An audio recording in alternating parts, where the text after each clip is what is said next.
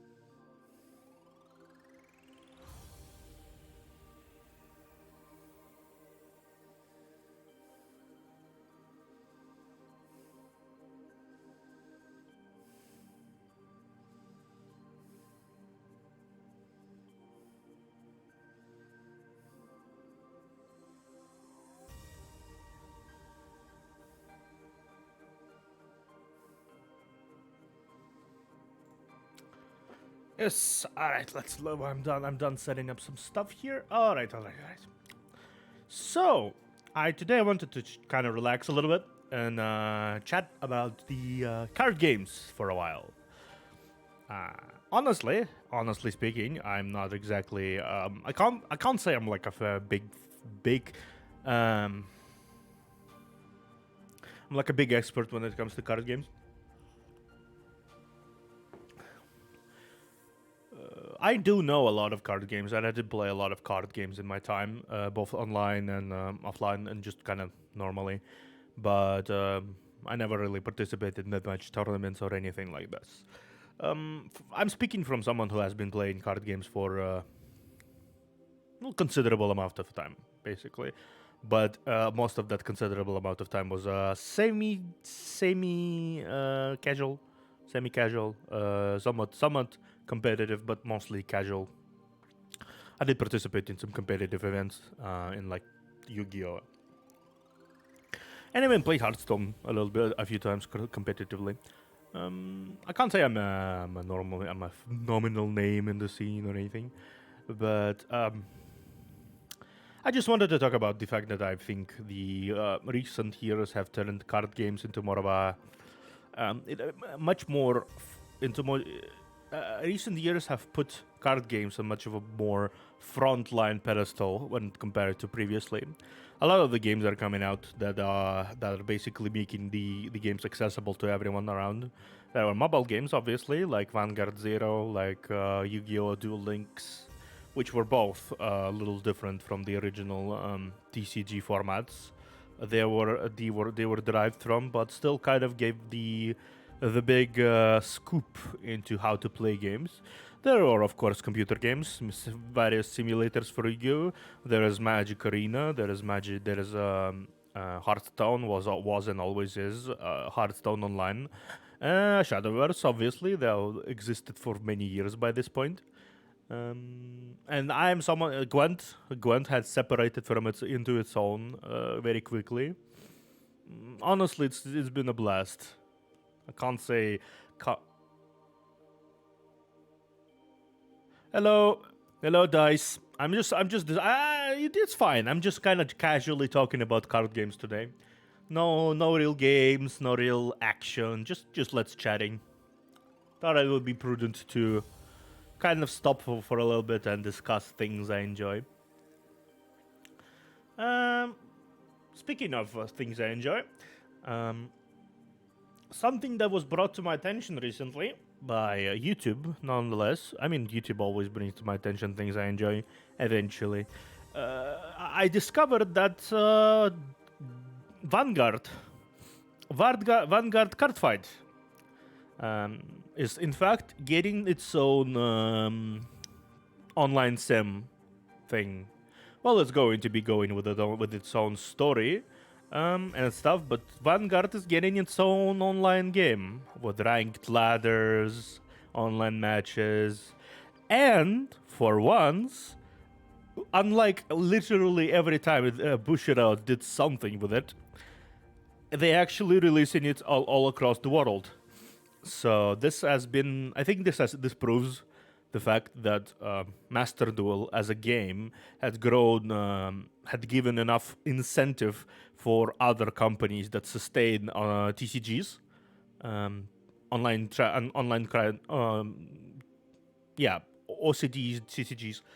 All of these games, they have new incentives to actually give the players this online platform. Hence, in November 2022, if I'm not mistaken, so in a few months. Yeah, in 2 months actually. It's going to be releasing worldwide.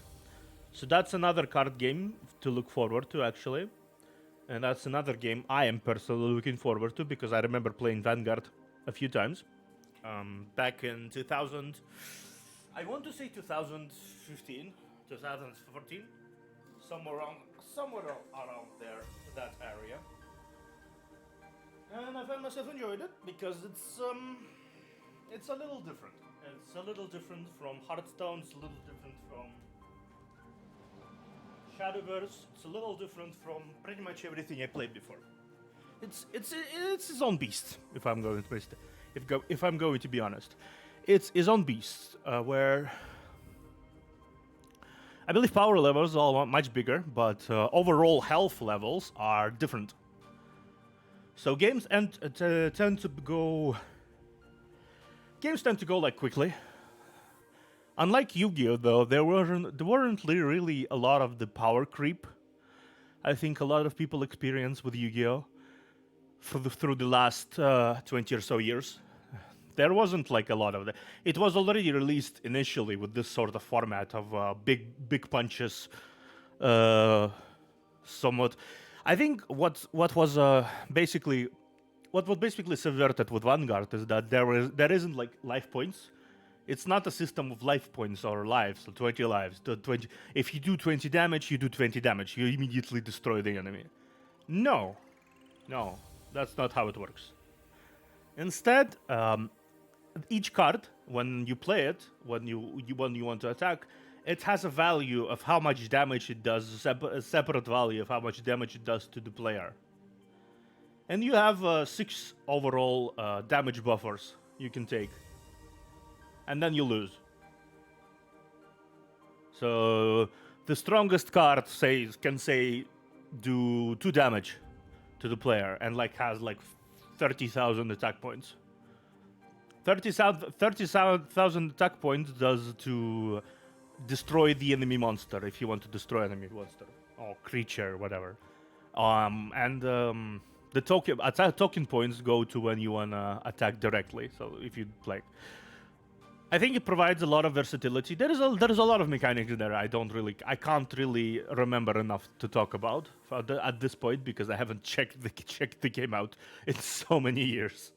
But it's definitely something interesting, and I saw a lot of fans rejoice at the mention of the fact that the community is actually coming online because Bushiroad refused to listen to reason and refused to release the game on an online platform before, and because of that, the card game popularity plummeted considerably in the last years, especially considering the whole pandemic situation where people couldn't really go to game shops, couldn't really play physical card games all that much, so they refer to online platforms, Shadowverse, Hearthstone, whatever else they want to play. In recent times, do Master Duel. In recent times, our other Yu-Gi-Oh games went whatever. It's and other card games like Inscription, Slayer the Spire, many card games. All of them were preferred over, I'd say, the original.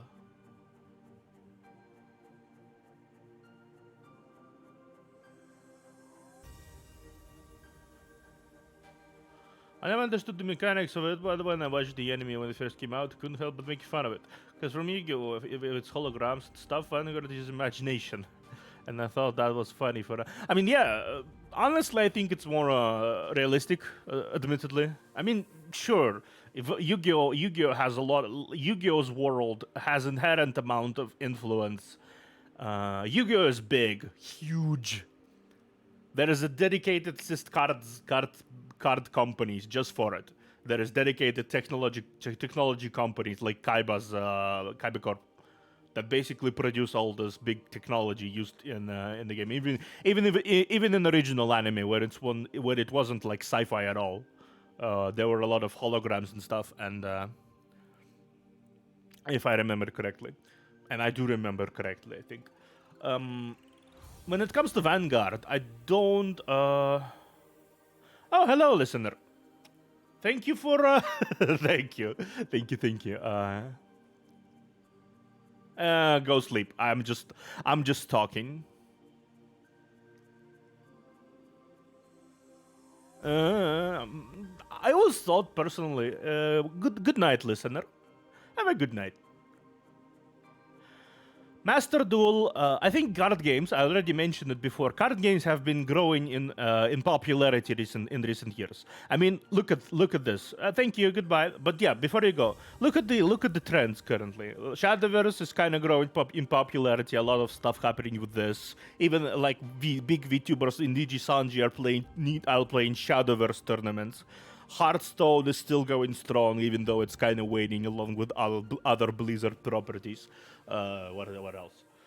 Master Duel took over the world, basically, as the main platform to play Yu-Gi-Oh! Goddamn Vanguard is getting a game. Vanguard.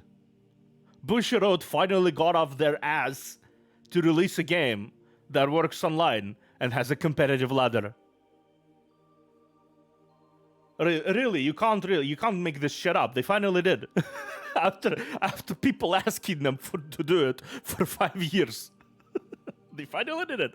Because Master Duel is kicking ass. A lot of the Vanguard is a good game. But yes, when you get blown away at random from imagination, it was really funny. Yeah. I think what I always thought about it is like, I thought there was a good bit of magic involved in there. Like all of the cards, always in those animes, a good bit of magic is involved when it comes to fighting games, card games. So when they get blown back, it's like I thought to myself that, I mean, to be honest, it doesn't really make sense in in Yu-Gi-Oh either. That blowing, it flows back. It doesn't really. Yeah, the people have spoken. But yeah, it's like it doesn't really make sense in Yu-Gi-Oh either. Like they can't say that this is the dual disc simulating the pain from damage, but like why? Are all people playing Yu-Gi-Oh masochists? Is that how it is? How have we uncovered the ancient truth behind the Yu-Gi-Oh sports in the anime? Everyone wants to feel that pain, because I don't really imagine a lot of people would really like want to play Yu-Gi-Oh competitively if it comes with actually being fucking shocked with electricity if you get damaged. That's especially shocked so hard you just kind of fly out the opposite room. that's honestly, I don't think a lot of people will play this game if it came with this caveat. Just imagine you yourself sitting in your room playing Master Duel, and you kind of have this dual disc thing, yeah, right? And the fucking bastard plays some meta card and gives you 4,000 damage, and you just kind of and you go fly into the closet behind you. Just fly into the closet. Crash, boom, everything is falling. Your books are on the floor. Your cat is afraid for its life. Just runs away. What would that do? I don't think a lot of people would play Master Duel. I really don't, if that was the case. That would be closet abuse. or wall abuse, depending on what's behind you. Just imagine your relative sitting in the kitchen and just like suddenly in the room in the opposite side of the room, it's suddenly in the opposite side of the room. Dice is playing the Master Duel again. Dice is playing Master Duel again.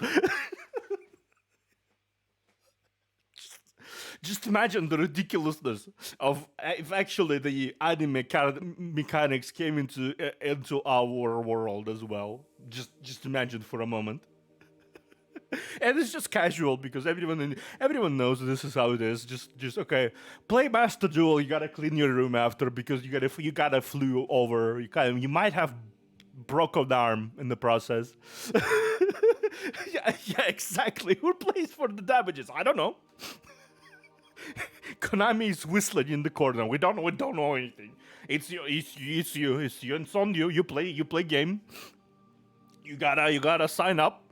You sign up that you're responsible for your flying adventures within your room when you go. After taking a blue eyes white dragon up your ass. That sounded wrong. Either way, you are responsible for us. You are responsible for this. You suck at the game. You fly into the wall. That. What can I say? I think they did that. You use Excel where you got the glasses to see the holograms, but otherwise you don't see anything. Yep. And when you freak out, people think you're crazy.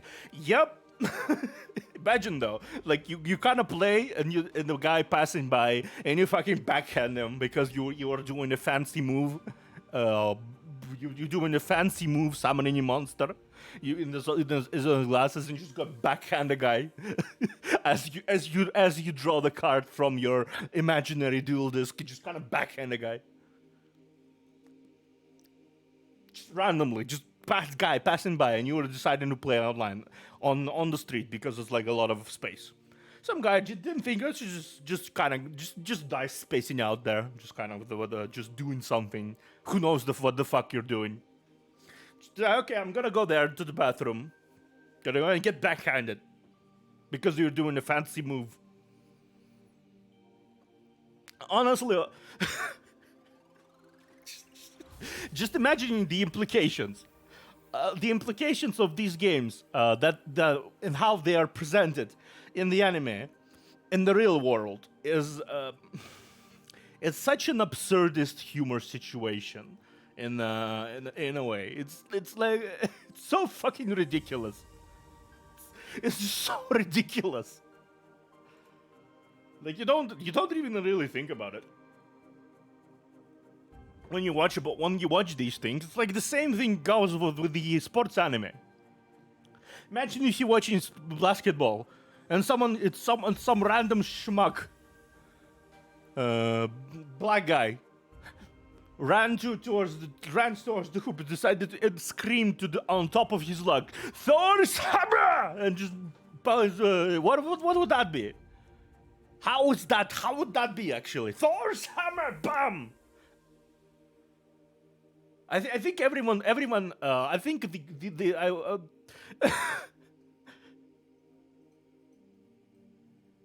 it's just. Thank you, Mike. Thank you for nut, Mike. I respect the nut. I don't really, but I respect the nut. Thank you. Did you hear the nut?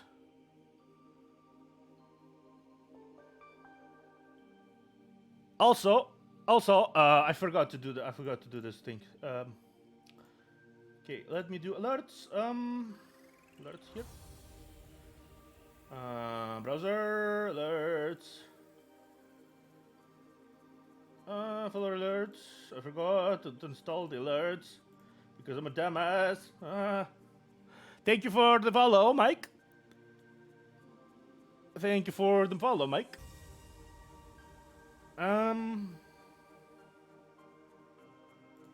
There you are. There you are. Yeah, headpads also there. Headpads. Yeah. Okay.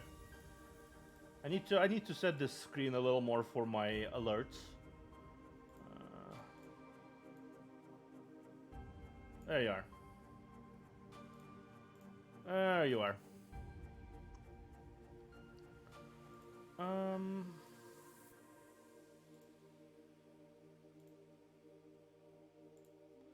There you are. Let me actually check. Test. Beast. Yeah. Yeah, small depressive slump right now, but I'm slowly getting out of it today at least. Wonderful, Mike. Wonderful. I myself have been kind of laughing about the ridiculousness of card games and their mechanics in the real world situations, mostly. That's how I have been. That's how I have been. Let me actually check something. I want to check the sound alerts. Sound alerts. I'm going to redeem dicks. Dicks have been redeemed. Dicks have been redeemed. Okay, fair enough. I hope this didn't jump scare you, Mike. I hope it did. I hope this didn't jump scare you, Mike. But yes, we have been talking card games so far. I've been talking the ridiculousness of Yu-Gi-Oh mechanics in the real world. To be fair, though, considering who's funding it, as in Pegasus and Kaiba, I am not surprised. I am absolutely not surprised that the guy, that the fuck you have money guy. Yeah. Go grab a shower. That's important, especially in the summer when it's fucking hot. Always, it's important to. Yeah, dicks have been redeemed.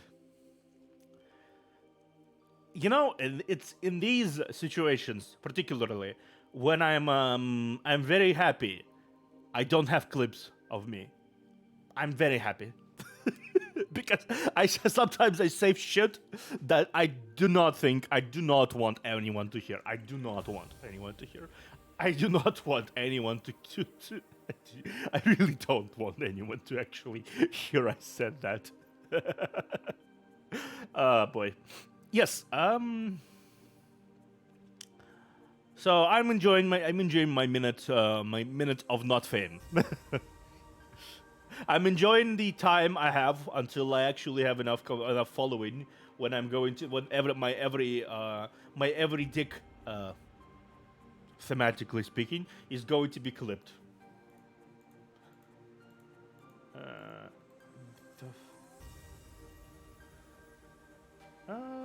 Bam, damn boy. Damn, there's a lot of stuff happening on Twitter. Yes, back to chaos. Okay.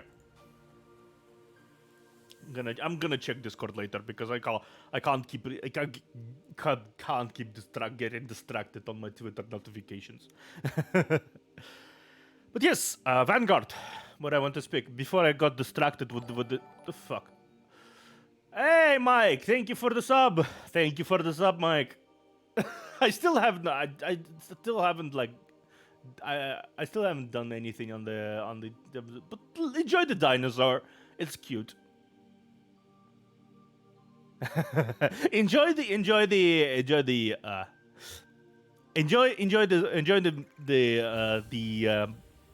emotes. Enjoy them. I'm very happy. I'm very happy about them. I'm very happy about these emotes. You won't get like 2 of them because they're currently at steps tier 2 and 3, but most of them are all yours. All yours. Enjoy. Pretty sure I left heart emoji at. Let me actually get. Let me actually check which ones you get. Yeah, you'll get heart, gasp, disgust, fluster, and smug.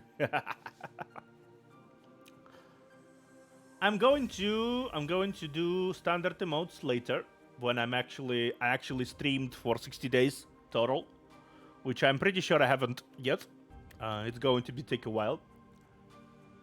Yeah, I haven't yet because I did a few breaks here and there in the month and a half I did. So it's gonna take a minute until I'm actually able to do these standard ones. Then I'm going to upload the remainder of my 10 the remainder of my emotes. Yes. But you are my first subscriber, King Mike. Hi, happy to you. Happy if someone did it. What I was speaking about, Vanguard. I think Vanguard stands out as the one of the more defined games in the genre because it has a lot of mechanics that I do not think exists in other series. I mean, there is like echoes of them here and there. Like say in this summoning in Master Duel, when you kind of stack cards on top of each other, that sort of exists in Vanguard, but it's a bit different there, also. But yeah, I think I'm excited. I myself am excited for when the game for it comes out. There's a lot of intricate gameplay in there. If you have the time, check out the Vanguard tutorial video somewhere. I'm not exactly where it. I don't exactly remember where I watched it, but I watched it somewhere here. It's a wonderful game. It's a wonderful game. You are the founder. You are the founder, my friend.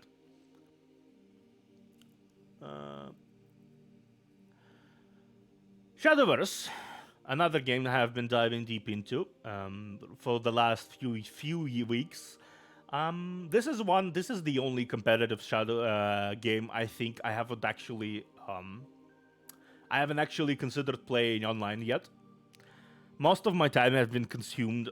All of my time has been consumed with actually going through the story line at this point.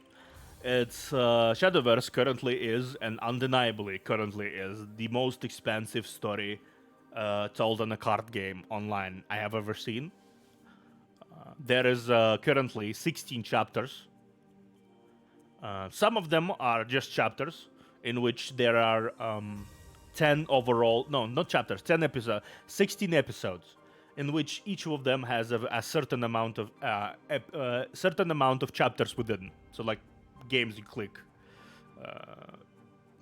How it was. There was a tutorial episode 17. With the tutorial at 17. That is a very short experience, 6 chapters. When you just kind of learn how to play the game. It just introduces you to the mechanics, says what do you do, evolve, whatever the fuck. Right. And then you go to play chapter 1, in which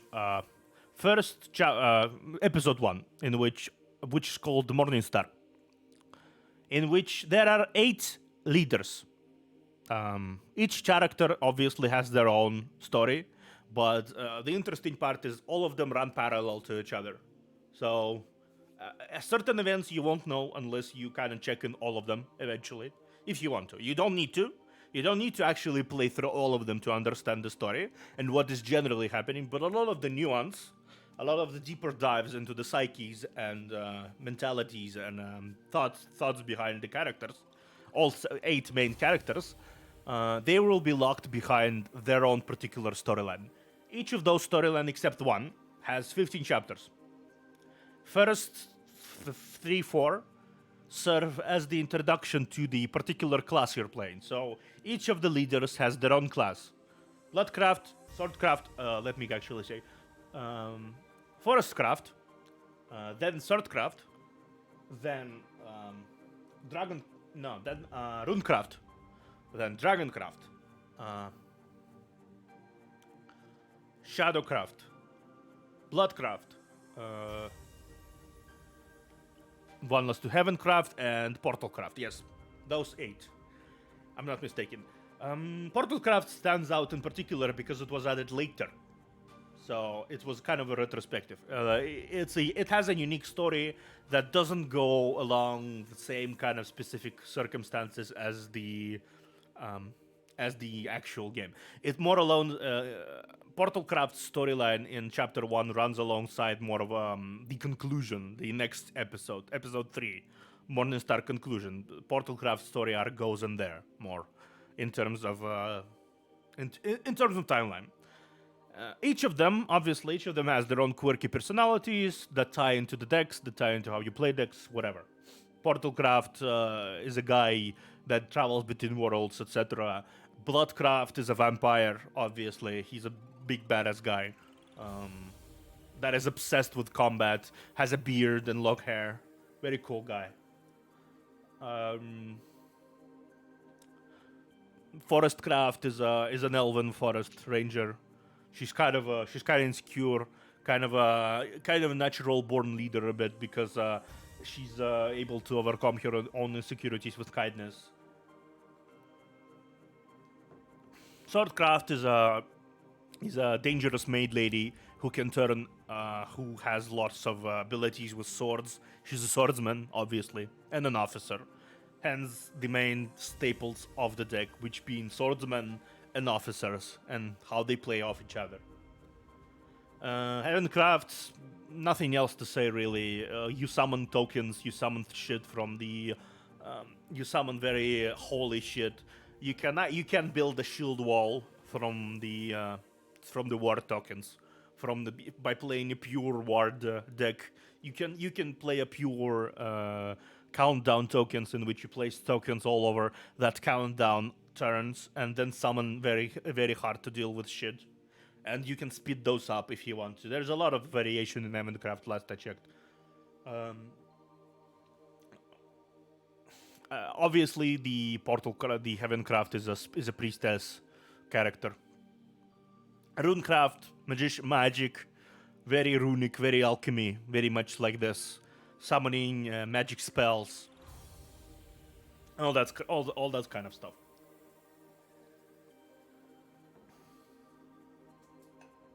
From what I've been told, no, and I'm not exactly sure how true it is. I'm not sure. I don't really know. I don't really know how to gauge this quite really. It's from my point of view, it's the same thing as League of Legends players say about the game, where they're like, don't play the game, don't play the game. And most of Shadowverse players I encountered say, don't actually play the competitive game, don't play. don't go into ranked ladder. Don't do. I think it's worth trying anyway, because by the time I'm actually going to be finishing with the story, which is going to take a while. I'm going to say it right now. Gonna take a while. At the very least, I imagine like a few months it's gonna take until I actually finish the current Shadowverse storyline. And even then, by this point, there are most likely going to be a few more episodes. So yeah, I'm going. Maybe 2, maybe 1 episode. I don't know. I don't really know the speed with which they actually release those story episodes. Either way, I'm going to try a competitive play after I finish the storylines and after I collect enough essence to build a few competitive decks. I'm going to be using. I'm not even sure. I'm not exactly sure which I'm going to use, and as of right now, I'm kind of still trying to vibe out a few decks here and there.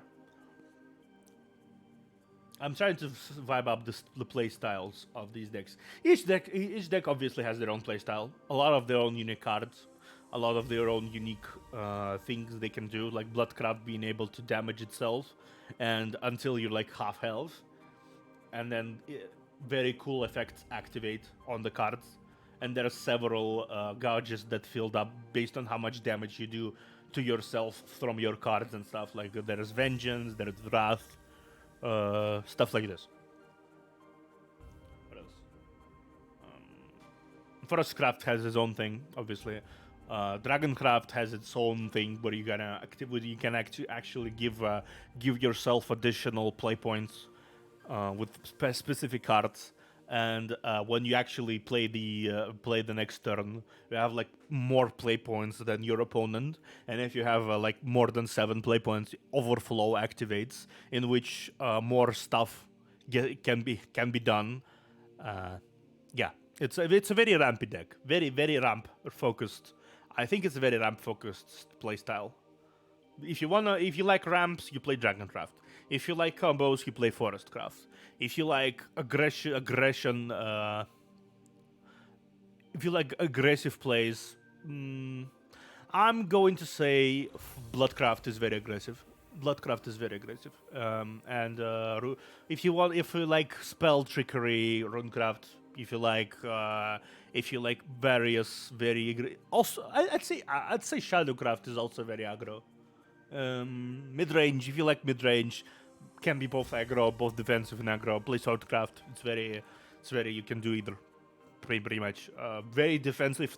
Turtle up. If you want to be defensive and turtle up, Heavencraft. If Heavencraft is yours to play, etc. etc. etc. But yes, the story has been very interesting.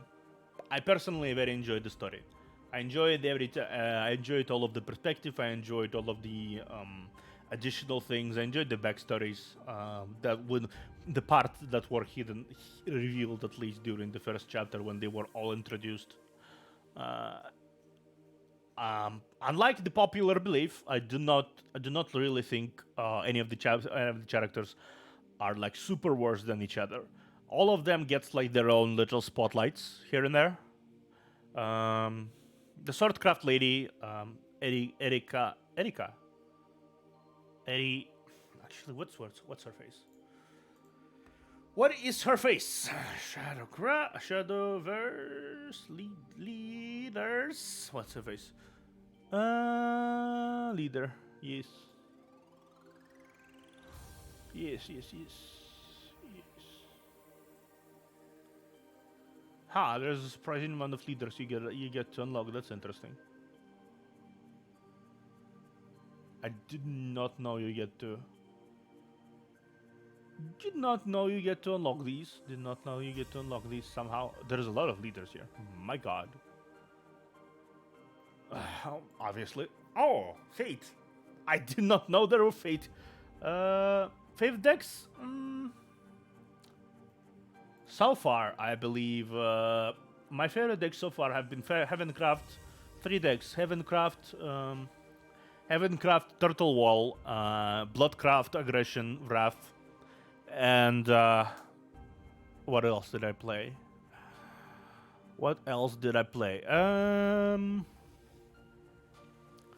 Runecraft. Mysteria Runecraft. That's 3rd place. I'd say Mysteria Runecraft.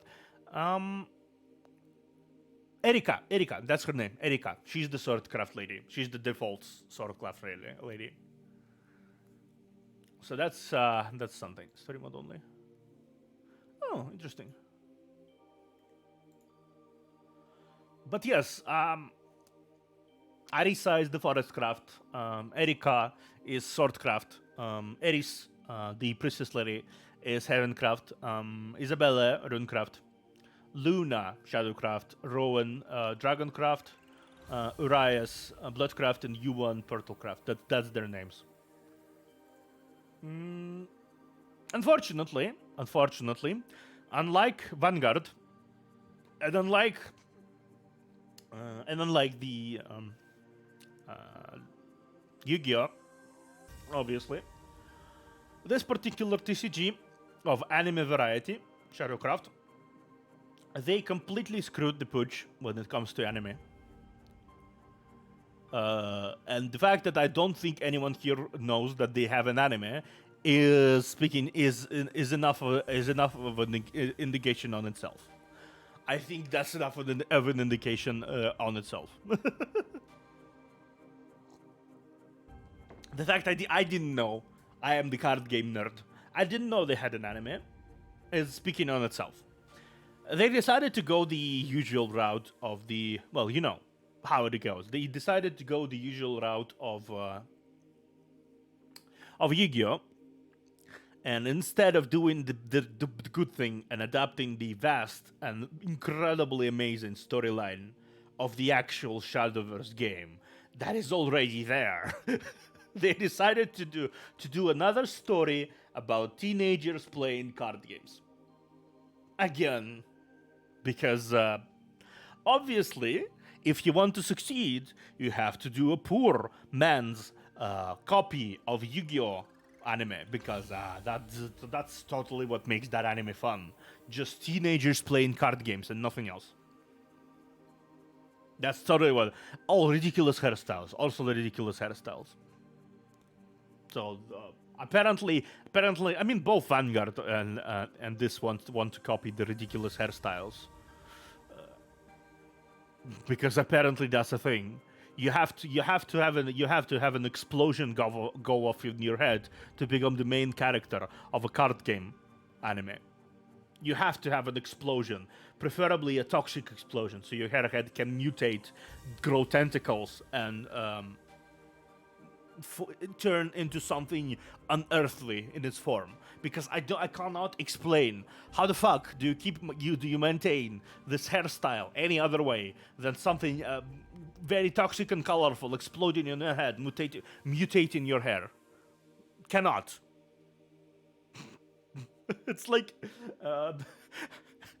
again, if you think about the anime things like ridiculous hair, and think about the real world implications, I firmly believe each in one of those MC characters, main characters, each one of them spends 3 hours. They wake up at 4 a.m.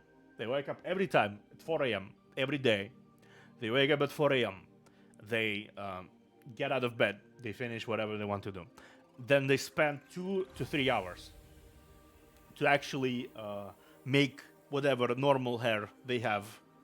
Well, obviously, it already has the colors, so you usually just have to pay. They usually have to dye it a few times, like per year. But they already have the hair, the color. That's fine. But they spend 2 or 3 hours to actually style them in that general direction. Always, depending on the complexity of the hairstyle of the main character hairstyle, they spend 2 to 3 hours, maybe 1 hour sometimes. Kaiba didn't want to do any with this shit, so he just decided to go normal hair. So he just kind of, no, I don't give a fuck. he just kind of styled it back. That's all. That's really all he does. Yugi, meanwhile, he decided to. He's the one spending 3 hours on his hair, and he's spending all his allowance, every bits of money he wins from all of this stuff, to actually maintain his hair. That's why, despite the amount of tournaments he wins, he still is a broke-ass school baby. That's why. Because he spends all of his money on hair products. All of them. I cracked the code. You can never underestimate my big brain. My big brain is too big.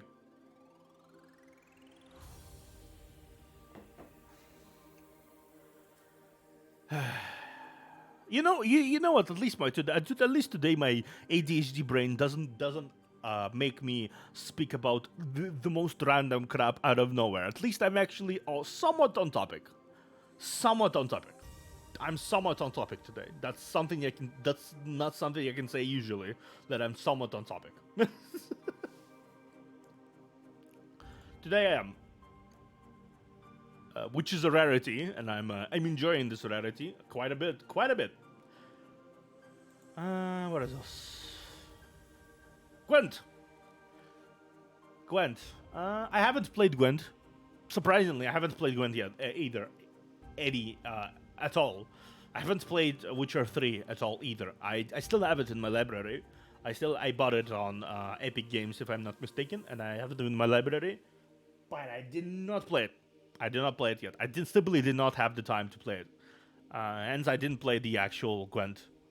I have a feeling that I will be playing Gwent before I'm going to be playing actual Witcher 3. That's something that's something I'm firmly feeling. I don't really know anything about Gwent, honestly. I watched some screenshots. I know people talk about it. It's a big meme. Like, play Gwent. Let's play Gwent. Let's play Gwent. Why save the world? Let's play Gwent. Any Gwent players here? Any Gwent players here? Something like this. I can't do his voice. I can't do his voice. I think I don't have that deep of a voice to actually do which what's his name? Geralt, yeah, Geralt's voice. I don't have that voice. I don't. I'm not exactly fitting for it. What else? What else? What else? Anyone here? If anyone joined me, where exactly is Gwent? Explain it to me. We're gonna talk about it. We're gonna play it sometimes, at some point. Speaking of playing at some point, I'm going to be doing. I already mentioned it on Twitter, but I'm going to be doing TCG weeks. Basically weeks where I'm going to be playing nothing on my channel, nothing but TCGs. Considering it's going to be probably going to be happening after November, after 22nd of November.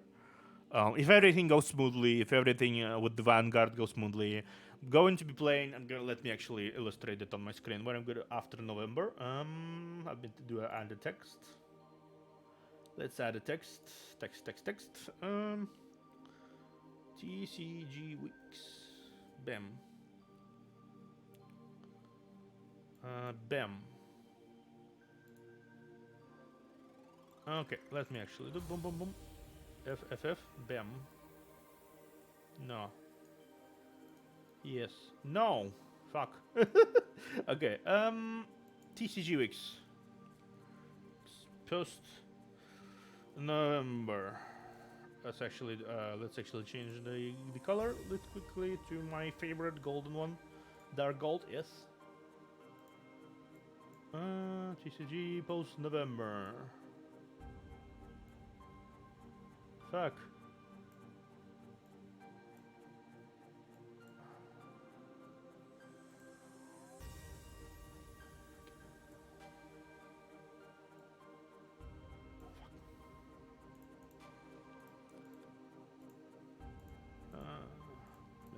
Yes.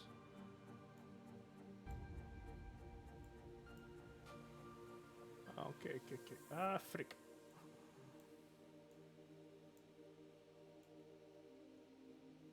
I think I'm not thanks to the chat. I had a blast with you, good reality. Yeah. Just go. I've just got. Hey, thank you. Have a good time. Whatever you're going to do, you're going to be doing.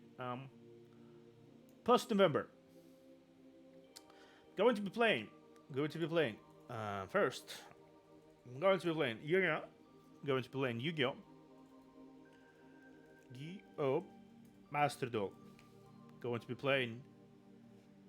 What is this? Yu-Gi-Oh! Master Duel. Going to. Thank you. Have fun, dice. Good luck. I'm going to be playing. That's Yu-Gi-Oh! Master Duel. I have played it before. I'm going to play it again. Going to play a Vanguard. Dear days.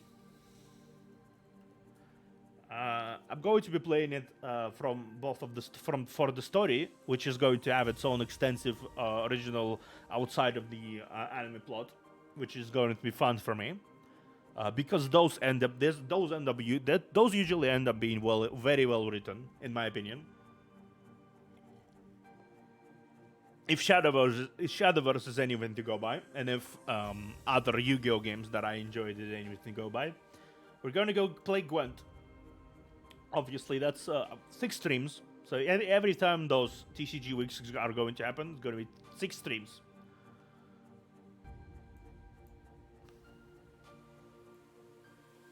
Yeah, that's it. That's what it is. Okay. Yeah, Gwent. That's the 4th one. This is not the order in which I'm going to be playing them. This is going to be something just the games I'm going to be playing. All of them are unique in their own right, in my opinion. So I'm going to be playing all of them. Gwent, number 5, number 3, number 4. I mean, what am I stupid? That's number 4. Legends of Runeterra. That's his own. I'm going to talk about it in a moment. But this is the League of Lego, Lego of Lego card game. It has it's effectively it's the youngest one out of all of them. Even Gwent existed pretty much before 4 years before this one. So it's the youngest one, effectively at this point, because it was released start 2021, if I'm not mistaken, somewhere in 2021, when Riot Games started to actually first expand their gaming stuff with the whole auto chess fun and everything. Which actually, I'm still surprised by the fact that auto chess kind of came and went. Dota tried to do their auto chess. Everyone did their own auto chess. Went with the 3-star, 1-star, 2-star, 3-star, with everything. But the one that is still the most popular one of all of them is obviously Teamfight Tactics, the game belonging to Riot. Makes you think, really. Then there is going to be Magic the Gathering, which I haven't played before, but I do know a person who plays it, and I'm going to enlist her into teaching me the ways. Why am I saying dead days? It's deer days. Teaching me the ways. Similar to how Mike there, if anyone is here in the chat, Mike is going to be teaching me Monster Hunter Online. I actually posted the stream in my posted the stream specifications in my schedule. You can see them. You can know them. You can know them. You can know all of them. What is this? Fair enough. Whatever. That's 5 games. We have 5 games so far, right? Right. We have Master Duel, we have Vanguard, Dear Days, we have Gwent, we have Legends, we have Magic. We need a final game. Shadowverse, actually. Yeah, Shadowverse. That's my list. That is going to be it. That is going to actually let's considering I need different coloring for this. You can actually barely see this. What I'm speaking about. Black maybe. That's you can't even you see even less. Okay. Fuck me. Purple maybe. Purple maybe purple. No, not purple. Not purple either. Okay, let's just do white. Let's just do white text. White text. Yeah. At least you actually somewhat see it. What I'm speaking about. White text.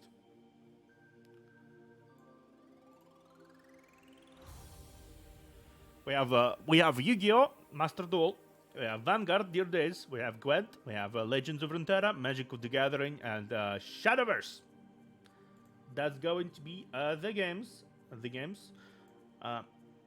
Not exactly sure what the direction is going to be in terms of like what order I'm going to play them in. Don't think I have like a particular order in mind, honestly.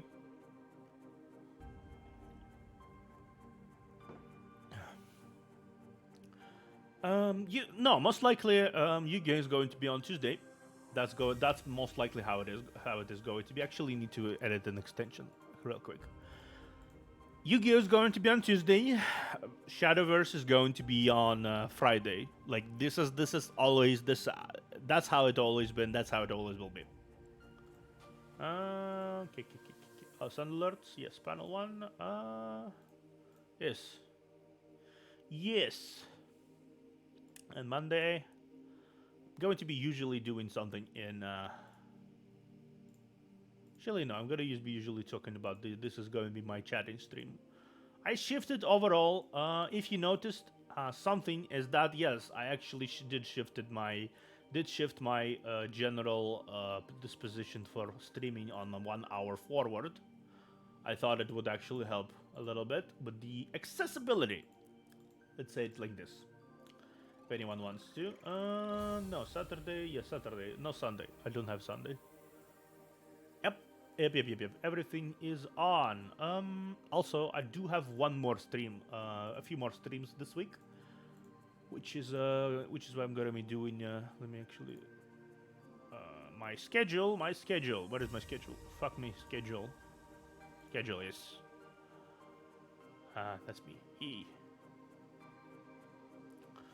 Master Duel. Thursday, basically Thursday, Thursday, 0 to 3, 2 a.m., 2 a.m. because whatever. That makes sense. It makes sense, obviously. Yeah, 2 a.m. Okay. Yeah, 7 p.m., 7 p.m., 7 p.m., 7 p.m., 7 p.m. Yep. 6 p.m. Oh, 6 p.m. Well, I'm not gonna add Sunday. Okay, now it makes sense. That makes sense. I'm gonna delete it later. Wait a minute. What is my fucking?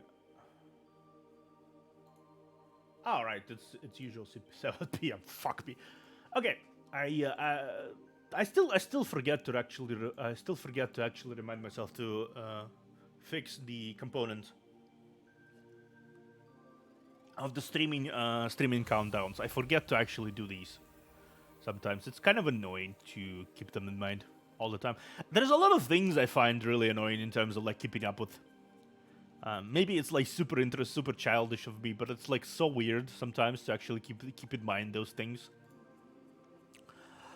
Also, another thing, I'm going to be participating in a lot of Yu-Gi-Oh events from Mrs. Hound Doom. Actually, I'm gonna place Miss Hound S-O. How do you spell her name? Let me actually check. I'm gonna fucking. No, I don't want to jump into this. I wanna open another. Please, I have to open another tab. Little Miss Houndoom. Yeah, there you go. Oh, she's being fucking bonked to death on her stream right now. Wonderful. So, Miss Houndoom. Yes, yeah. That's what it is. That's what she is. We're going to be playing on her stuff, her community stuff a few times. Not exactly sure in how much capacity. I doubt we're gonna go on comms with her. This is when I'm gonna be doing stuff in Yu-Gi-Oh format. I am planning to. Speaking of Yu-Gi-Oh, I am planning to eventually host a Yu-Gi-Oh GOAT tournament because I do believe a GOAT format has lots of merits that I would very much like to explore. Lots of merits. GOAT format is amazing, in my opinion. It's much slower than current games. I would imagine not a lot of people would enjoy actually playing the GOAT format when it comes to speed and when it comes to like deck variety because it's simply too different. 20 years of development don't simply go by without anything changing after all. So yeah, it's just like this. Let me actually do something here. YouTube Studio content. Wait, no, that's the wrong one. Yeah, there's the rewards. Content. Yes. 20 watts. Yes, I do need to actually upload stuff here. After my Sherlock Holmes thing. Yeah, there you go. So let's continue Shadowverse. Oh, okay. Surprise! I'm surprised. I didn't actually do anything that different. Yeah. Most likely because I conclusion to the Morning Star arc. Shadowverse. I should really do these things before I start streaming. Oh, hey V. What's up? God is pretty good. I mean, honestly, all of the older formats have a lot of merits to them. Personally, I believe so. Goat, I think a lot of the Goat format. Why I enjoy Goat format because my first exposure to the game, my first exposure to Yu-Gi-Oh game was the first season, like the big original Duel Monsters season of Yu-Gi-Oh. That's how it is. I just played Yu-Gi-Oh. I just watched Yu-Gi-Oh be played in more of a basically more of a goat era, where with all of these monsters, with all of the with mostly lacking archetypes that demanded you to actually mix and match between archetypes and format and types of monsters, where traps actually were played a lot more than they are played right now. Um, So yes, that's why personally prefer goat. Not prefer. I like goat. I just love goat, and I would like to expose goat to more start playing a bit of GS. So just after goat. Yeah. I personally started playing in dual monsters era. That's how I got exposed to the game. I like the game. Don't get me wrong. Right now, I do enjoy the fast pace. I do enjoy the stuff you can do with decks. I do enjoy stuff. I do enjoy the fact that the tunes, effectively my favorite archetype in the game currently, besides a few other things. Tunes expanded dramatically since that era. I don't need to actually mix a lot of other things into the tune deck just in order to play the tune deck. I can actually play it. I can actually play semi-pure tunes. I mean, honestly, relinquished is just adding into it because I have built a deck represented by Pegasus. I will be representing Pegasus in the upcoming tournament of Character Clash, character themed decks, and I made Pegasus deck, which is tunes and relinquished. I have relinquished. I have the card. I have the ritual card. I have the oldest. I have the relinquished anima. That sort of thing. It's just a little sprinkle of it and into the two deck, but it works. It actually works surprisingly well. It's 50 cards, but I actually did win a few rank games in Master Duel when I played with this deck when I tried to play test it because not a lot of people actually expect relinquished. I'm going to say it like this. There's a lot of ways to shut it down. Obviously, there's a lot of ways to shut down the spell card and everything. But I actually found myself very enjoying suddenly busting out relinquished on their ass, which is honestly it's kind of cool. it's, I obviously, not every card can be affected by relinquished. Not every card can be shut down by relinquished. Not everything can be done with relinquished, and relinquished is wholly dependent on how strong the monster is. It's placed against. That's just how it is. That's how it is. That's just how it is. Relinquished anima is even more situational. It's more effective, I think. It's more non-shutdownable. Are you playing Instant Fusion 1096 too, or just Pegasus cards so you can instant? Instant Fusion, I haven't tried it before. Instant Fusion, but I might. If I'm going to be doing a 1,000 Eyes Restrict, I would need to actually do this because actually 1,000 Eyes Restrict, how much? 1,000 Eyes Restrict.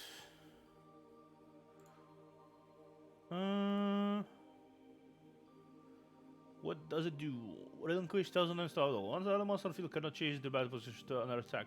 Once per turn, you can carry one monster to equip that monster. Masterment 1. Discard the Mingle. Yeah.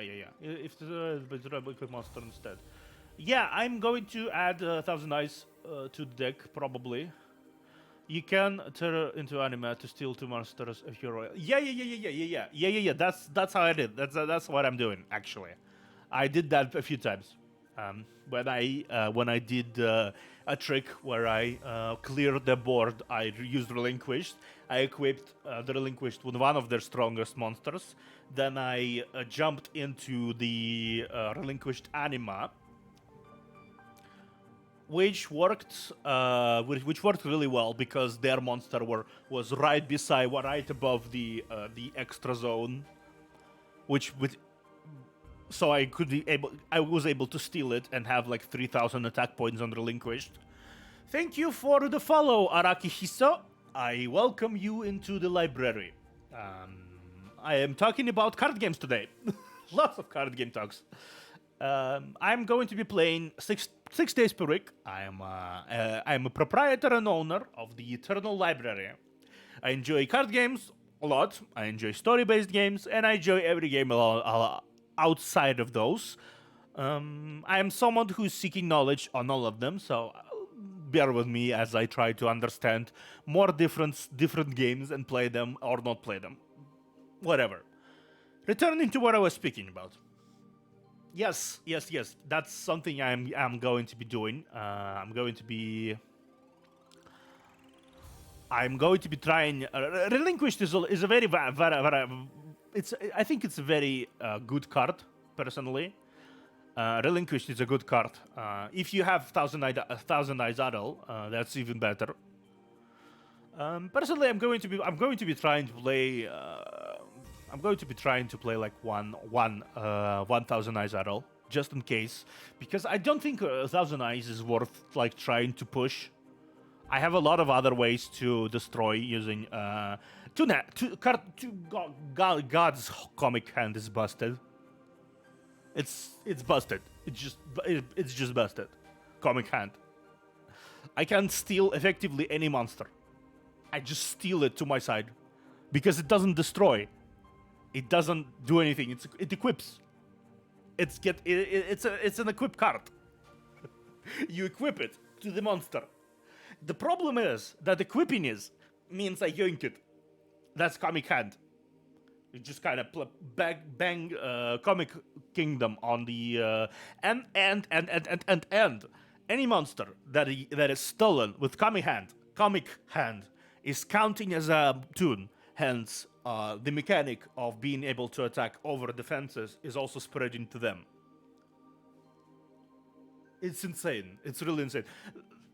I won a match without playing a single toon, just by utilizing comic hands, because I stole both of their strongest monsters, just one shot at them. Not a lot of people expect it. Like, toons are being severely underestimated sometimes. Even like meta, I can, if everything comes together in my brain. I don't panic. I don't misplay. I don't do bad plays, which I do sometimes because I'm not really like a good player. I'm like a 5 out of 10. I'm going to say. Sometimes it's just works when I really go through with it. When I really go through with my deck. When I really go through with my cards. When I really push the strengths of toons, I can defeat the current meta decks. Though that also depends on the how people play those decks, meta decks. Not a lot of actual people I noticed can play even the strongest meta decks in the most effective ways. You need to actually focus. You need to actually understand why is this meta. You just don't press buttons. Basic advice from someone who had been playing Master Duel for quite a while: just don't press buttons because you can press buttons. Because sometimes that's I'm not saying it's going to happen to anyone. I'm not gonna say anyone is going to make this goof. I hope so. I hope you don't. Yeah, I hope you're not going to make this goof, especially in the ranked ladder if you're playing ranked ladder. When you get into the thrill of battle, when you gotta summon things, right, left, just kind of do stuff. Don't ash yourself. Don't ash yourself because the game is a little tricky. The game the game prompts you to activate buttons even if you can't destroy anything on the opposite side. If you just activate your spell thing, and it wants to, you want to activate Ash. You want to Ash yourself. You can say yes, and you're gonna Ash yourself. You're gonna fucking shut this shit down. You gotta shut your own turn down. That's just what. That's just. That's that. Isn't that just wonderful? Isn't that just wonderful? That's something you can do. That is something you can do. What was I? Yes, this is going to be my TCG weeks. Not sure when I'm going to be implementing them, but somewhere post November 22nd, after Vanguard Dear Days comes out. Hopefully I will be able to actually do something with the Vanguard scene, because I'm a VTuber who enjoys card games, and I would like to have something of my own. I'm sure there are many other Vanguard players out there. I'm sure there are many other people who play Vanguard. And I'm sure other people would want to actually interact with the game, because it's a new game. It's an exciting game. Everyone will try it out. And hopefully I will be able to do because I do believe that my aesthetic fits the game. My aesthetic fits a lot of these games, honestly, except maybe Gwent, because I'm not really tavern guy. Not really. Maybe I am, though. I do love Canes. I love the some people. Mike, actually, when we talked about it, Mike compared me to V from Devil May Cry 5, which I find kind of which I find amusing. That was kind of cute. Okay. Let me close Discord. Close Discord. Yes. What else?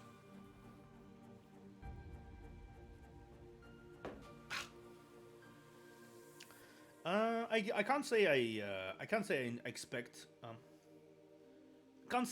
my card game adventure to attract a lot of people because I'm not exactly a master of the duel. Not. It's just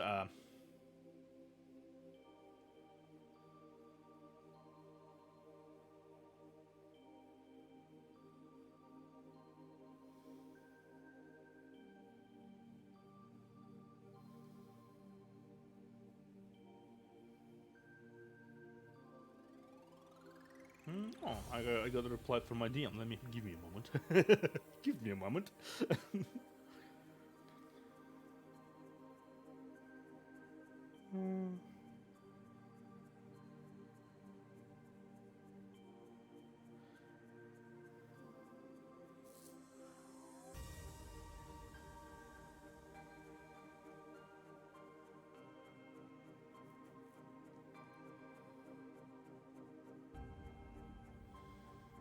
To make it happen.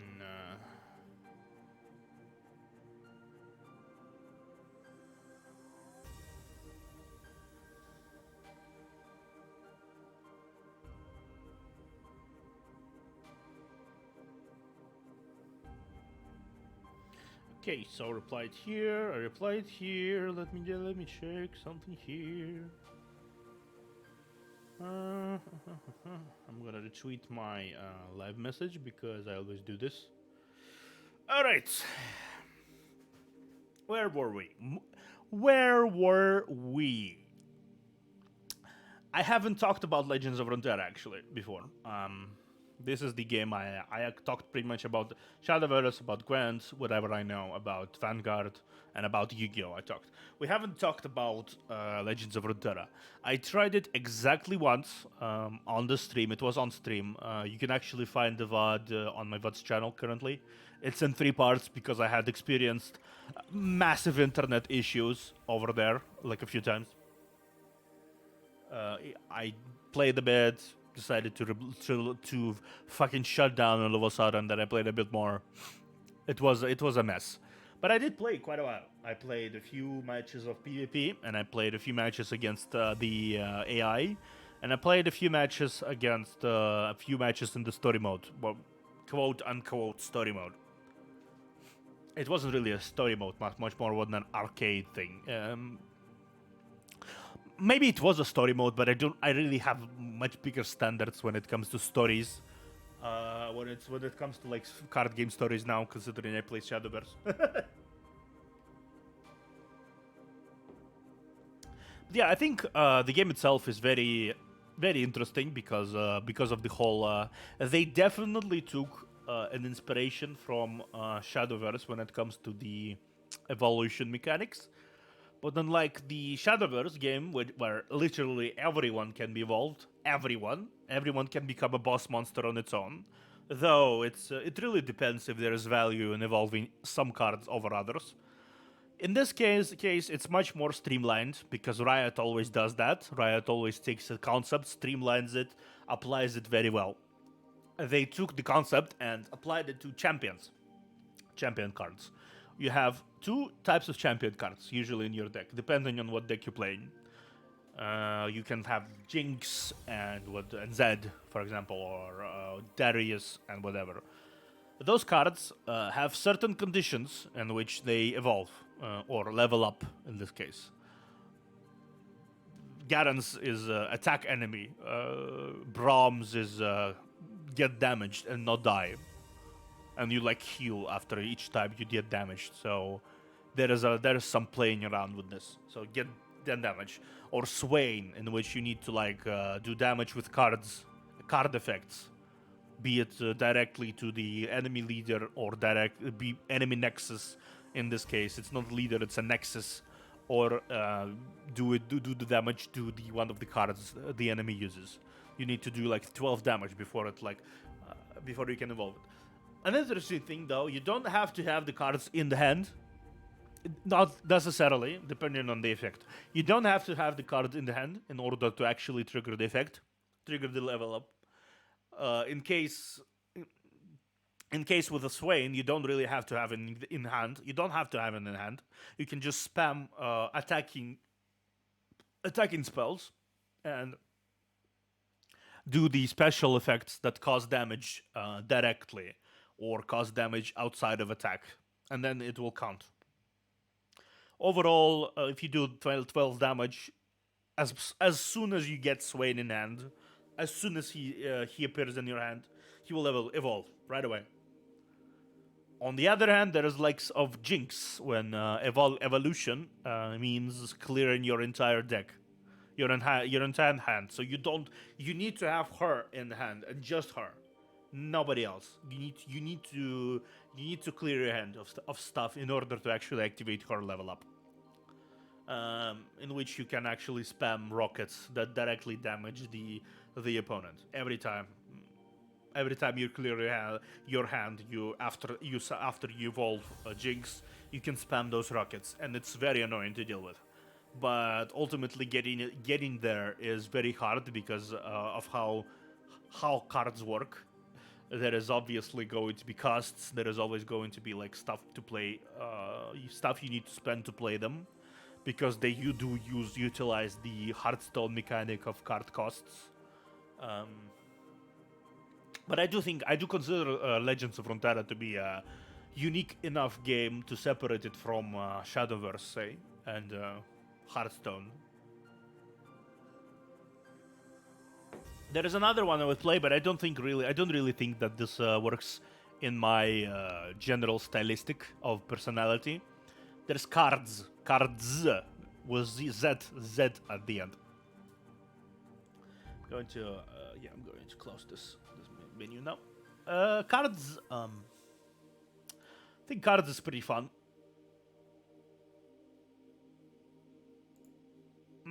It's actually fun because it completely goes against everything, every established aesthetic of card games usually have, like fantasy, magic, spells, everything like this. It goes completely against that mechanic, completely against that sort of style, and says, "Hey, bros, how about we go back to World War II?" Now to explain, everything there is several different factors that go into the game.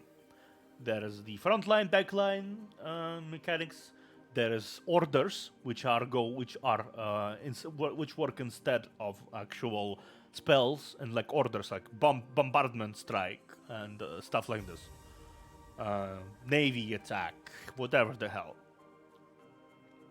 And obviously, each of your command center is actually your power. Your points are command center. I'd say it's unique enough from Hearthstone on its own. They do utilize again player points, whatever the hell they utilize those. It's a good streamlining tactic. Again, it's very good. It's a very good way to streamline the.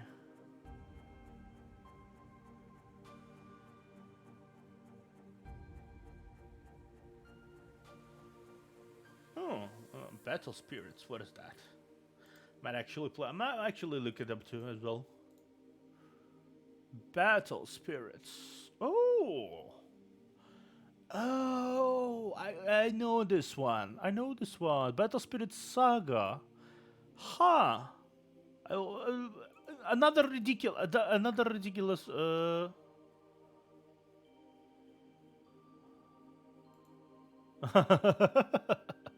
Battle Spirit Saga. Obviously, yeah, obviously. This just proves a lot of games. A lot of games that are. A lot of card games that are ultimately tied. Were before tied in the shadow of Yu-Gi-Oh and other things. They coming up front. They coming into the other. They're coming out. They're coming out on online, and they are going to come out stronger. What is this? One Piece card game. Fucking hell, One Piece card game. Oh fuck. I'm going to play One Piece card game. That's for sure. That's for sure. That's for sure. What does it do? What does it do? Starter decks. Animal Kingdom Pirates, The Seven Worlds of the Sea, Wars Generation, Straw Hat Crew. I am going to play. I'm going to play Animal Kingdom Pirates. Definitely, absolutely. Huh.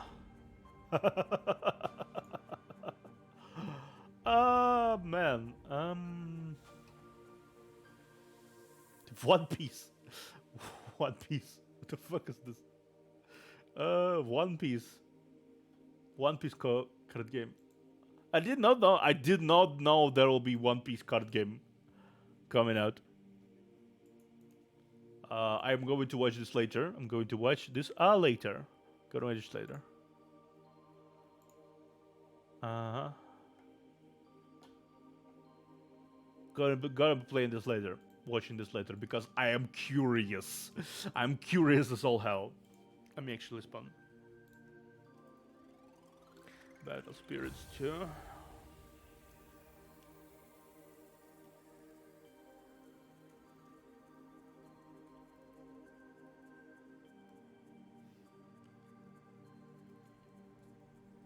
Might replace. Actually, I might replace. If all goes well, I might replace. Legends of Runeterra with one of these because honestly, I mean, while it's good, I don't think it matches my aesthetic all that much. Legends of Runeterra, so I'm gonna be trying to more about my aesthetic, which is more anime related stuff. So I might replace Legends of Runeterra with either.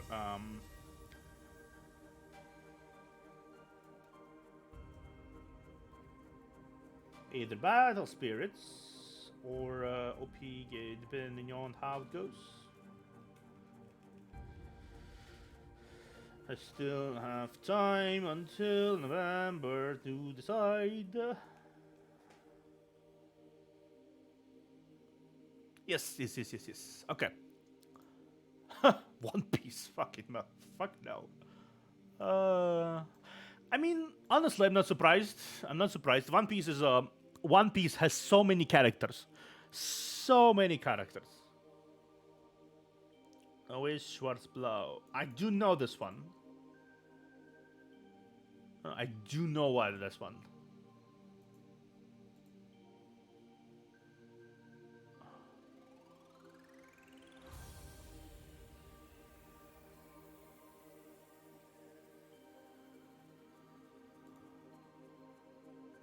Schwarzblau. Oh, card game. Is it the card game? The card game. Uh-huh. Yeah, it's a card game. Though it's a little less, popular, I think.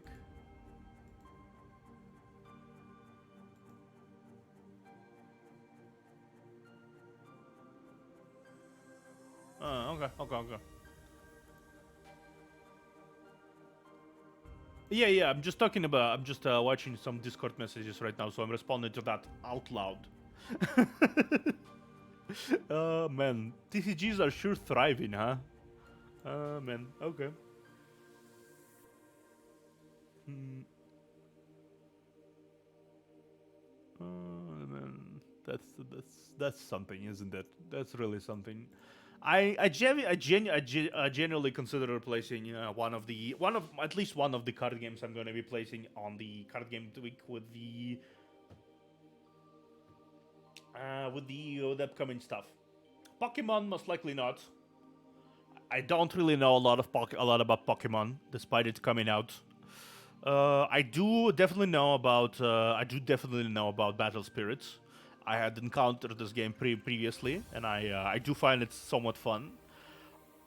I don't know anything about One Piece card game, but there is a possibility of playing Yonko decks, and I'm going if I have the chance to play a Yonko deck, I'm going to be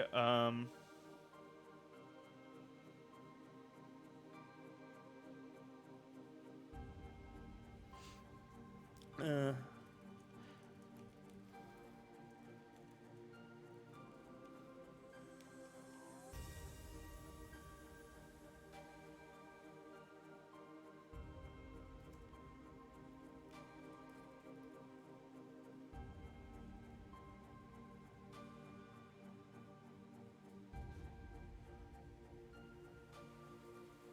and it has been confirmed that this will.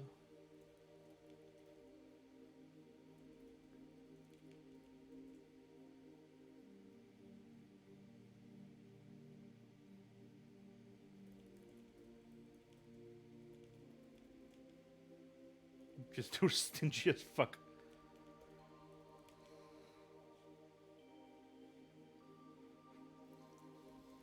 Comes to online products.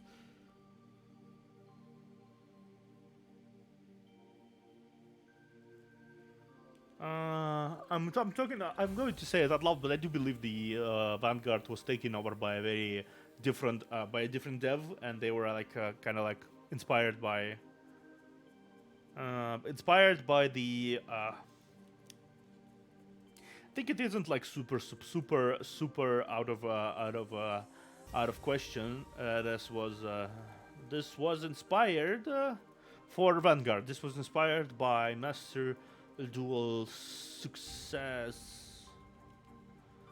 across the globe.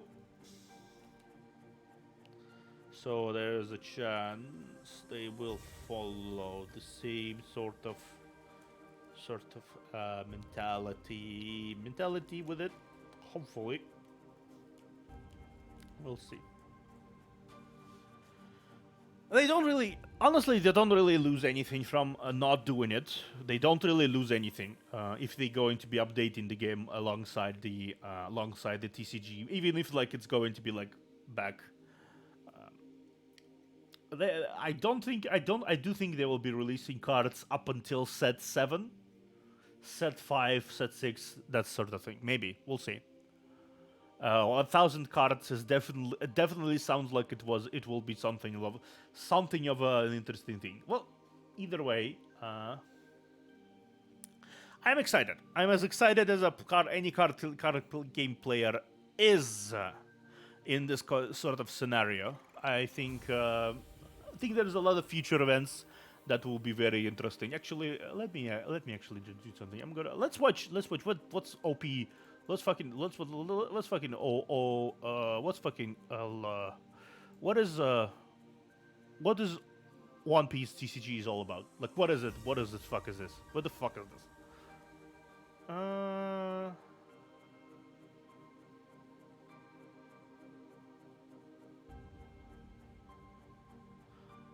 Uh, These games were gonna be the first with an online football lesson, but they've copped out.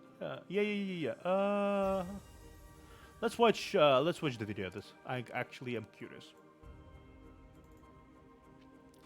Going to be doing this. I'm going to be adding the display capture. No, I'm gonna be with the window capture. Capture 2. Yes.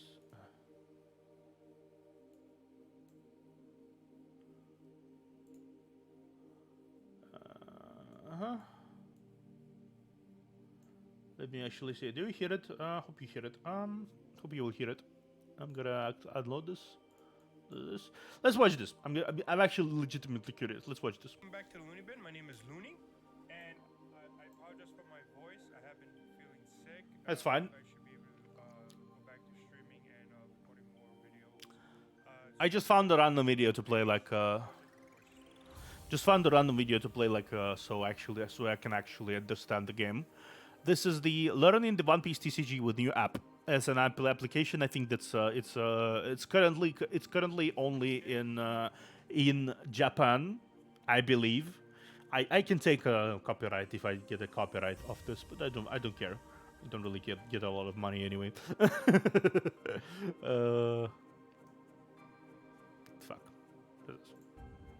I wanted to make this video because Okay. Bandai Namco just released a trading card. Okay. Okay. Mm-hmm. Now, in order to cause some confusion, the One Piece trading card game mobile app is not actually going to have basically the trading card game. It's not going to be like Master Duel or Yu-Gi-Oh! Master Duel. Okay. Instead, this app is basically here just so that you could practice playing this. Okay. Card game when they officially come out later in July. Later in July. Okay. It's going to be a physical card game, and currently so far on this app, the only thing we have available is the tutorial, which we're going to go through. Honestly, I'm not surprised. I'm not surprised they don't have like plans to release them online because I doubt they want to like do this. I do think they want to actually check how the game works before they actually proceed to possibly release the game on the online stores, whatever else. They already have an app. So I do believe after some time, maybe later in the year, like final steps of the year, we might get this game. We might get this game on something else. Actually, let me. I'm going to go through it for the first time as well with you because I think that's the best way we can learn. Yeah. Yeah, that's true. Very good way to learn. Actually, I think it's very good way to learn. Let me actually quickly change my stream name. We're gonna change our stream name really quickly to learning about One Piece TCG through video watching. Yeah. Yep. Okay. We got this. Okay. There are different other options that are currently coming soon so far in this mobile app. But I'm pretty sure right now this mobile app is strictly just so that it could teach you how to play the trading card game. Fair enough. I've seen the rules and how to play it. Tell us. Through a infograph. Tell us. It's still kind of confusing to even myself, to other people, but we're gonna try. Interesting. Let's try this anyway. See how it goes. So currently, the APK file, I'll leave it in the description below. Thank you. I'm gonna check it out. Japanese, however, do not fret because there is an English language option. I'm gonna show you how to get there. So let's begin. Let's start the mobile app. Yep. As you can see, there's only one thing available. Everything else is a mystery. Everything else is coming soon. It's possible that once we complete this, the other ones might unlock. I'm not sure because, like I said, I'm doing this for the first time alongside. Good. First, let's get to the English option. So you go to the setting option. That's only at the top. Yeah. And then you have the BGM music, the sound effect music. Obviously, not a lot of settings. The language. The third option down below is the language. You just click on it. The Don't worry about it. Just click on the one below Japanese, and there you go. Ah, Comes English. okay, okay. So they actually implemented Once English we go language back, right away. now we could get to see basically tutorial mode. Okay, so tutorial mode 1. I do believe this will mean like all of them are tutorials. Like all of these are tutorials. Let's play tutorials. 3, there is always a few stages of tutorial involved. That's how it is. That's how it always was. I don't really think that will be changed anytime soon because you can't really play anything. You can't really showcase every mechanic in a game through tutorial. So okay, let's continue. That's what this mobile app is basically made for currently, is to be a tutorial for the trading card game. So it looks like the other options are going to be other tutorials, but so far, you know, I'm going to go and play this alongside with you. So let's begin tutorial mode number 1. Okay. Yes. So I'm really excited for this trading Um. card game. I'm going to try to collect. So am I. So am I. This looks like Kaido, Kaido and Drake. Beast Pirates. Beast Pirates, definitely. So we have leaders with 5,000 damage points. As many cards as possible, specifically Nami cards. Uh-huh. Let's start the tutorial mode to introduce you to the basic rules of the game. Okay. Let's see how it goes. Okay, so tutorial mode 1. Let's start tutorial. Tutorial mode 1 introduces you to the basic rules Okay. of the game. Let me actually once it actually closes. Okay. Let's look at the board. We have trash. We have deck. 46 cards. 46 cards. Two in hand. One card on the board. One card on the board on each side. And then the leader cards. They seem to be cards. They don't seem to be actual leaders on anything. They seem to be cards with solid amount of health points. I don't see play points. I do not see play points. I see life. Don't see play points. Obviously life. There is obviously life here. I do not know what the I can't. I don't really think I know what these do. These are the compasses, lock poses. Trash is obviously where the cards go when they get destroyed, I think, or when the spell, for example, gets played. Okay, let's I do wonder how this works. Let's actually see. During the refresh phase, return all Dawn cards attached to cards on your field to your cost area, and set all rested cards on your field as active. You cannot do anything else during this phase. During the refresh, so there is a few refresh. There is a few phases here as well. Obviously, refresh phase.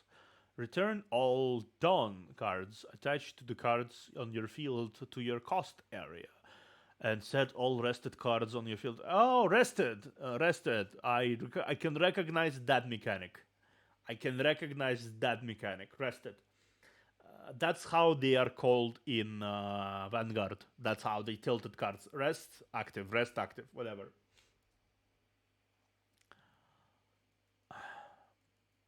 Yeah, so you can rested cards usually basically defense mode, active cards attack mode. You need to set all the rested cards face up basically as you cannot do anything else. So this is following more the Vanguard stylistic of game rather than Yu-Gi-Oh or Hearthstone. Interesting. So that's so Kaido and Luffy here, instead of being the leader cards or leader portraits, they are the frontliners. They are Vanguard cards. Interesting. All right. You have to click the little arrow in order for it to actually close the menu. During the draw phase, draw one card from your deck and add it to your hand. Duh. Kind of dumb. But during the draw phase, draw one card from your deck and add it to your hand. That's fair. I got a Zoro card. Zoro. During the Dawn phase, draw two cards from the top of your Dawn deck. And during the Dawn phase. Oh, this is how it is. So you actually draw from that deck as well. During the Dawn phase, draw two cards from the top of your Dawn deck and place them in your cost area face up. Place them in your cost area face up. Okay. can take various actions during the main phase. You can take various actions during the main phase, including playing a card, using card's effect, and attacking. Let's start by playing Zoro from your hand. Including playing a card, Okay. using a card's effect, and attacking. Yeah. Let's start by playing Zoro from your hand. To play a card, you need to pay its cost. Oh boy. Take Zoro from your hand and place the card in your character area. Pay Zoro's cost of 3 to play the card. A card cannot attack on the turn it's played. Okay. So this is a Vanguard and some. I saw that I lost, I think, a Dawn card. Okay. Now let's try attacking your opponent. To attack, you'll rest one of your upright cards by turning it sideways. Now let's try attacking your opponent. To attack, you'll rest one of your upright cards by turning it sideways. In defense position? Oh shit. Game changing. Let's rest your leader card, Luffy, and declare your attack. You can choose to attack your opponent leader or one of the rested character's cards. Your opponent doesn't have any rested cards at the moment, so let's attack their leader. Okay.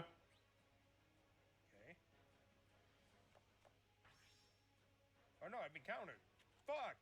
God damn it, Luffy. During your opponent has used a counter step to increase the leader's power. It's a little complicated, yes. Ooh, Nami could power up Luffy. Dope. During the counter step, a player can increase their card's power by using an event card and character card from their hand. Okay. Ah, shit. Your opponent was able to defend their card against your attack by increasing its power. Okay, cool. Of course. Let's use a Dawn card to strengthen the other cards. Let's use a Dawn card to strengthen one of your character's cards. By giving an active Dawn card in your cost area to a leader or character, you can increase their power during your turn by 1,000. Holy shit! Oh. Per Dawn card. Try giving a Dawn card to Vivi. Okay. There you go, Vivi. Next up, let's use your leader's effect. This effect allows you to give one rested Dawn card to your leader or a character. Let's give one Dawn card to Vivi. Okay. How do I... Okay. Once per turn, get this leader or one of your characters rested. Okay. Just click on the... Okay, I see. You have to click on it. Okay. Okay, so you click on the card. Okay. So that's how it is. Okay. This is interesting. This is a big mix of several mechanics from various card games. The fact that you need to actually turn the card sideways to attack, that's interesting. So you need to actually, in order to attack someone, you don't attack from sideways position. In order to attack, you need to basically every one of your cards is goblin attack force. However, you don't spend effort in order to turn them back into active state. In order to actually turn them back into active state, you need to go to your next move and refresh phase, basically turns them back active from the rested state. Okay, and you do have play points. So this is play points, basically. This is how you get a certain amount of Dawn cards to use. And you can summon the monsters or player cards. Depending on the cost, like you have 4 points or 5 points Dawn points, and you need to actually do something. Summon Robin, for example, or summon Brook, or whatever the hell you're going to use. Interesting. So there is total, if I'm not mistaken, there's total of 50 cards in each deck. 50 cards. There is the leader card, which is which gets placed on the deck on the field right away. It just plays. It's just there. Those will be the leaders, and the leaders play around with the other characters. So Beastmen have Beastmen pirates. So Queen, King, what's Jack? Queen, King, Jack. There's already X Drake there. So that's that. If I'm understanding correctly, that's how it will go into work. Okay, cool. Vivi's power is now 6,000. So let's try attacking your opponent's leader. Okay. Take this, Kaido. You're about to get bitch slapped by Vivi. Oh god damn, another counter? Oh wait. What? Your opponent didn't do anything during the counter step, so Vivi won this time. Wow, Vivi beat Kaido. And your opponent's life has decreased by 1. Ah, I see. Hey, his life is empty. The lost life card is added to your opponent's hand. That's the end of your turn. Remember, any Dawn card you give to cards will only increase their power during your turn. Okay. Oh, turn. But wait, he has no life cards. He's empty. Doesn't that mean I win? No, let's use counter stem to increase VV's power. To increase VV's power. Your Brook card can increase the card's power by 2,000, so let's use that card. Go, Brook. Soul power. Use a character's counter without any cards. Just be careful you don't use too many of them or you run out of cards. Yes, yes. Okay, so you gotta drag it. Okay. Drag. Take that. Oh, fuck. Oh, fuck. Oh, fuck. It's 9,000! It's over 9,000! Let's not use a counter this time and let VV get KO. Goddamn game. Savage. KO cards are trashed and any Dawn cards given to them are arrested and returned to your cost area. Oh, okay. So you do get your points back. Yes? If you Oh. Bam. Ouch. Okay, so to win the game, you need to attack your opponent's leader when your opponent has 0 life remaining. You almost say, oh. Yeah. So they get lives, and then when it's empty, they still have a chance. By 1,000, so it's now 7,000. Go, Zoro. Try using Zoro to attack opponent. Another 1,000. I guess that's one of his abilities. Try using Zoro to attack your opponent's leader. Huh. Take that, Kaido. Oh no, ZKK. Oh, ooh, nope. ZKK. Blast breath. Your opponent used an event card during the counter step. The card has a powerful effect which is used by returning Dawn cards to your Dawn deck. Ooh. Wow, that's what Blast Breath does? Holy shit. You can give multiple to Dawn as a card. Let's give you a remaining card to lead the Luffy and the attack. Ooh. Woo! Yeah, steroids. Let's go. Luffy on steroids. Ahaha. 10,000 points, Luffy. Oh, Luffy. Oh my god. Okay, this is very. Like countering. Why does it keep saying counter? Whatever. Your opponent can defend against Luffy's attacks, so Luffy wins. Your opponent has 0 life remaining, so you won the game. Oh. Hooray! Okay. It's gonna need some getting used to, but I do think I understand the game.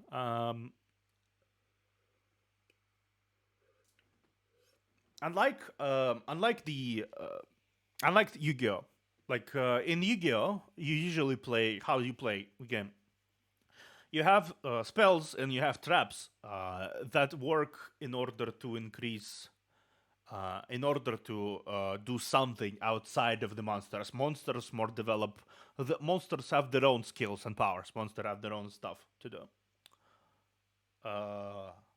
And you summon a lot of monsters, you summon things, they activate the effects, you play spells, you play traps, whatever the hell you want. This seems more like a duel. Allies exist to provide support to the main card. In this case, Luffy. Luffy is the main guy. He's the avant-garde. He's the center stage. He has the ability. He has everything. You can use your play points that you would use to summon things to give gifts to stack them on top of cards and give them additional 1,000 points of attack. But each time you attack someone, or each time you are attacked, you can do the counter. You can defend against them.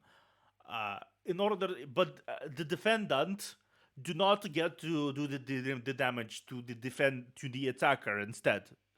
It's just get defended. It's just a shield. Just a block. So how it is a good analogy, I would think, to this game, just from this disposition. It's a duel. Yu-Gi-Oh! Is a tactical battle of armies, of forces. This is a duel. This very much is a duel. I do not believe this is anything but a duel. Let's. This video is going to be a 10 minutes, 10 more minutes. So my assumption that will be several stages of tutorial seems to be proven correct. So let's continue. I'm slowly getting it. It's very. It looks like it's gonna be very counter. It's a duel. Counter heavy. Counter heavy. It's a very. It's a very counter heavy duel. Now we got done with tutorial mode number 1. Let's Feints. tutorial mode number 2. Feints, counters, a lot of increasing of numbers of cards, a lot of spending cards to bump up your stats of a monster. This seems very different from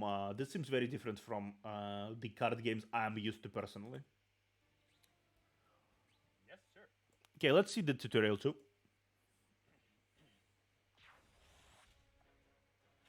Okay, so this is again Luffy versus Kaido. Let's see. We have different ones. We have four cards. We have Going Sunny. Obviously, we have the card. The card. So this is. I think this is how it usually starts. Your hand isn't very good this time. What? Gee, dang. Your hand is very good this time. In this game, you can draw your hand one time. Give it a go. Okay. Yeah. This is the redraw mechanic. Yu-Gi-Oh obviously doesn't have that. You start with the hand, you go with the hand. You just proceed. That's how it is. You start with the hand, and this is where you're going to stay. This is going to where you're going. You can use various spells. You can use various card effects, whatever the hell, to add more cards. To add more various effects. But in this game, I think there is a concept of bad starting hand, and you can redraw your entire hand, which is handy. In this game, you can redraw your hand handy. Give it a go. Ooh, card of destruction. Battling first, redraw your card. You draw your hand. Yes. Okay, so I just clicked yes. Oh, well. Hey, I got Sunny back. Now that's a much better hand. Now that's much. Yeah, okay, fair enough. Well, I only have Frankie cards, so that makes sense. Yeah, goddamn, 2 life? Goddamn, Kaido. Let's start the tutorial. Tutorial mode 2 introduces you to some of the more detailed rules of the game. More detailed rules, so refresh phase. Okay, fair enough. Oh, more detailed. Fuck yeah, let's go. That's very fair. Yu-Gi-Oh usually doesn't have a Yu-Gi-Oh doesn't have a refresh phase. Doesn't have a drawing phase for the one who go first, because they already drew 6 cards. They already drew whatever cards they need to start their turn, basically. The player going first can't draw a card on their first turn. Yeah, makes sense. Okay, that's a good deal. During the down phase, you add 2 down cards to your cost area. The player going first adds only 1 card on their first turn. Okay. Oh, okay. Let's play Chopper from your hand. Okay, play Chopper. Go Chopper. Wow. Since you can't use your leader to attack on your first turn, let's end your turn. Okay. Fair enough. That's the same thing. Can't the first turn person cannot attack. That's the same as Yu-Gi-Oh effectively. He's not gonna attack me. Oh, maybe he can't. Oh, maybe he can't attack even on his first turn. Gotcha. Oh no, he can't attack with any card that's played. That's called usually that's called summoning sickness. In Hearthstone, that's called summoning sickness, if I'm not mistaken. Basically, this is how Hearthstone and Shadowverse also works, unless you have Rush. Think of it as tunes. Think of it as every card being tunes. But yeah, honestly, think of it as every card being tunes. Every card is tunes. You can attack directly if you want to, directly the boss monster, or you can attack the minions, the other minions. Every card is every monster is a tune. If we're speaking in the Yu-Gi-Oh terms, every monster is a tune. So let's continue. And maybe okay, got it. Now let's play Thousand Sunny from your hand. Stage cards are played by placing them on your field. While they are on your field, you can activate their effect. Oh, field cards. Now let's play Thousand Sunny from your field hand. spells. These cards are played by placing them on your field. While they're on your field, you can activate their effects. Field card. Ooh, Why don't we use Thousand Sunny's effect on your leader Luffy? Thousand Sunny can increase your leaders or one of your characters' power by 1,000 during this turn. Okay. So this is the more active, more active. Field spells in Yu-Gi-Oh really depend on what they actually do and what the actual purpose is. Some of them are more reactionary. Some of them are more defensive. Like Toon Castle. That's a very defensive one. It basically works as an EMP against the being targeted by skill effects and can effectively work as a crux for the entire Toon deck, especially in the modern game. Toon Kingdom, or Toon World, or Toon Castle. That's both of them work in a similar manner. Toon World, you need to actually pay money for it, pay life points for it, but Toon Castle banishes three cards on top of your deck face down. It can be devastating in terms of stuff if you actually yeet very important cards. But in this case, it seems like everyone has the effect on the leader, or at least this one has. Kind of like it won't be triggered. Your ship increases your attack. Next up, let's use Leader's Luffy's effect. Give one of your arrested Dawn cards to your leader Luffy. Okay, so this is more. Yeah. One rested. Yeah, okay, sorry. Okay, now try attacking your opponent's Kaido with your powered up Luffy. I'm going to assume there will be a counter. It's gonna be kind of difficult to keep track of it, like your increase of power. But I guess Your opponent used Ginrumi's counter effect from their end. But rushing a counter card from their end, the player can increase their card's power during the battle. Your opponent has. the way to do is by putting the Dawn cards like underneath Luffy's card during Okay. version of the game, so that you can like.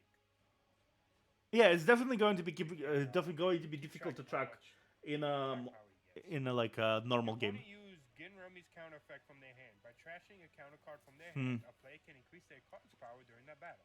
Your opponent's Kaido has gained an extra 1,000 power for this battle, so this card's power is now 6,000. Yeah, still. And another one. Oh, fuck. God damn. God damn it, ulti. Your opponent ulti. has gone on to use ulti's counter effect from their hand. Your Kaido has gained an additional 2,000 power for this battle, so their power is 8,000. Your attack failed this time. Okay. Yeah, I can see that. You can effectively spend like these big. This is a battle of titans. This is basically how it is. This is a duel of titans. This is interesting though. There is a lot of other ways to defend yourself. From what I can say, the game itself relies on you defending against the attacks a lot more than in Yu-Gi-Oh. You can't just tank stuff with your life force because his card isn't like super strong. You can't. This is not how it works. You get hit once, you get one life deleted. You get hit twice, you get less life. You get hit another one. Let me see. Actually, how many of those there are? 1, 2, 3, 4, 5. 5. So 5? 5 lives. You get 5 lives total in every game. 5 lives. After 5 lives depleted, you have one more life, one more try. But as soon as you get attacked with anything, even with like 1 point difference between attacking, you're done. This is definitely Vanguard's life system. This is Vanguard's style of life points. I do like that. I think it's kind of interesting. There's a lot more. There's a lot more nuance in play. I think when it comes to actually playing these types of games. Okay. Let's proceed. Let's continue. That's in this turn. But I don't wanna. So enemy's turn. His guy is Jack. Jack is out. Jack's on-play effect can be activated by paying the cost.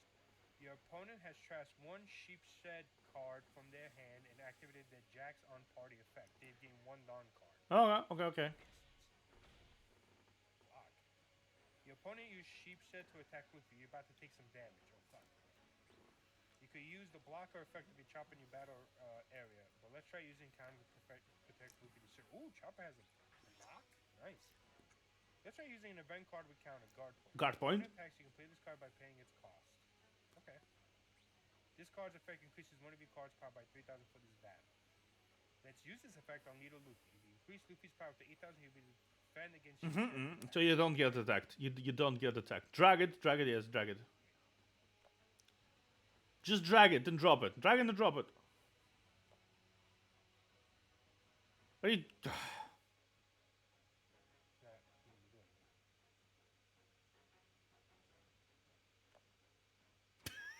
I think you need to... No! Man. No, yes, no. On the line, drop on the line, on the line, drop on the line. Yes. Oh, what the? Alright. Drop. Alright, put it there, okay. Your leader or one of your character gains 3,000 power during the battle. Nice. Yes, drop on the line. You drop on the line. Okay. Yeah, this is going to be a very counter-heavy card game. Kinda was able to tell let's not use a blocker. Instead, let's defend the counter. Okay. Let's activate Robin's counter effect from your hand. Alright. Powerful than counter so he can defend against the attack.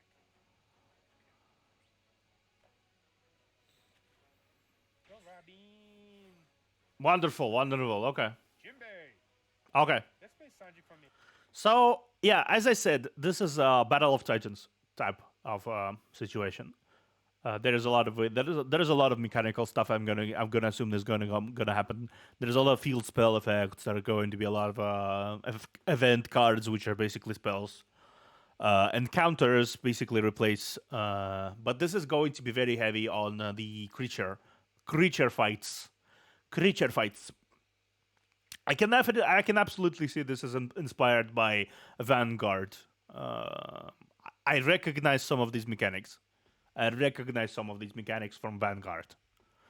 There is some inspiration from Yu-Gi-Oh! I'd say some of it, minor one, and there is some inspiration from more westernized card games. But primary inspiration here is Vanguard. Voice crack. Vanguard. Yes.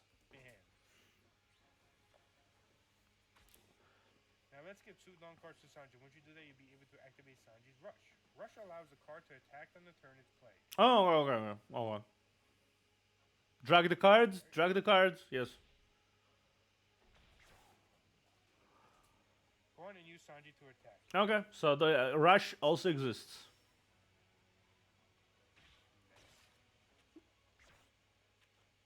Oh, is You this? dealt some damage to Kaido. What's this? It looks like your opponent has a trigger. When you take damage, if a card with a trigger is added to your hand, you can activate the effect without paying any cost. Oh, trigger. Your Okay. opponent has used their Brachio Bomber trigger effect to gain 1 Dawn card. Okay. Let's use your 1,000 Suns effect on Leader Luffy again. Okay. Yeah, press again. I don't really understand what's so weird and complicated here. It's like when you pay attention, you can understand how it works. Yes, give yourself more. Well, now it's time to attack Kaido with your powered up Luffy.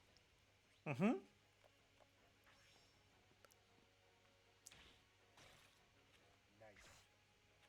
So anytime you deal damage to the leader, they lose 1 life point. Yes. Right, okay, cool. Next time play Chopper. We say it at the same time. Okay. There's nothing else you can do, so let's finish up your turn. Yep. Okay. So basically, the point of the game is to attack your leader as much as possible. Okay. Oh, Queen. Oh shit, he doing things. Queen has a really powerful blocker. This isn't looking good. Oh great, thanks. Queen's on-play effect can be activated by paying the cost. Your opponent return 1 non-card to the Dawn deck And activate play on the event. They don't go trash 1 card. Ooh, that's a charitable grace. Charitable grace. Chopper's blocker effect. When one of your cards is attacked, you can use a Blocker blocker to to the- blocker card battle instead. Let's make Chopper battle Sheep set instead of your leader Luffy. Ooh, Time to activate Taunt. that ability. a taunt. Interesting. Chopper. Bye, Chopper. Okay, yeah. So this is how it There's works. activating another Chopper's block. Okay, you only gain you only get damaged if your leader gets attacked. Okay. So this is basically Vanguard thing. Hand, so you just have to take the damage. Ugh. This is gonna suck. Ow. Yep. You got a great card. Okay, let's launch a counterattack. Heart of the cards, people. Heart of the cards, indeed. Okay. Go on and play the Luffy you just drew. Oh, so this is another Luffy. I can play another Luffy. Let's give character Luffy 2 Dawn cards. When Luffy has 2 Dawn cards, your opponent can't use blocker against an attack from Luffy. Wow! Holy shit! That's a good. That's a very. I mean, I guess he is the main character. Kind of. On a Luffy deck, yeah. Next up, let's use a 1,000 effect to increase character Luffy's power. Yeah, and then you can increase it further. Followed by the later Luffy. Captain Luffy another Dawn card. Wow, holy shit! Look at this combo. Yeah, that's a Now combo. Luffy's Okay. have fucking wow, 10,000. It's over 9,000. Jesus Christ. And he can't use a blocker, thus. Nah, still not enough. Oh, it is enough. Okay. I win. Your opponent's card has 10,000 power. When your power is equal to the attacking side, what the? Wow. Oh. Wow. Okay. So you have to go over. You have to go over. Even by 1 point, you have to go over. Luffy won this battle. Since your opponent has 0 life, you've won the game. You have to go over. Interesting. A tie goes to the attacker. Tie goes to the attacker. Okay, that's not something I expected. Wow. All right. Interesting. Well, now that we have done the tutorial, now we get to actually battle. But I would probably set that for a different video. But right now, I think. Okay.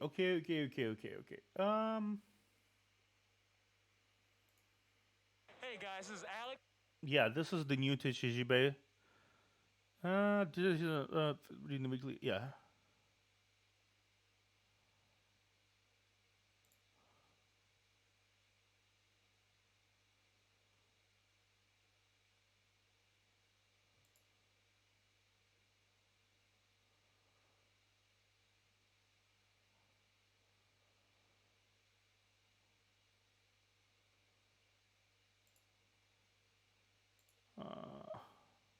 Yeah. I think this. I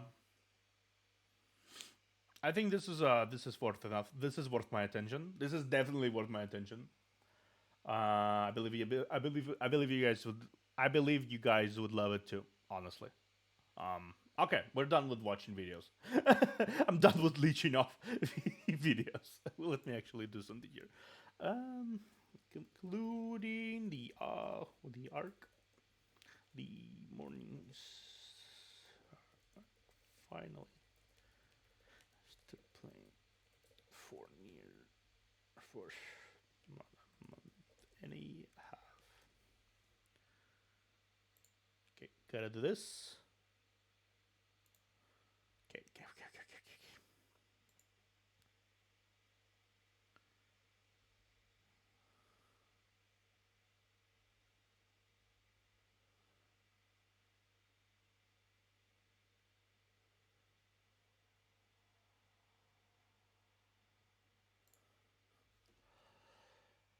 All right, we learned about the card game. Back to chatting. Back to chatting about card games. Obviously.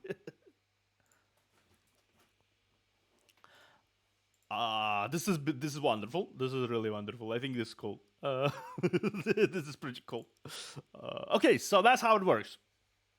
There's a mix of mechanics there. I can see. Mix of mechanics that I totally imagine will work out in very interesting favor. I can't wait to see the full battle, how the full card battle will work. But from what I can understand about One Piece card battles, is that it works in somewhat similar ways to Vanguard. I mean, it's one of the oldest games also, along with the Yu-Gi-Oh. So I'm not surprised if there is influences from several pieces of card game mechanics in there. I don't think it will be super popular if there is no online component, at least because unless you have like affordable prices for the starter decks, which I might or might not buy. We'll see.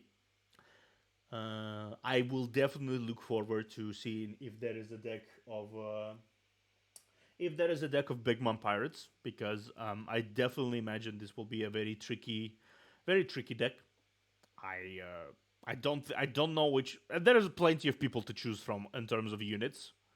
There's a ton of people to choose from in terms of units to put in as cards and effects or events when it comes to uh, Big Mom Pirates.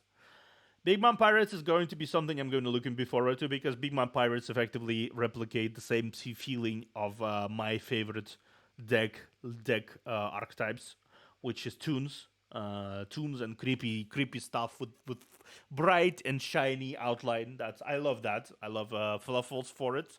I love tunes for it, and I would imagine I would very much adore playing outright similar aesthetic with Big Mom Pirates. Charlotte Linlin is a very cool character in my opinion, even if she was sidelined in the actual story very heavily, and her crew kind of got fucked over by the pure sheer convenience of the plot needing to happen. So her crew just decided to hang out somewhere else for the entirety of Wano arc, because because just because. Let's not get into One Piece talk right now. We're speaking card battles. Vanguard. Let's actually check. What is let's actually check what the battle spirits are about. Which are, I mean, they're definitely. I do think they're similar. Battle spirits. Yeah. How to play battle spirits? I'm curious. I'm curious. I am very curious. So let's watch battle spirits.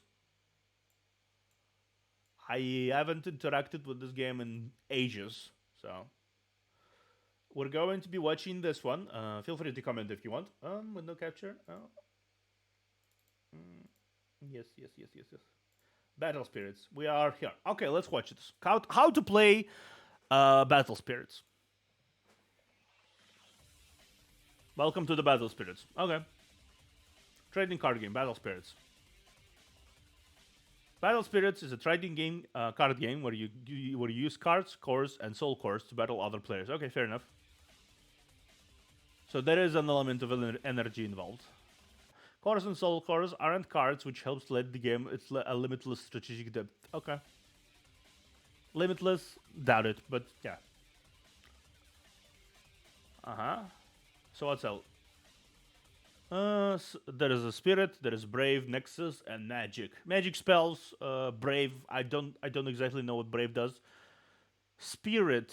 What does it do? Well, brave is clearly the monster. Okay, let's. So there's braves cards, spirit cards, brave cards, nexus cards, and magic cards. Something tells me nexus cards are more like traps. Deck. Okay, fair enough. Explain to me. Deck core, soul core, play sheet. Well, that's gonna be irrelevant considering the actual game comes to online play. Okay, core, soul core. Okay, so soul core is the. I assume soul core is your.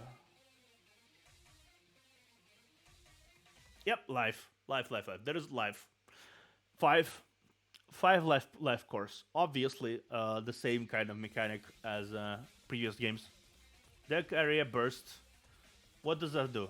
Field is field. That's fine. What burst do? What does burst do? Colors. Oh, there's In Battle Spirits, cards come in 6 colors: red, purple, green, white, yellow, and blue. magic colors. Interesting. Red, purple. Okay, let's explain to me. Red is all about aggression. When in doubt, attack. Yes. Purple specializes in removing your opponent's cores and reviving spirits. Mm-hmm. Green wants to give you more cores and speed up the pace of play. Mm-hmm. Interesting. White is a defensive color. As they say, the best offense is a great defense. Yellow is the magic card master. Use magic cards to throw your opponent off their game. Mm-hmm. Blue can attack your opponent's deck directly, Tunes. knocking them out of cards. Tunes. Each color is tuned to fight in a specific way. Yeah. Find the colors that match your preferred playstyle. I assume you mix them. Mix and match a few colors. Or at least 2.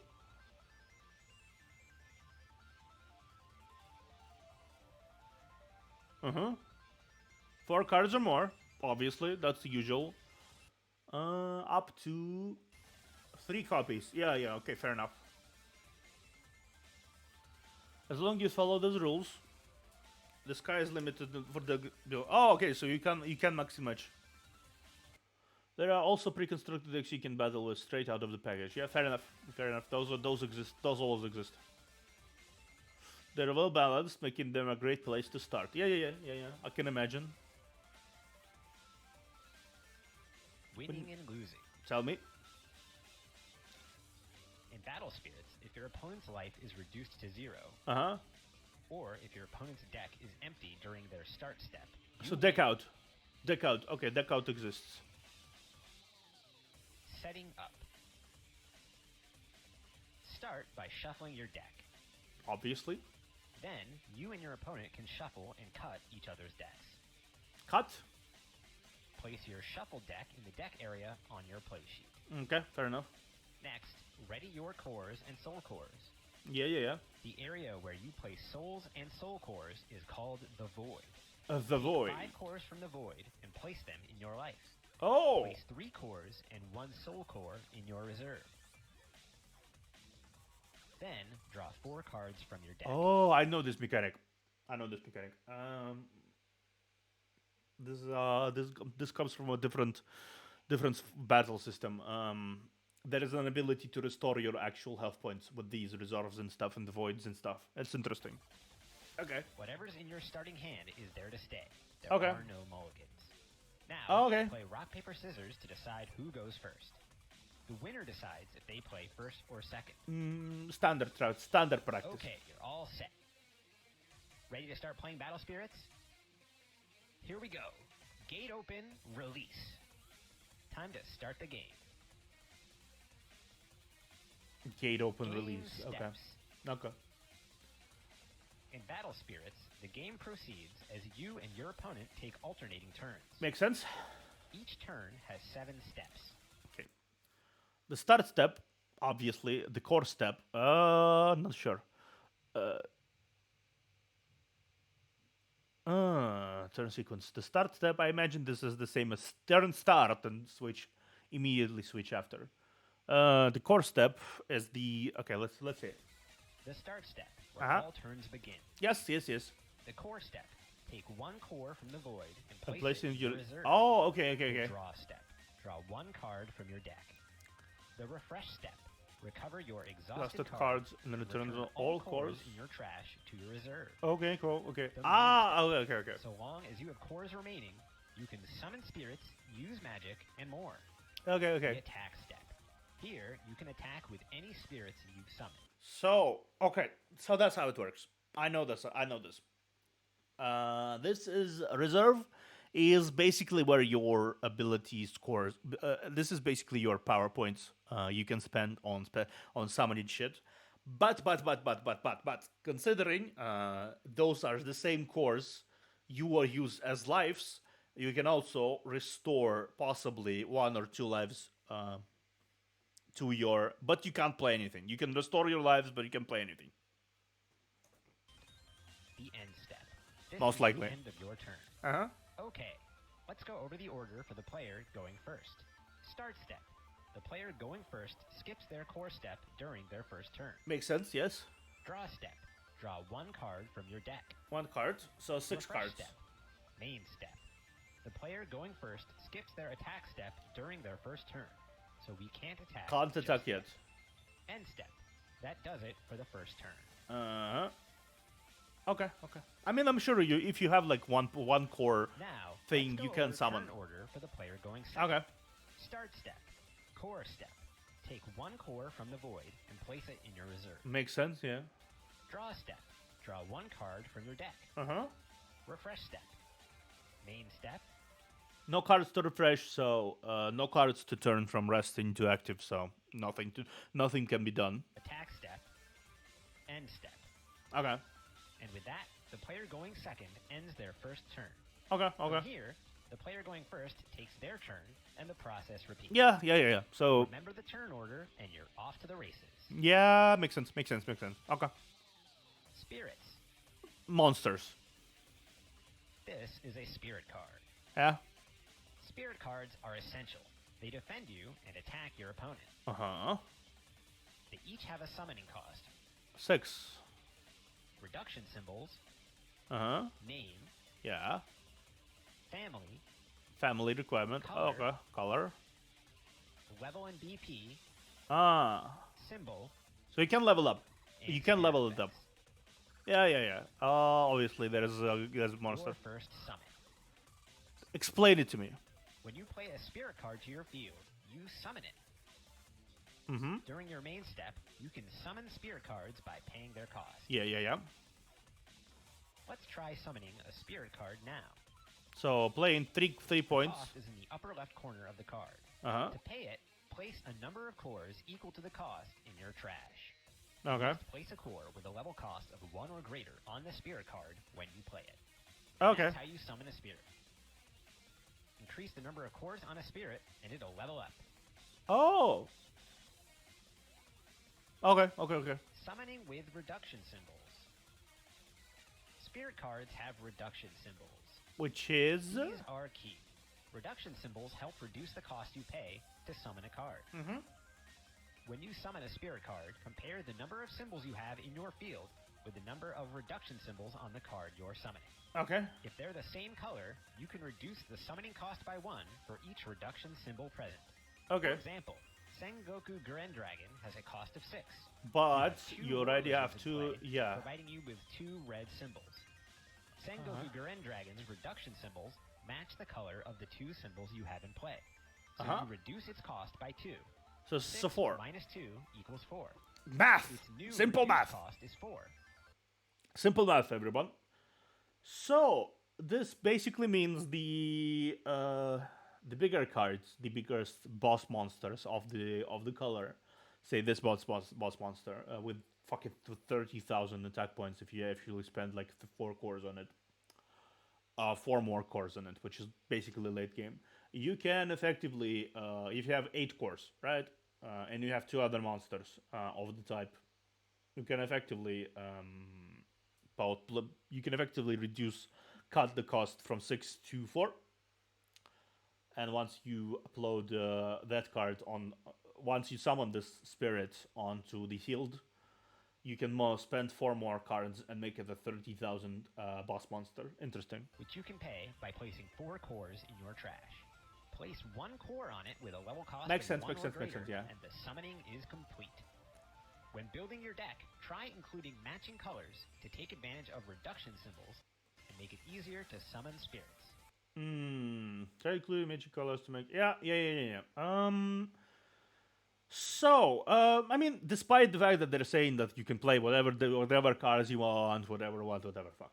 I don't think it's very smart to play decks that consist of several colors, like 3 or 4 colors. I think depending on the playstyle, you could build 1 or 2 color deck, not more, 1 or 2. That's like basically the optimal solution if you want to play optimally. If you want to just fuck around and do some whatever, I think that works too. But from what I can understand so far, 1 or 2 colors maximum.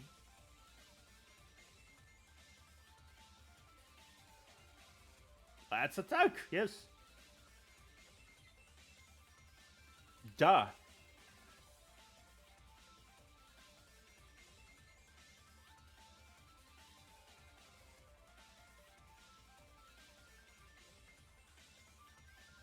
Refresh. The refresh spirit can attack. Yeah. Okay, fair enough. Attack with. Ooh, it turns sideways. Yeah. So this is the same thing as the OP.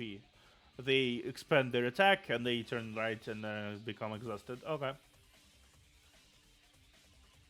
Block with the spirit. Lose life.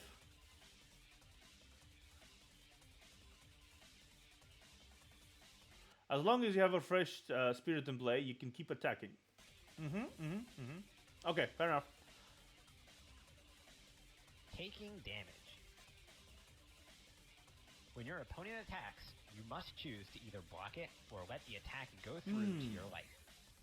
If you let the attack go through, place a core from your life in your reserve for each symbol on the attacking spirit. To block, you must have a refreshed spirit in play. Yeah. So you can either do this or turn it sideways to exhaust it.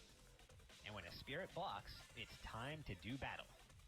Compare the BP of both spirits. That's simple. Higher number wins. Nothing fancy, nothing spectacular.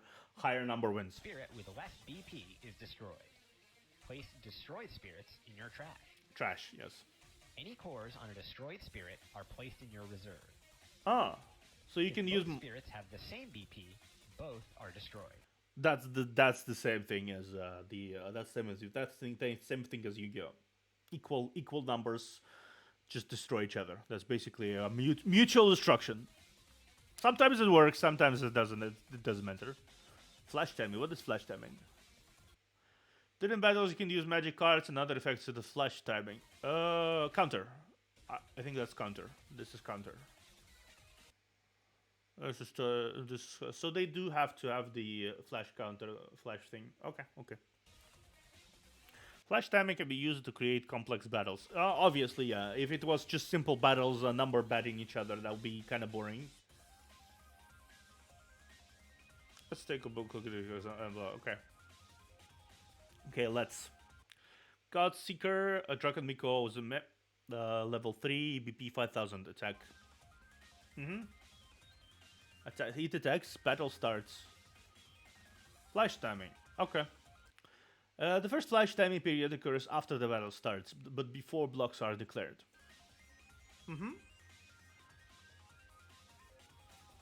The block inside gets to decide whether to act at flash timing first. Okay. In case the block inside decides to pass. Okay. Now flash timing moves to the attack inside. Okay. So they both can play speed. They both can play spells and stuff to spice up the attacking situations somehow. Interesting. Okay.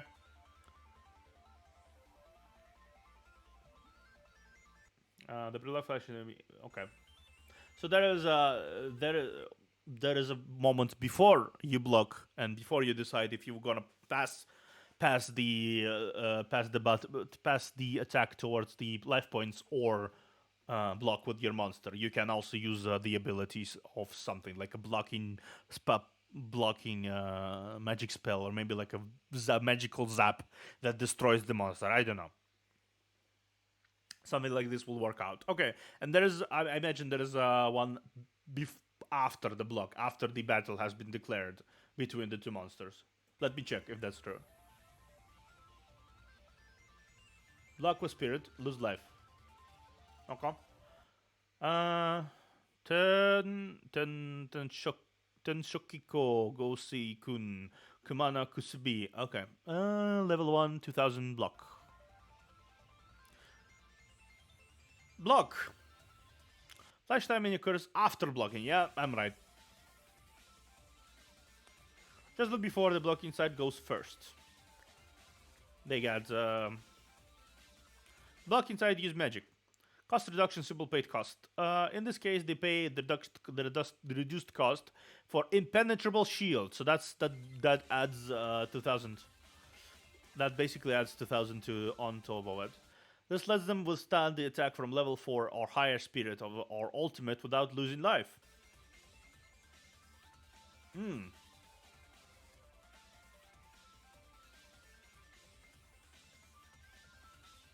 Next, the attack inside goes flash timing. A time to use victory fire. Okay.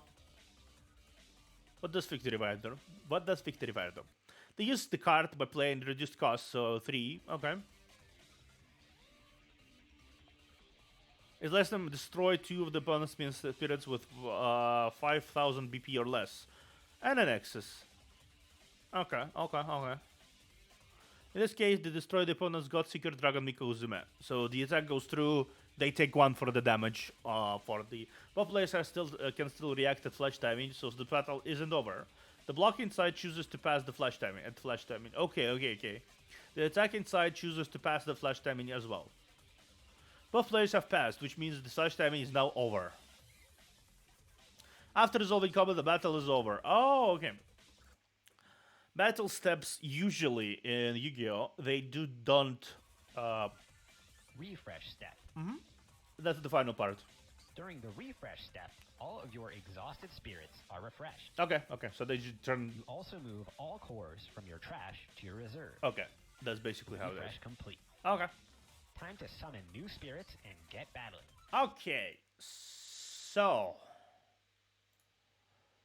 that's how it works. Okay. I can understand it.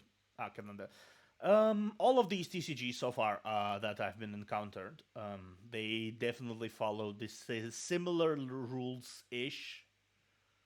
They follow similar rules-ish. I can't say they don't.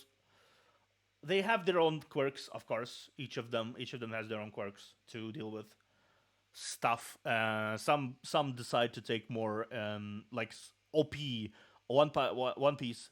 Heyo, Aaron. I'm learning about various TCGs and Japanese TCGs currently.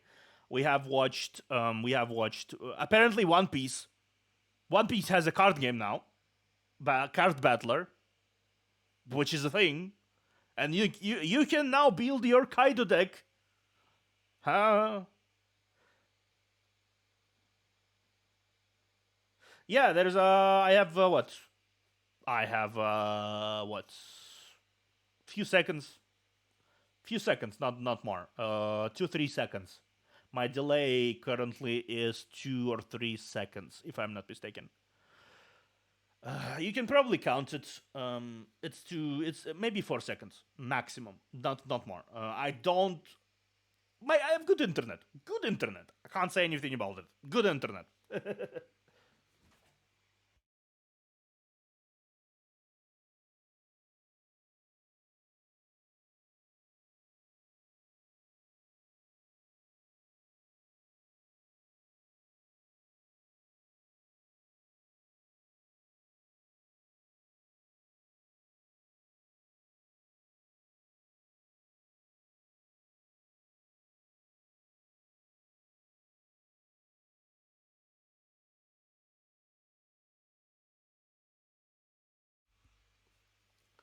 Card games. Yes, card games. Card games. In my case, I enjoy a lot of them, and we have watched a few videos when it come. Well, I have watched a few videos. I have watched Battle Spirits, and I watched One Piece card game, same thing. I am talking about them all right now. Actually, let me check. Let me show you this one.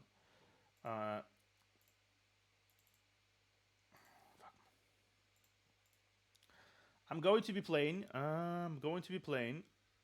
This is going to be my basically my TCG weeks later down the line. Let me actually check. I might replace them with something later. But this is my current plans for TCG weeks. This is my Yu-Gi-Oh! Master Duel Tuesday, Shadowverse Friday, Legends of Runeterra probably Thursday, Gwent Wednesday. That's just preliminary. Vanguard Dear Days is going to be either Saturday or Monday, and whatever the hell, and the Magic the Gathering either Saturday or Monday.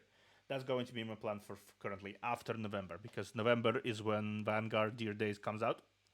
Going to be playing that one. I'm in generally talking about card games as they are online because I find myself in the middle of a blooming of a time where card games are blooming. They're blooming currently. There's a lot of older games that are coming to TCG formats, very online games. Master Duel inspired a lot of companies to push their games in the online market. I think in a way, sure there existed like Vanguard. There were an attempt made to make um to make master their own Master Duel, and it happened 6 years ago. It like was had happened way before Master Duel was a thing. But I think the market back then wasn't really as accepting of card games as it is right now. So it didn't really go past. It didn't really go past beta. It didn't. They shut it down. The developers basically flaked, and now we have a situation in which Vanguard is falling behind Yu-Gi-Oh, falling behind a lot of these big card games that are releasing, which is a shame. I think a lot of the card games that came out in Japan ultimately outside of Yu-Gi-Oh in the 2015s, 2010s, basically when did they came 2010s, they uh, they represent, and now 2020s as well. They represent a more dual approach. It's not a battle of armies; it's battle of teams rather. So there's teams of monsters. It's not like you can spam monsters. You don't really need to, because there's a lot of cards that can raise attack levels, raise defend monsters, stuff like this. So it's a duel. It's more of a fighting game in the card game format.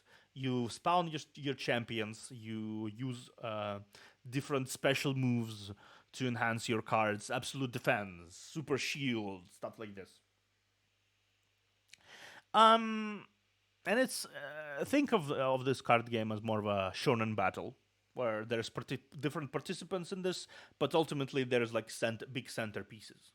Um, especially in one punch in One Piece game. That's how it works. There's leader cards. They have attacking power. Only if you successfully attack a leader card, you get that you get damaged, etc. Vanguard works in similar ways. You can boost your Vanguard card. Your Vanguard card doesn't need to be summoned. It's always there. Like it's from the very start. That's why it's called like this, because you have a Vanguard card. That is basically the centerpiece of your entire playstyle.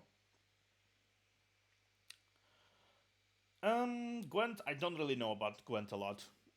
I don't. Do you know a lot about Gwent, Aaron? Can you tell me something? How it works? Tell me. I'm curious. I'm entirely curious.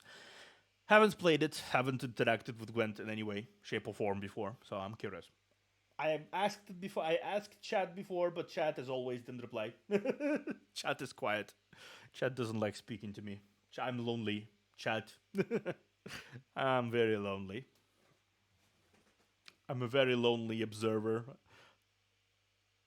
I'm basically asking how.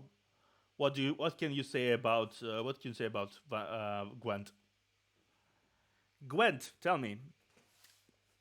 Do you know about Gwent? I haven't played it because I haven't tried. Oh, you did. You did. Okay. Well, Gwent has become its own thing. I'm pretty sure, and the mechanics have been a little expanded, a little, I think, and kind of like exist on its own as its own game, which I do find kind of hilarious because the Gwent became so popular. Yeah, Platinum 2 or 3, so I definitely know a bit about it. Oh, okay. Tell me how it works. I know about all of these games, like all of these games, except Gwent. Is it? Does it have like inspirations from Thronebreakers? A long time ago. A long time ago. Doesn't it have like a similar thing to? Doesn't it have like similar thing to Hearthstone? Oh, okay. Doesn't like the doesn't go like yeah, doesn't like doesn't have like similar mechanics to Hearthstone, because I found like a lot of the okay, does it have like player points you can use to summon shit that is like that slowly increase with time? Do you can the card attack its first turn it was summoned? Nope, nope. Okay, so this it's no, it wasn't inspired by Hearthstone. Okay, fair enough. How it works then? Like, do you summon shit, lanes, whatever? How it works? Tell me. Actually, let's watch a video. Let's watch a video. Let's watch a video. Oh, well, that's fair. Let's watch a video. Um, Gwent, how to play? Uh, okay, no. I need to Gwent.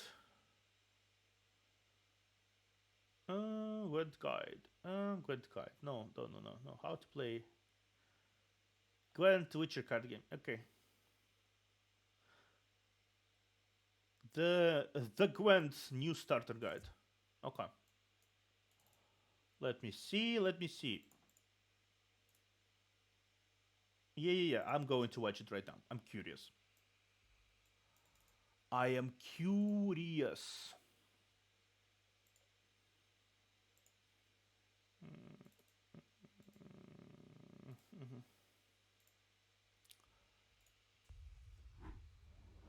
Okay.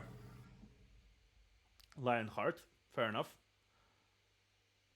Hello, my friends. It is Lionheart here. Hello, Lionheart. A new starter tips and tricks video. Now, Gwent is a wonderful and welcoming community that puts out a lot of content on Twitch, YouTube, and other platforms. Fair enough. Yes. But Fair enough. a lot of this content is aimed at existing players. So while you'll see loads of deck guides from myself and many great other content creators, you're going to hear lots of phrases and strategy plans that we brush over quite quickly or we mention casually. And they're mainly aimed at more intermediate players who've picked up what these things mean over time. Now, in this video, I'll cover some of the commonly used phrases and strategies that the tutorial doesn't cover, but that you're going to hear in Gwent a lot. Okay. But before we dive into that first tip, one of the most important things for a new player is resources and how to spend them. Now, I'd cover this and how you should spend them to get them. No, that's not quite. Okay, I'm gonna watch this. I'm gonna watch the tutorial first. Gwent tutorial.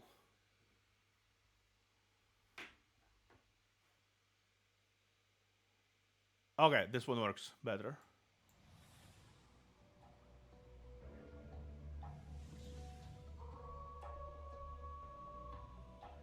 Okay.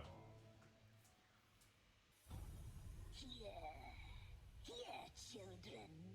Come closer. Come closer. Monsters. Magic. Okay. Witches. This looks interesting though. Oh, there's a lot of swarming here. Okay. Okay. Tell me how it is. Hello, and welcome to Gwent, the Witcher card game. My name is Tia Beastie, and I will be your guide throughout this beginner series. Tia Beastie. Okay. I started playing Gwent in The Witcher 3. I didn't start playing Gwent in Witcher 3. Back then, I'd spend most of my time trying to find NPCs and battle them to earn more Gwent cards. I didn't again. Well, eventually I found all of them, and I had to move on to something greater than just Gwent in The Witcher 3. And so I did.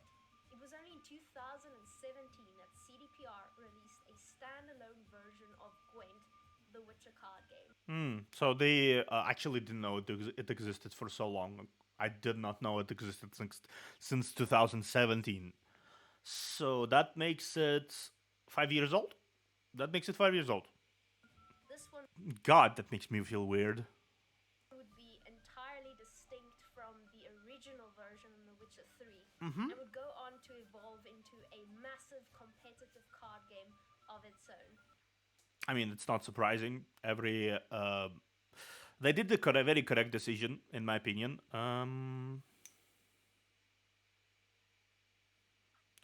Yeah, I think it was a correct decision because people really, from what I can understand, people really liked Gwent. They really loved Gwent. So ultimately, I think it's a correct decision that yeah, it didn't come popular now. The branch, not a lot of people, I think, not a lot of developers would actually bother with making it a high card game reality, especially on the West. That's just my opinion because I don't see a lot of like new card game popping up on the West. There is a lot more of card games currently, in general, on in Japan. In Japan, there's Pokemon in Japan. There is Pokemon in Japan. There is Vanguard. There's what is this? There is Spirit Battler. There is One Piece now. There is a few more other things. Well, meanwhile, on the West, that is purely Western thing. What can you say? There is Hearthstone. There is a lot of those roguelike card battlers that are not competitive. There is not a competitive card game. Pokemon exists on West, but I don't really consider it a Western game because Pokemon ultimately started in Japan. That's just how it is. It has origins in Japan. And you have Hearthstone. You have Hearthstone and you have Pokemon. That's basically how it is. That's uh what is it? Tell me. If it's Inscription, I played it. I completed it.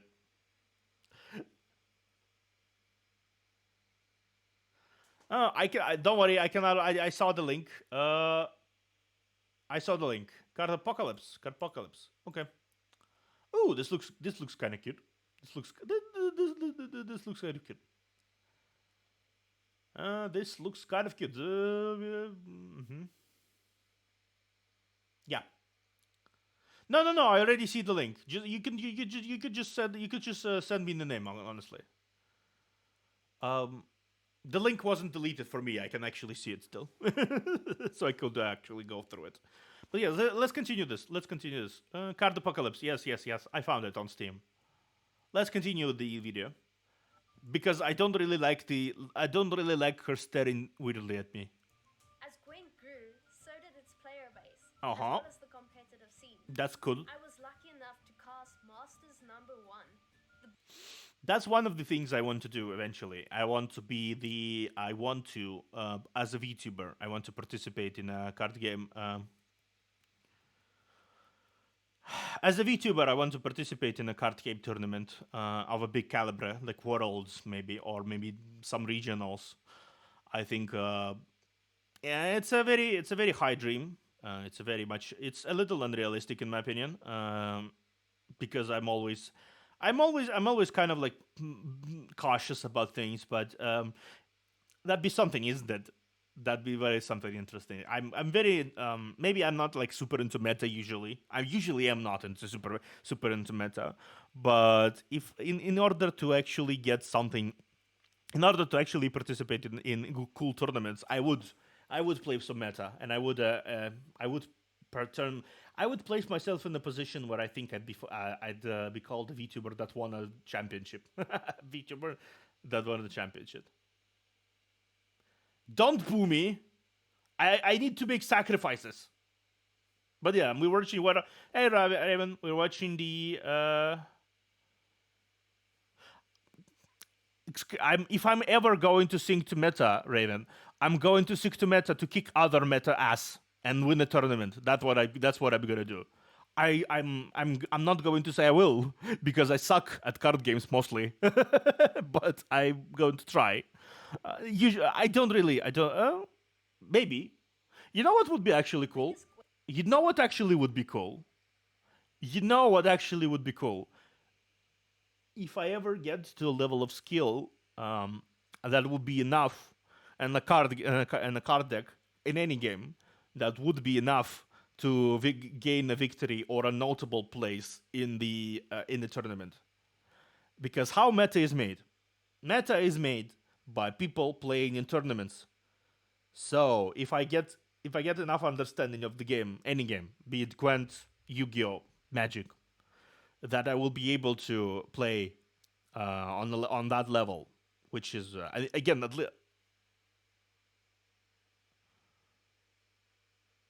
Anti-meta is a fun way to get into meta. Yeah, I agree. Anti-meta tends to be very creative. I think anti-meta usually ends up. Okay, let's.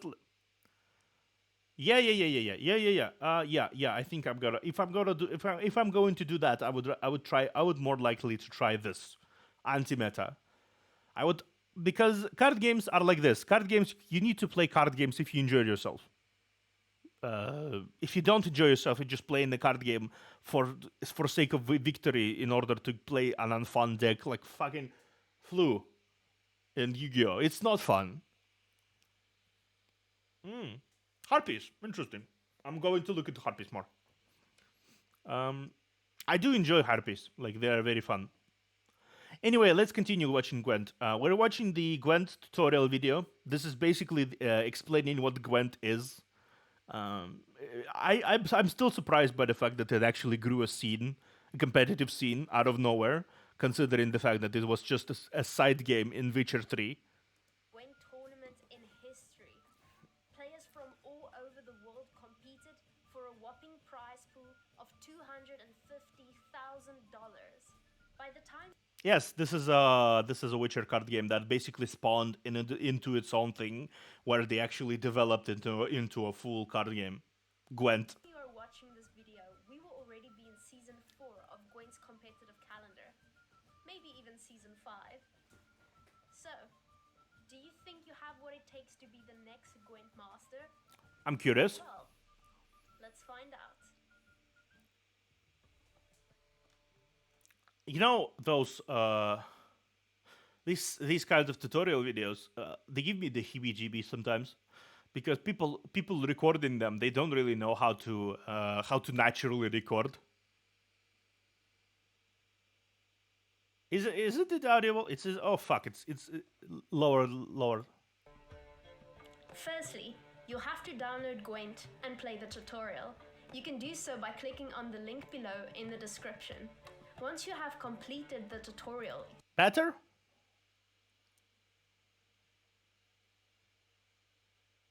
See you next time, Aaron. Yeah, better, Raven? Tell me if it's better.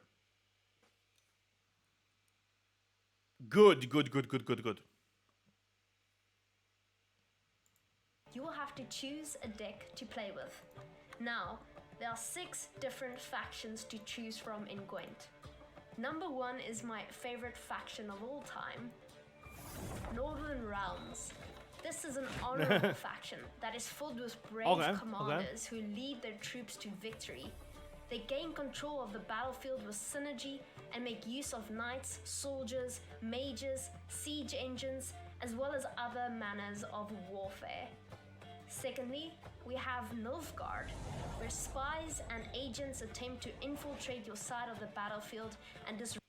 So there's the direct battlefield faction. There's a direct battle, hurrah faction, and there's sneaky backstabby one. Disrupt your strategies. This faction can steal and copy your cards, Sneaky, cleverly tricky using backstabby. them against you. We have a saying in Gwent: a good Nilfgaardian can often play your deck better than you can. Glory to the great sun. Thirdly, there is Skellige, a faction filled with warriors, cultists, pirates, and beasts. In this faction, the player embraces death's glory, often damaging. Oh, this is Norska, basically. Very northern one. It doesn't seem like it, because there is both various rogues and mages in all of the decks, all of the factions so far.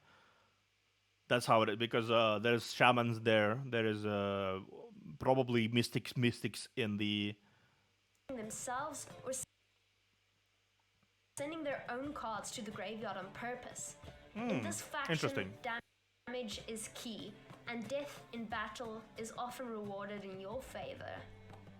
Next, we have the Scoia'tael, a faction filled with elves, dryads, dwarves, and plenty other non-humans. Okay, so this is the non-human factions banded together into a faction. Okay. Don't be fooled by their mesmerizing beauty or agile nature, or else you'll fall right into their trap.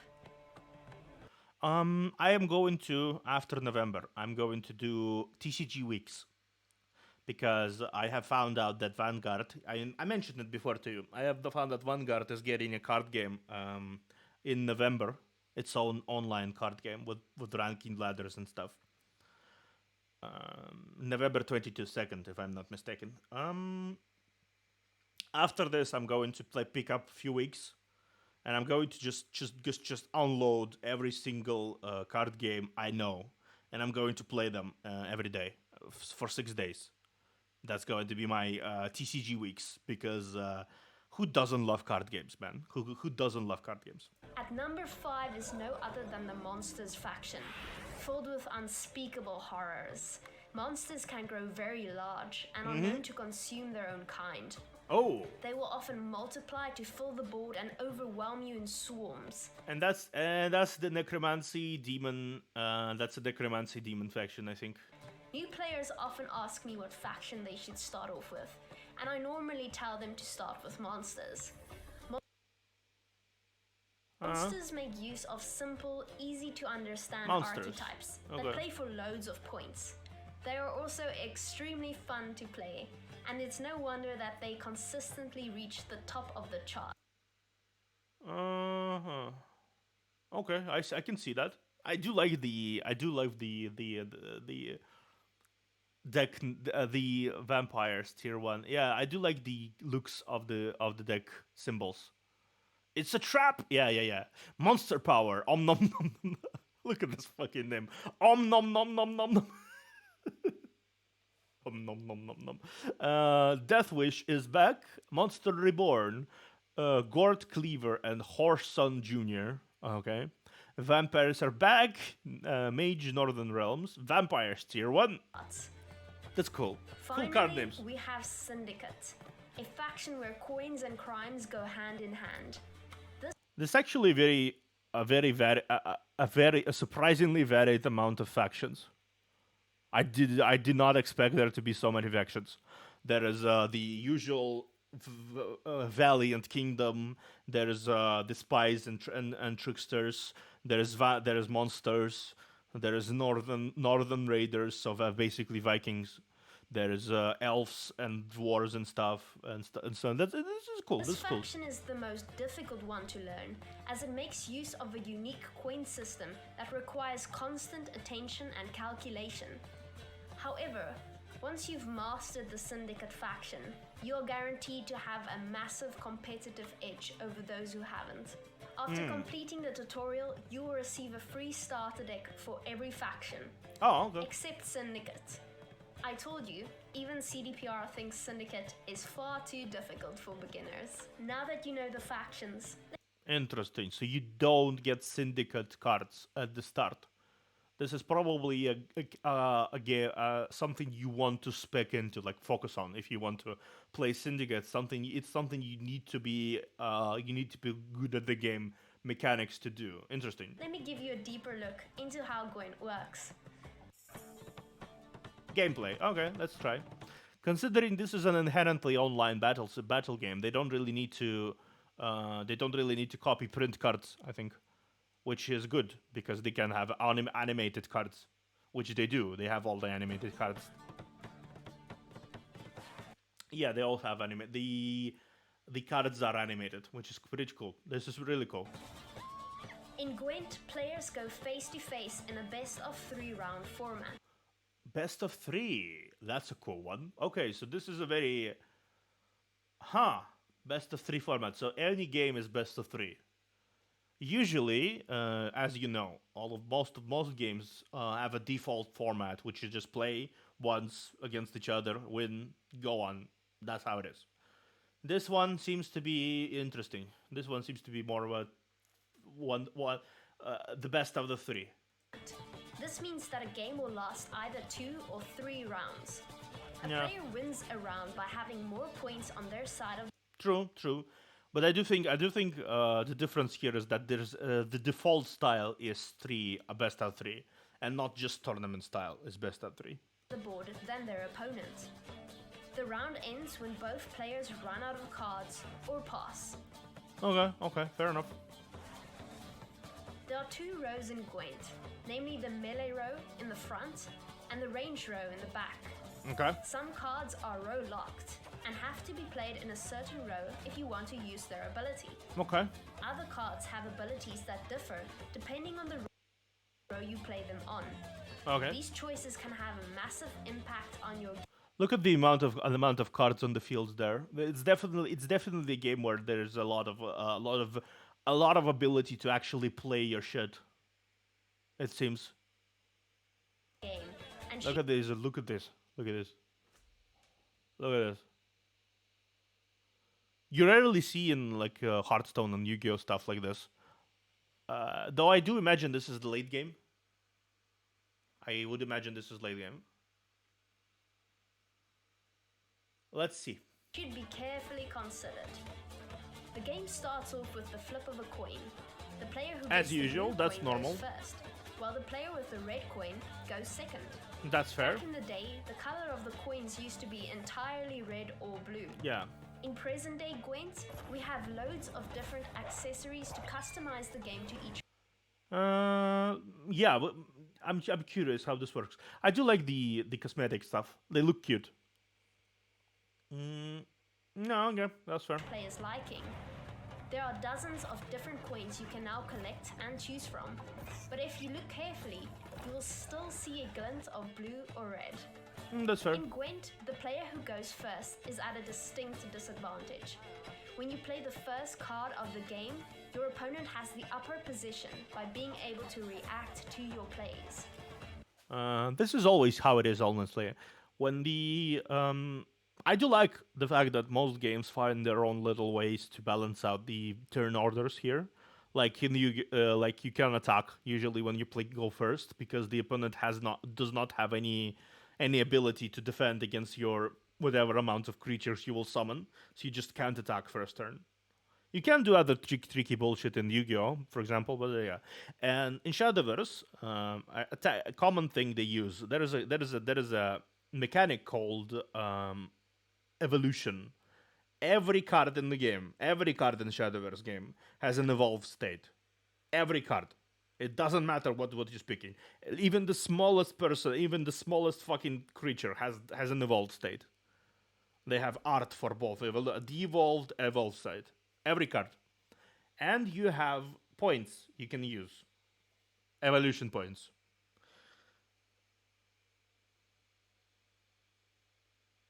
Oh, interesting. I'm not muted. I'm not muted. I know for a fact I'm not muted. I know for a fact I'm muted. Let me actually check. I don't want you to listen to my voice on. Yeah. Okay. I did not mute. You muted accidentally, which is yeah. What I was speaking is in Shadowverse, how the mechanic of difference between first and second turn is. You have evolution mechanic, right? Right. Evolution. You have points. You can spend them on to evolve the monster. A lot of monsters have their own effects on evolution. Others just get stat boosts. Right. Every monster has an evolved state. Every single one. This is not something this is not something you need to pick and choose. Every single monster has an evolved state. But you have a set points. You can restore them by card effects, surely. But you have a set amount of points you can use on evolution, right? Right. In order to it's just cards. You have an evolve mechanic. You press button on card evolution evolves. Card gets +2 damage, +4 or +4 health, +2 health or something. Like in Hearthstone, but like it gets bonuses. Sometimes it can do cool things. No. Mana crystals is play card. You play card. That's different. You play a card. Playing a card is different from evolving a card. Playing a card is just making it appear on the battlefield. on the battlefield. You just kind of okay. I play my fuck you 2000. I play my fuck you 2000. My fuck you 2000 appears on the field. Okay, there is a field. You have cards. You have monsters. One monster costs two mana. Right. You play this monster. I want to explain it to you. I will continue this video in a moment, but I want to explain it to you.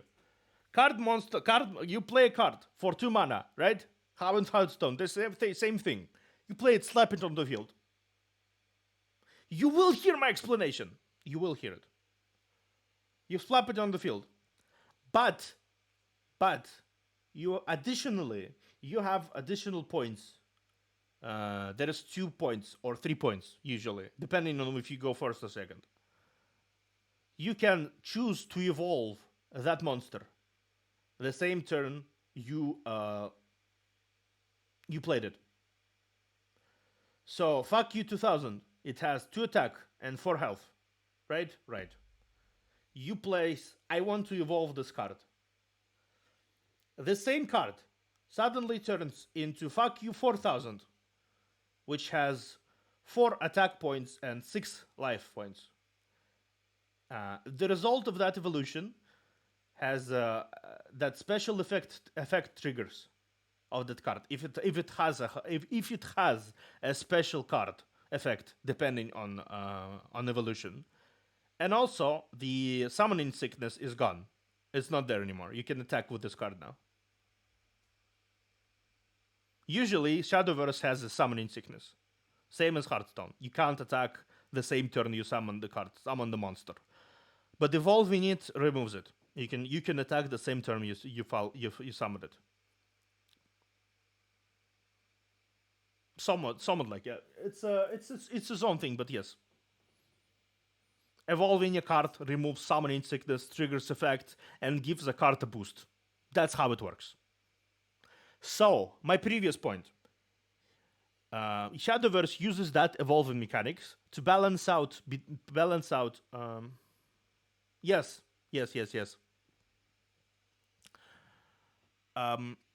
So, card. What I wanted to say. Shadowverse uses evolution mechanic to balance out first and second turns.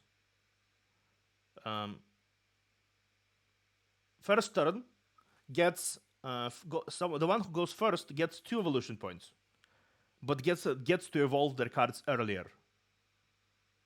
Yes, I'm still going to continue. And second turn gets 3 evolution points, but gets to evolve people later. Okay, I'm done. Back to Gwent.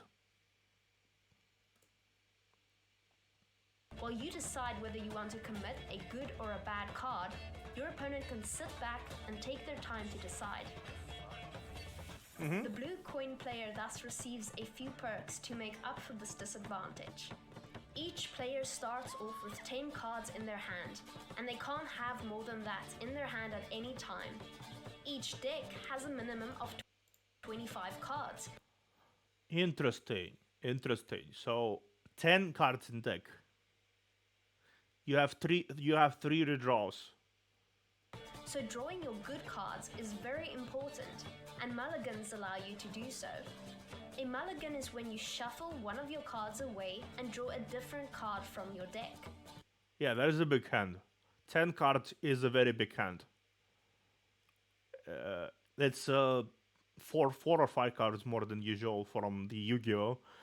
Remind me what's the hand size? What's the hand size in Hearthstone? 5, 6? The same usual thing. 7. Okay, so this is even bigger than Hearthstone. Interesting.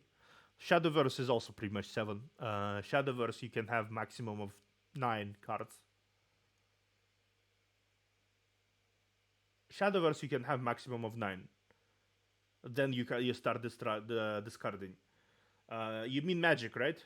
Yu-Gi-Oh! 7, MTG is 8. Okay, so this is significantly better, significantly bigger the overall required deck size is also much smaller, which is interesting. Because the blue player is at a disadvantage, Gwent gives them 1 extra mulligan at the start of the game. The red player will begin the game with 2 mulligans, while the blue player will get 3. Celtic is more exploitable. Yeah, it seems like it. Though it's really cool that you can actually mull cards 3 times when you go first, and 2 times when you go second. The blue player is also given a stratagem at the start of the game. A stratagem is a type of card that can only be interacted with by directly clicking on it. It thus remains safe until it is used. Stratagem, I assume, is the type of spell. So stratagem, color, order, lock. You can mulligan as many times as you wanted. You can put 1 card more on the bottom of each time. Okay, cool. Lock an enemy unit, though you do get 1/3 mull in commander. Okay. Order, lock an enemy unit and damage it by 3. Okay. So you do have 12 points here. I do like these. These are basically these are spells, but these are spells that can be delayed activation. I think you click on them, you place them on the field. They are visible. You click on them, and then they play out their act like a strategic command, basically. Interesting. Each stratagem is unique and is chosen beforehand while building the deck. The stratagem can only be used in round 1 and will banish itself from the board afterwards. Enchantment, okay. Another component that each player starts off with is his or her leader ability. These are also built into the deck beforehand and can be used in any round. Leader abilities tend to be very strong, so it is best to keep them for your final round in order to secure the victory. Oh, okay, so leaders also interact with the game board. That's good to know. That's very good to know. Leaders also interact with the game board. Which I do like. I do enjoy the little animations they have for interaction. Okay, cool. Now, let's take a closer look at what happens in each round in a Gwent game. This section might be a little bit more appropriate for an intermediate guide than a beginner's guide because I will use a few techniques and terminology that you might not yet be familiar with. If that's the case, feel free to come back to this section when you are ready, and it will surely benefit you in your future games. We're going to watch it anyway. Because, I think it works. I have an intermediate understanding of card game mechanics inherently, and I do think you also, because even more so than me. So I think we're good. Firstly, we have round 1. Yeah. Round 1 is very important and sets the pace for the entire game. The player who wins round 1 will gain round control and will be able to decide whether they want to push their opponent in round 2 or rather go for a long round 3. I agree. I just wanted to watch the video. Decision, as some decks have a lot of engines that benefit from a long round 3. Other decks, on the other hand, have very strong point slam cards that can be used to dominate a short round instead. Okay, round 2. In round 2, the player who won the previous round now has 2 choices they can make. Firstly, they can dry pass and go directly into round 3. This will force their opponent to commit a card in order to take round 2 and go into the next one. The other choice depends on whether you have a good or a bad hand. If you have a great hand full of golds, you might decide to 2-0 your opponent and play all of those cards in round 2, taking the game. Your opponent might not have drawn as well as you did and won't be able to keep up then. You'll certainly be able to exploit this by going for a 2-0. If, on the other hand, you've missed all of your gold cards and you have a handful of bronzes, you might decide to bleed your opponent instead. When we speak of bleeding in this manner, we're not referring to scary vampire decks that want to eat your children. Instead, we're referring to a technical term described to metaphorically bleed your opponent. Duh. I don't think you, when you play Gwent, you leap up from your seat, run through someone's screen, and decide to bleed them literally with a knife. That's not how it works. I'm pretty sure. Bleed is when you trade all of your bad cards for your opponent's good cards. We call this trading up. If you won the first round, your opponent has no choice but to keep on playing, committing all of their good cards and trading down. Because if they lose round 2, they've lost 2 rounds and they lose the game. So essentially you are entirely in control of how this round goes. Interesting. That is interesting, actually. A concept of placing your bad cards in order to draw out the good cards out of the opponent, and have them be played for the third round to be more for the third round to be able to like win this one. Interesting. I like this. On the other hand, you can afford to lose this round, as you've already won the first one. If a bleed is done correctly, round 3 is as good as yours. She has this lady has such an intense stare. Honestly, that's what I noticed.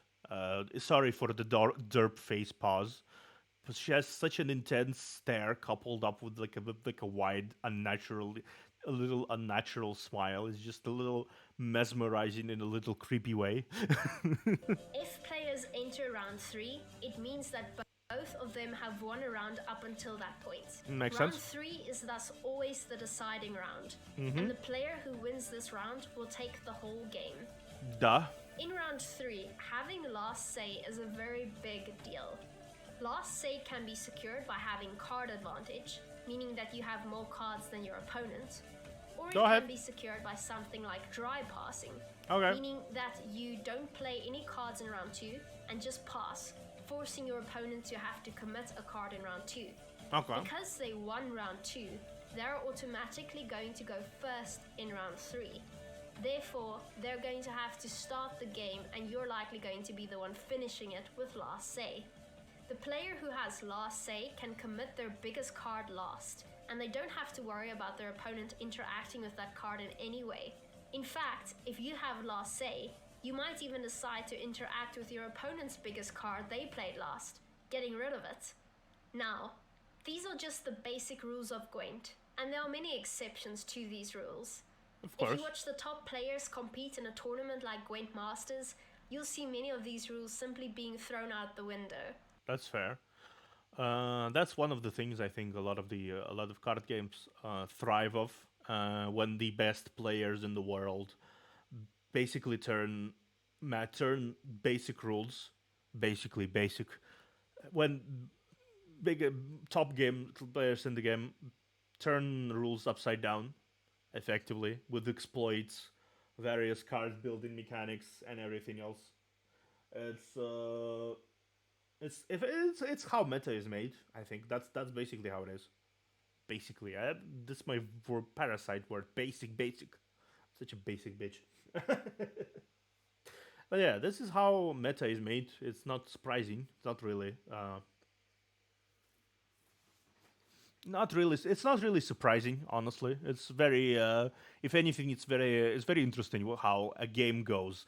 When a game has those people, when a card game has those people who are willing to break and bend rules in order to achieve victory. I think this is the moment you can say your card game succeeded somewhat.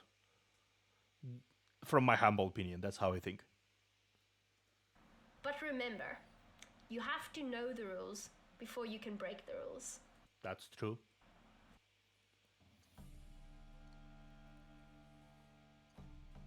So, Resources, now that you know how to deck play building. Gwent, Yes. the basic rules of Gwent, and there are many. Okay. Deck building. Okay, so this is what the resources and deck building. Okay, I'm So, curious. now that you know how to play Gwent, let's take a look at the competitor scene and what you need to do to get to the very top. Sure. Tell All me. players Okay, so you have various. You do have various leaders you can choose from. You have Geralt. You have Ciri. You have night people. Oh, you have the that bard person. Oh, curious. There's various leaders here involved, obviously. Okay. Start at rank 30. When you win a ranked Okay. game, you will gain one piece of a 5-piece avatar. After the avatar's face is fully formed, you will proceed to the next rank and repeat the process. From rank 30 to 25, dropping a piece of the avatar isn't possible. From rank 25, 2 consecutive losses will result in losing a piece of your avatar. At rank 14, every loss will lose you a piece. Oh. Oh. This is not the characters. This is the ranks. Oh, I love that. I love that. This is interesting. So basically each of these is a rank. Uh-huh. So 4 pieces. I think 4 pieces. Each of them has a 4 pieces. So 34 times 4. 13 times 4. 30 times 4. That's 120.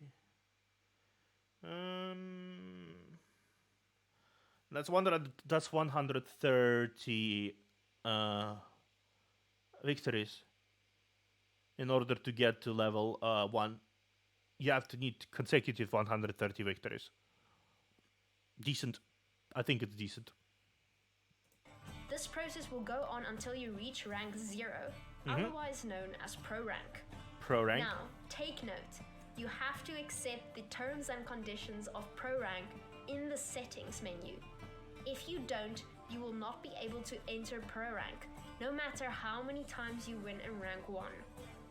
In Pro Rank, all that matters is Yeah, I think this is one of the best things you can have in the game, a pro rank, because if you have a pro rank, that means the organizers, CD Projekt Red in this case, they are willing to accept new people into the highest echelons of games, and that means if you get to rank 0, you probably can compete for the prize money and tournament stuff. You need to accept pro rank regulations as stated there, and probably privacy policy and so whatever the fuck else. But if you can get there, you probably can. If you have enough skill to get there, I think you have enough skill to compete with the tournaments. And considering the fact that they still have seasons, which they do still have seasons of Gwent competitive, which you have like $100,000 or something in prize money or something like this, big money. CG Project Red has enough money to throw at competitive tournaments. I'm actually curious. How would a VTuber compete in one of these? is your MMR, which stands for Matchmaking Rating. This will Yeah. I know. MTG Arena is ancient enough to actually be. Arena is supported officially by Wizards, right? They actually host tournaments there, correct? So I'm not surprised. I just like when companies do that because it actually allows a fresh pro scene. Usually you can see like a lot of the same faces, same people. Even in League, definitely in League, a lot of the it's not a card game, but it's a competitive game. It's one of the most famous competitive games. You don't really see a lot of that League competitive. You have to be scouted by a team. You have to be like actually this. You have to be actually scouted by the team. You have to actually have a composition. You have to be in one of those big companies, that esports companies. In terms of card games, I think you can be a primo. You can be a solo pro, and you can actually get enough skill and enough level of understanding and enough effort focused on the game to actually get into the pro. No, I'm just saying. I'm giving an example of an additional outside game. You need to be scouted in an esports company like G5 or something. When you play League, that's another competitive game. You have to be in card games. It's not a team focused game, so you can actually get into pro status is easier because you don't need a team, is what I'm saying. Sorry if my accent becomes a little buffer to understand what I'm saying. I feel like an XQC sometimes, really.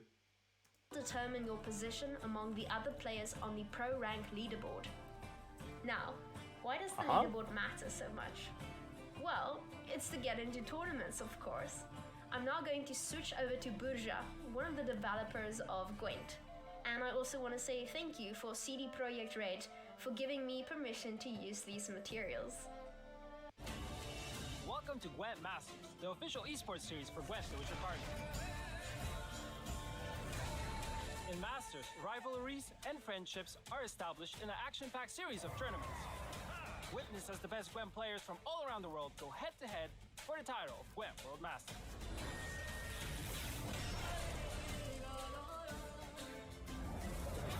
Gwent's standard rank play is the entry point for all. I do like the in general, Witcher music is very very pleasant to listen to. Witcher music has that folklore music vibe to it, you know, like the country folklore music with the vocal lines, vocal chanting, vocal those instruments that are very medieval folk. To it's very pleasant to listen to. It's not like pretty sure they have their own group. They basically commission always to like write folk music for their games, for their Witcher games. I mean, and you can actually hear in the background the same kind of type of music they utilize here. It's not like super. It's not electronic, basically in nature. It's very folk. All players wishing to join the world of Gwent esports. There are 3 tiers of official Gwent tournaments. Gwent Online Qualifiers are the entry tier tournaments happening twice a month through the Gwent Masters competitive season. Oh, that's cool. So you can effectively enter the pro scene at any moment in time, twice a month. Okay. Top 16 and top 64 players in the pro rank leaderboard of the previous month will compete for spots in the next Gwent Open. The second tournament here is Gwent Open. They will battle it out for a share of a prize pool and a spot in World Masters event. The Gwent Masters series will conclude with Gwent World Masters, the final tier of official Gwent tournaments. Gwent Open and Gwent World Master tournaments will follow the same single elimination format, with the winner being determined in a best-of-5 game series. Online qualifiers, on the other hand, will utilize a mix of Swiss system and double elimination format. Interesting. Gwent Open and World Masters tournaments will have a base prize pool of $10,000 and $50,000 US dollars. Okay, this is cool. So you can still get money even if you pass like initial 64, top 64. That's the first tournament. Happens twice a month. Top 64, which is probably pretty hard to get top 64. But I do think those rotate constantly because new people come in, new people come out. Same people generally maintain domination, I think, but a lot of new blood comes in and out, is what I imagine. Then the victors go top 16 of that go into open. Open, which they can possibly win parts of 10,000 victory pool. And winners of that go into World Master as well. Where they can potentially get parts of 50,000. Okay. Additionally, Gwent Masters community will have the ability to contribute to the prize pool of each event by purchasing special items from the in-game shop. That's cute. That's a cute thing. Ready to become a Gwent Master? Visit masters.playgwent.com for the complete rule set, tournament dates, and more details regarding the format. I will actually get in. I will get into that later. I do feel like Gwent vibes with me as a game because it's very aggressive. It seems. I like aggressive games. And make sure to follow @GwentMasters official Twitter account. Okay, fair enough. Play Gwent now. Thank you.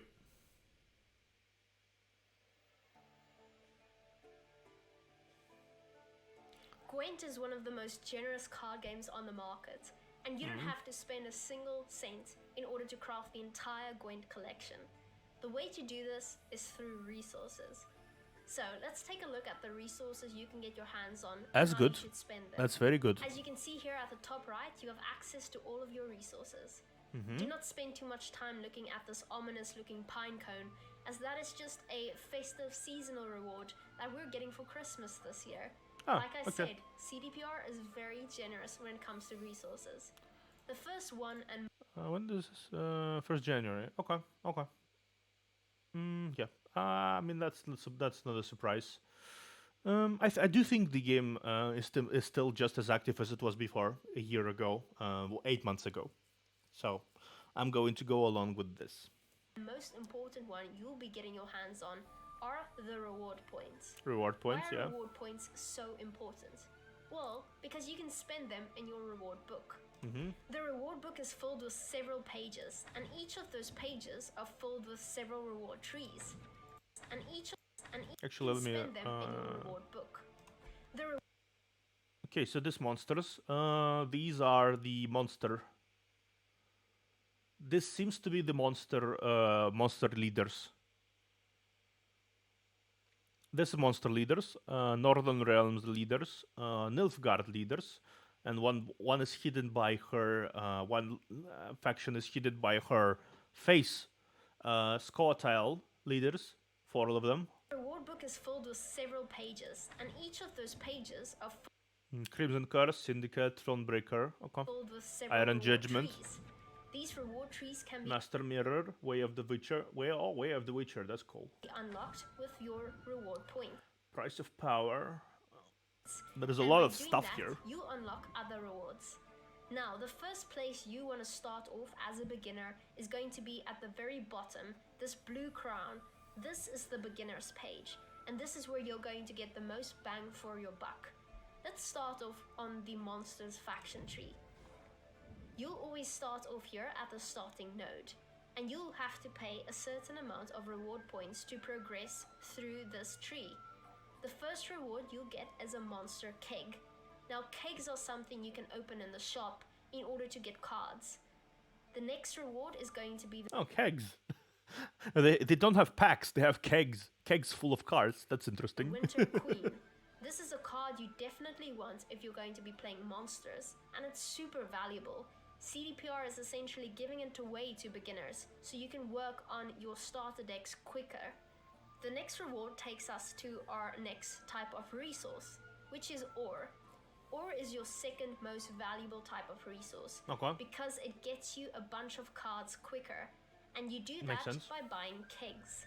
Ore can only be used to buy kegs, and that's their sole purpose. The next card you're going to be getting is Okay, so ore is your rewards tokens used for upgrade trees, which is interesting. I don't think. Does Magic have upgrade trees?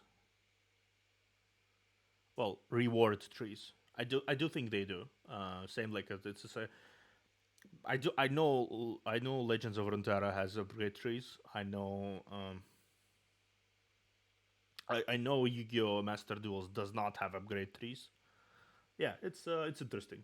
Igern, which is just an amazing card to have as a beginner. It's a 13-point card, which is just going to help you progress so much quicker down the line. Okay, fair Now enough. we're here at a bridge where we have to decide whether we're going to go to scraps or to meteorite powder. Well, as a beginner, your next option is always going to be scraps. Scraps is the next type of resource you can get your hands on. I assume scraps is the essence. You can craft cards directly through essence, which means you can if you have lots of scraps, you can effectively build your deck as you want it. So, scraps are used to directly craft a card in Yeah. Figured as much. Gwent.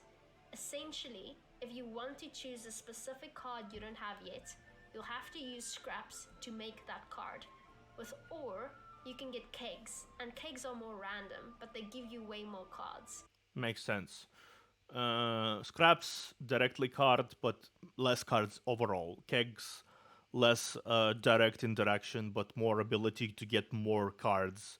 And I assume the more cards you don't want to, if you don't want a card, you can turn it to scraps and then turn whatever you want to. But for a bigger price, you can get whatever card you want to. Meteorite powder, on the other hand, is purely for cosmetics. You won't ever use meteorite powder to buy actual cards. These are just to look nice for the eye. They're great to have, but they're never the thing you're going to go for first as a beginner. You'd rather spend your reward points on yeah, I think that's a no-brainer. If it was like in an equal amount of stuff, cosmetics are cosmetics. They can come later. Once you can actually understand how the game works better, you can choose the cosmetic trees. Okay, fair enough. I can understand that. Always choose the gameplay, the cards. That's cool. Stuff like ore as well as scraps. So if we go on here, we're going to get INL Conqueror. We're going to get Parasite. We're going to get Artgaeth. We're going to get Eridan. All of these cards are excellent, and I implore you as a beginner to fill out all of these faction trees before you move on to any other page. Yeah, I think that makes sense because considering things, I think you get a faction specific keg full of cards, and then you get just general ore to use on various specific kegs. Kegs. It's such a weird word to use when it comes to deck collection. Kegs of cards. But there is one, two, three, four, five, six factions. I'm not mistaken. 6 factions. Northern, Scoutele, elves, dwarves. Yeah. These will be a great staple for all of your starter decks, and they'll help you play with various different factions without having to worry about accumulating too many cards.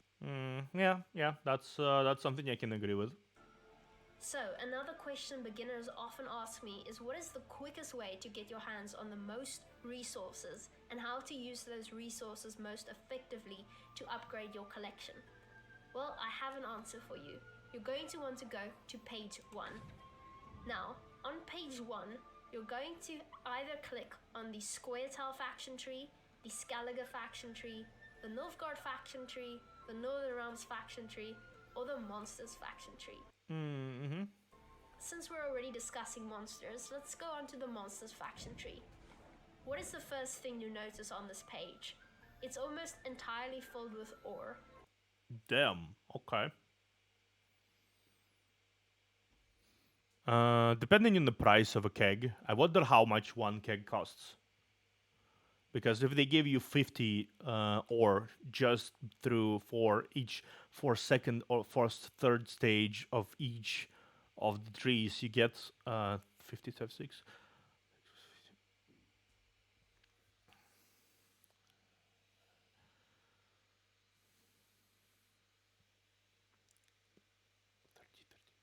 Yeah, 30. Yeah, 300 of those, I think, pretty sure. 300 of those ores if you finish starting steps of all the faction trees. 300 ore. How much does one pack cost, I wonder? This is amazing, as again, ore is the quickest way to get cards because a keg has 5 cards in them, and a keg costs 100 ore. 10 keg, 1000 ore. Okay, fair enough. That's similar. That's very similar. 10 keg pool is 100, 1000. So by finishing all of the starting faction things, you can get 3 kegs plus outside of specific kegs you use. Yeah, that's cool. So here you can just directly get the ore without having to get scraps. Okay, so you get even more. So you get even more of these. Okay, fair enough. In between, I'm guessing having to get meteorite powder, which is essentially a waste of your reward points early on. Yeah, So it is waste. The other thing you want to be mindful of is when you go onto different reward trees, the first thing you want to sort of access are these little story nodes. Now, they have a bit of an accumulative value to them. The first story node you're going to buy is going to give you 250 ore. The second story node is going to give you 300 ore. The third one is going to give you 350 ore. And the fourth one is going to give you 500 ore. That is a ridiculous amount of ore and is always something you have to aim for. If you go onto your other reward trees, you'll see that they aren't going to give you nearly as much ore as the one I just showed you will. Let's take a look at one of the reward trees I haven't actually completed yet. As you can see, this one has a bunch of meteorite powder in between, as well as scraps. And with us, we want to get ore, preferably. So here is one ore I want to get my hands on. What I'm going to do is I'm going to hold it in, I'm going to spend 1 reward point, and I'm going to get the ore. As you can see, it just grew. Now I'm going to get some scraps. I'm going to get my third story node, which is going to give me 350 ore. That's not bad. I'm going to go down here, get more ore, get meteorite powder, and get this nice looking keg. Now kegs are also nice. They're still not as effective as ore per se, but this one will give me 2 monster kegs, which is pretty nice. Of course, a keg costs 100 ore, so essentially these are 200 ores worth of kegs. I also get some scraps to help me actually make a card, and I also get some meteorite powder, which I won't be using right now. Yeah, so the reward system is pretty simple. It's very simple. You collect reward points, I assume, from playing the game, doing stuff in the game. You spend the rewards points on trees, on various trees, on various stuff. You unlock more stuff. You draw for more cards. You craft cards. You do whatever the fuck, and eventually you build a deck that is capable of carrying you past into the tournament. And at some point, I do wonder if there is online tournaments now, because I don't really have any plans to go in person. I'm a VTuber, so I don't really have to be. I don't really want to go in person. So how do we actually get our hands on reward points? Well, there's several ways to do this. The first way is through quests. You can see here on the bottom Yeah, figured as much. left side of your screen where it says journey and quests. If you click on quests, you'll see your daily quests. Dailies, weeklies, seasonal wild hunt, tracked contracts. Yeah. And you've actually decide to get. You play the game, you play those quests, you get those rewards. Spend on rewards points, earn more ore, earn more scraps, Every build decks. Yeah, it's very day simple. you'll get a certain amount of quests, and you'll have the option of shuffling through them a certain amount of times. That's cool. Currently, I have a quest that says I should play 20 artifact cards. When I've done this, I will get reward points. So you should always keep an eye on these and try to do them on a daily basis. Yeah, if you want to play it competitively, I think this is a very much a daily thing you have to do. The second way is your daily crown progression. Now, you can get these simply for playing. Keep in mind that you're rewarded for each round you win and not each game.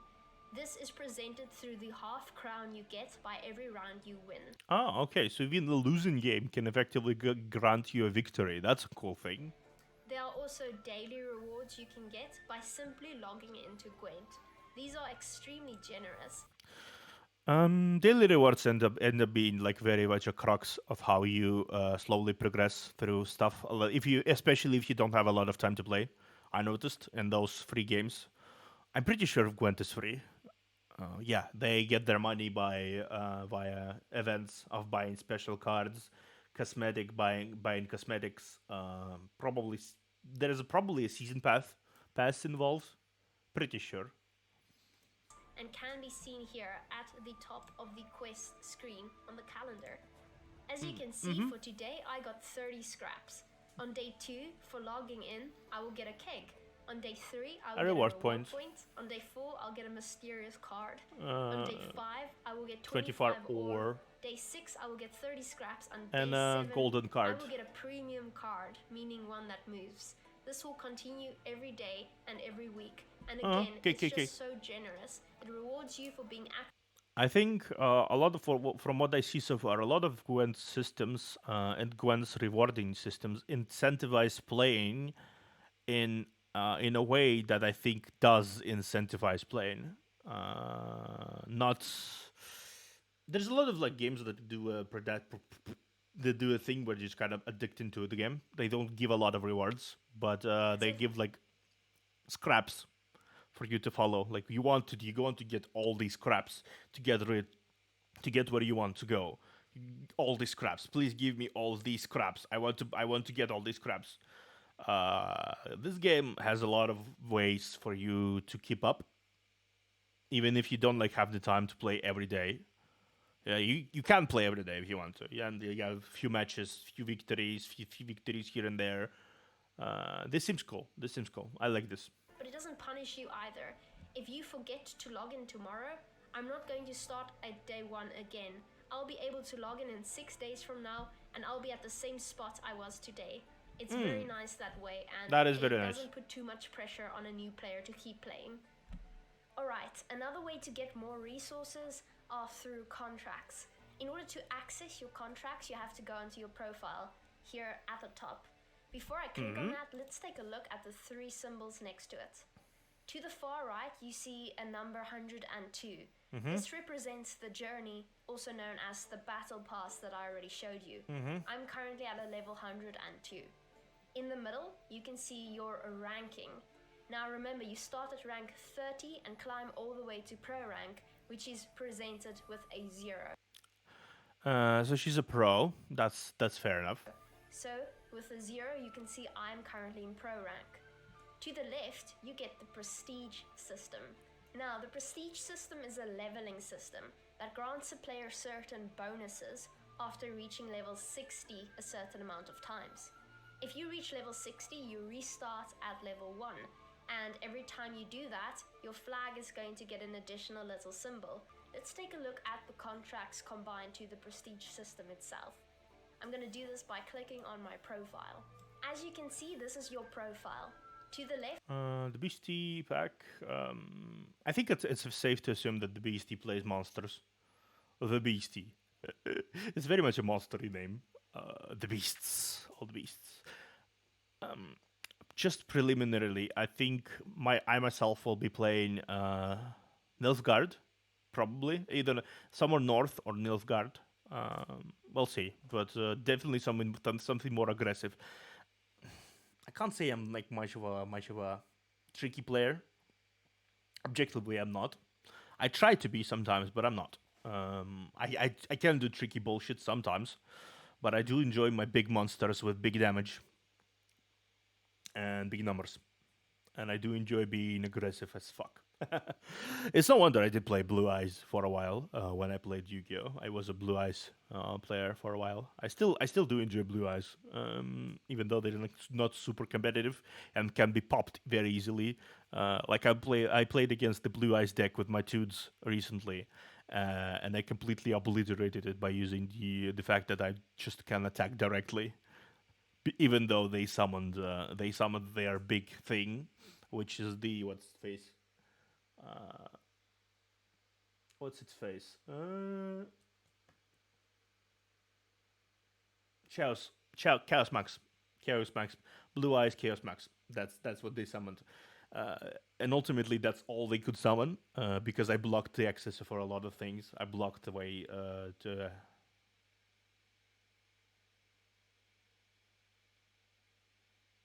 What am I losing him? I'm rambling. I don't even know what you're speaking about. Why do I spice it up? Oh fuck! I'm just doing my best here. Just doing my best. Okay.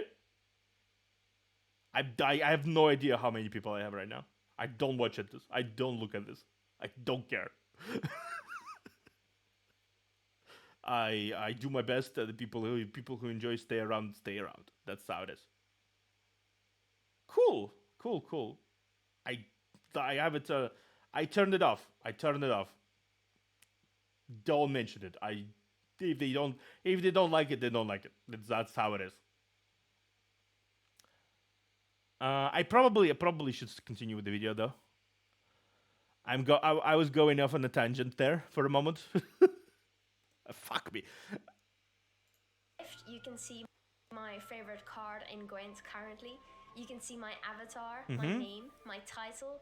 Also here at the bottom, you can see that I am pro rank, as well as the other symbols we just discussed. Yeah. To my right, you can see the amount of games I have won with every faction so far. Oh. Monsters. Yeah, why am I not surprised? Monsters. You can also see the amount of cards I've collected so far from every faction. Monsters. At the top here, you can access things like trinkets. Trinkets are extra things you can collect to make your profile a little bit more jolly. Here are all the avatars I can select from. You have borders, you have titles, and here's where you select your favorite cards. Now to the contracts. I'm going to finish this video. I'm going to finish this video because I'm enjoying myself. I think I'm enjoying myself. Fuck me. I want to know. I want to learn more about the because I'm going to finish my stream in a moment anyway. I'm going to. Why not? Like, why not? There are many. I'm going to watch the video until probably deck building because I need to understand deck building on myself. There's a lot of more nuances to deck building than well. I need to actually look at the decks before I start building. I'm going to be watching until this point. 10 minutes or 10 more minutes. Different contracts you can collect. And for every contract... yeah, I think this is just it. Spend some of these resources. Yeah. The first being ore. You want to do that by going into the shop. Yeah, I think that's fine. Let's just skip to deck building. You also have access to the entire Gwent card collection. That's fair. You can decide what cards you want to craft with the resources.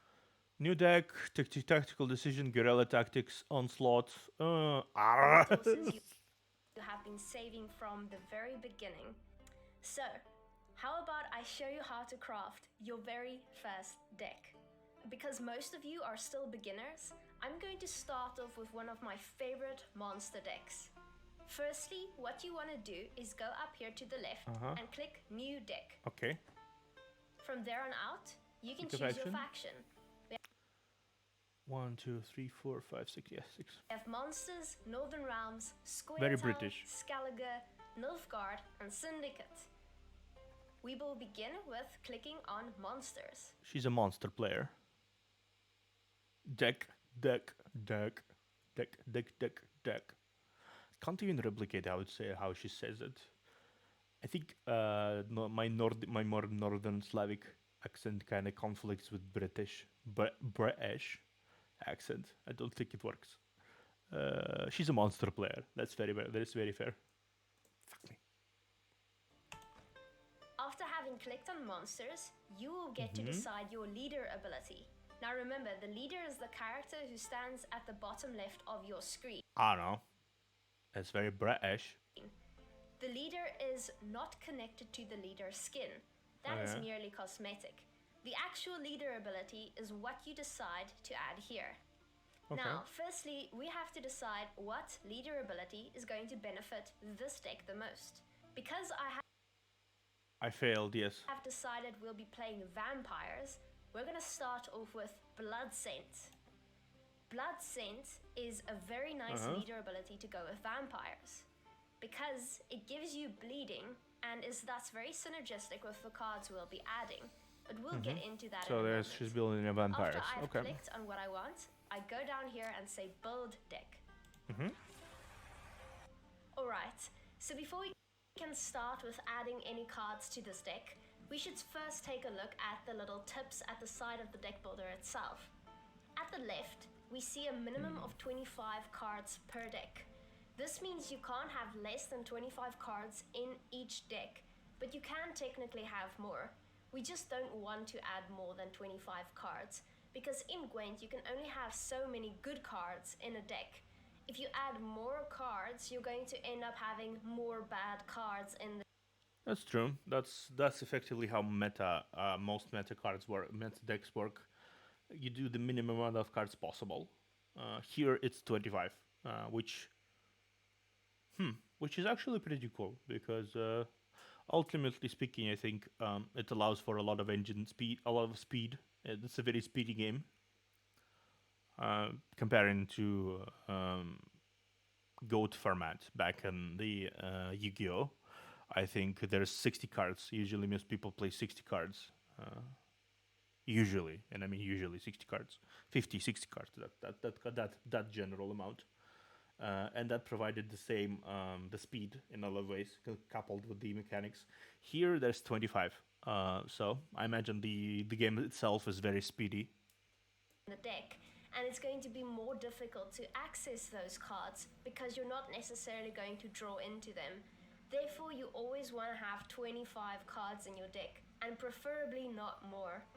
So why can't we just add a bunch of gold cards to a deck? Well, the answer is simple. We have a maximum provision cost in every deck. Normally you start off with 150 maximum provisions. You didn't used to have a deck limit, but then one guy kept winning tournaments by making opponents deck out simply because he had to. Oh, okay. I just imagine this fucking guy coming in to the tournament with like a fucking case, just kind of walking in, case full of cards, just stacks. That's kind of funny. But your leader ability will add more to that number. As you can see, Blood Scent has 15 extra provisions added.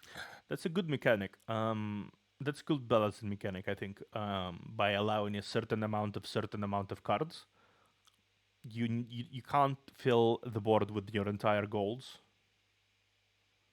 That's a Chad move, honestly. That's a fucking Chad move right there. That's a very badass move. Becoming the whole reason a rule is implemented. That's basically history. You made history, my man. Can't do anything after that. To it, giving you a maximum amount of I can imagine. 165 provisions. So why do provisions matter so much? Well, essentially, they indicate how much a card costs. And the cost of a card indicates how good the card is. So let's look at the first card we'll be... Okay, so that's what the number is. Dragon Infinite combo of the Yatta. I think I know this combo. I know this combo you're speaking about. This is the one, the Yatta lock. Is the Yatta lock, right? Where you're locked with Yatta, then respond constantly. You locked an opponent with Yatta. Yatta Garasu itself isn't like a strong card, but then it was with a combination. It completely locked the field, right?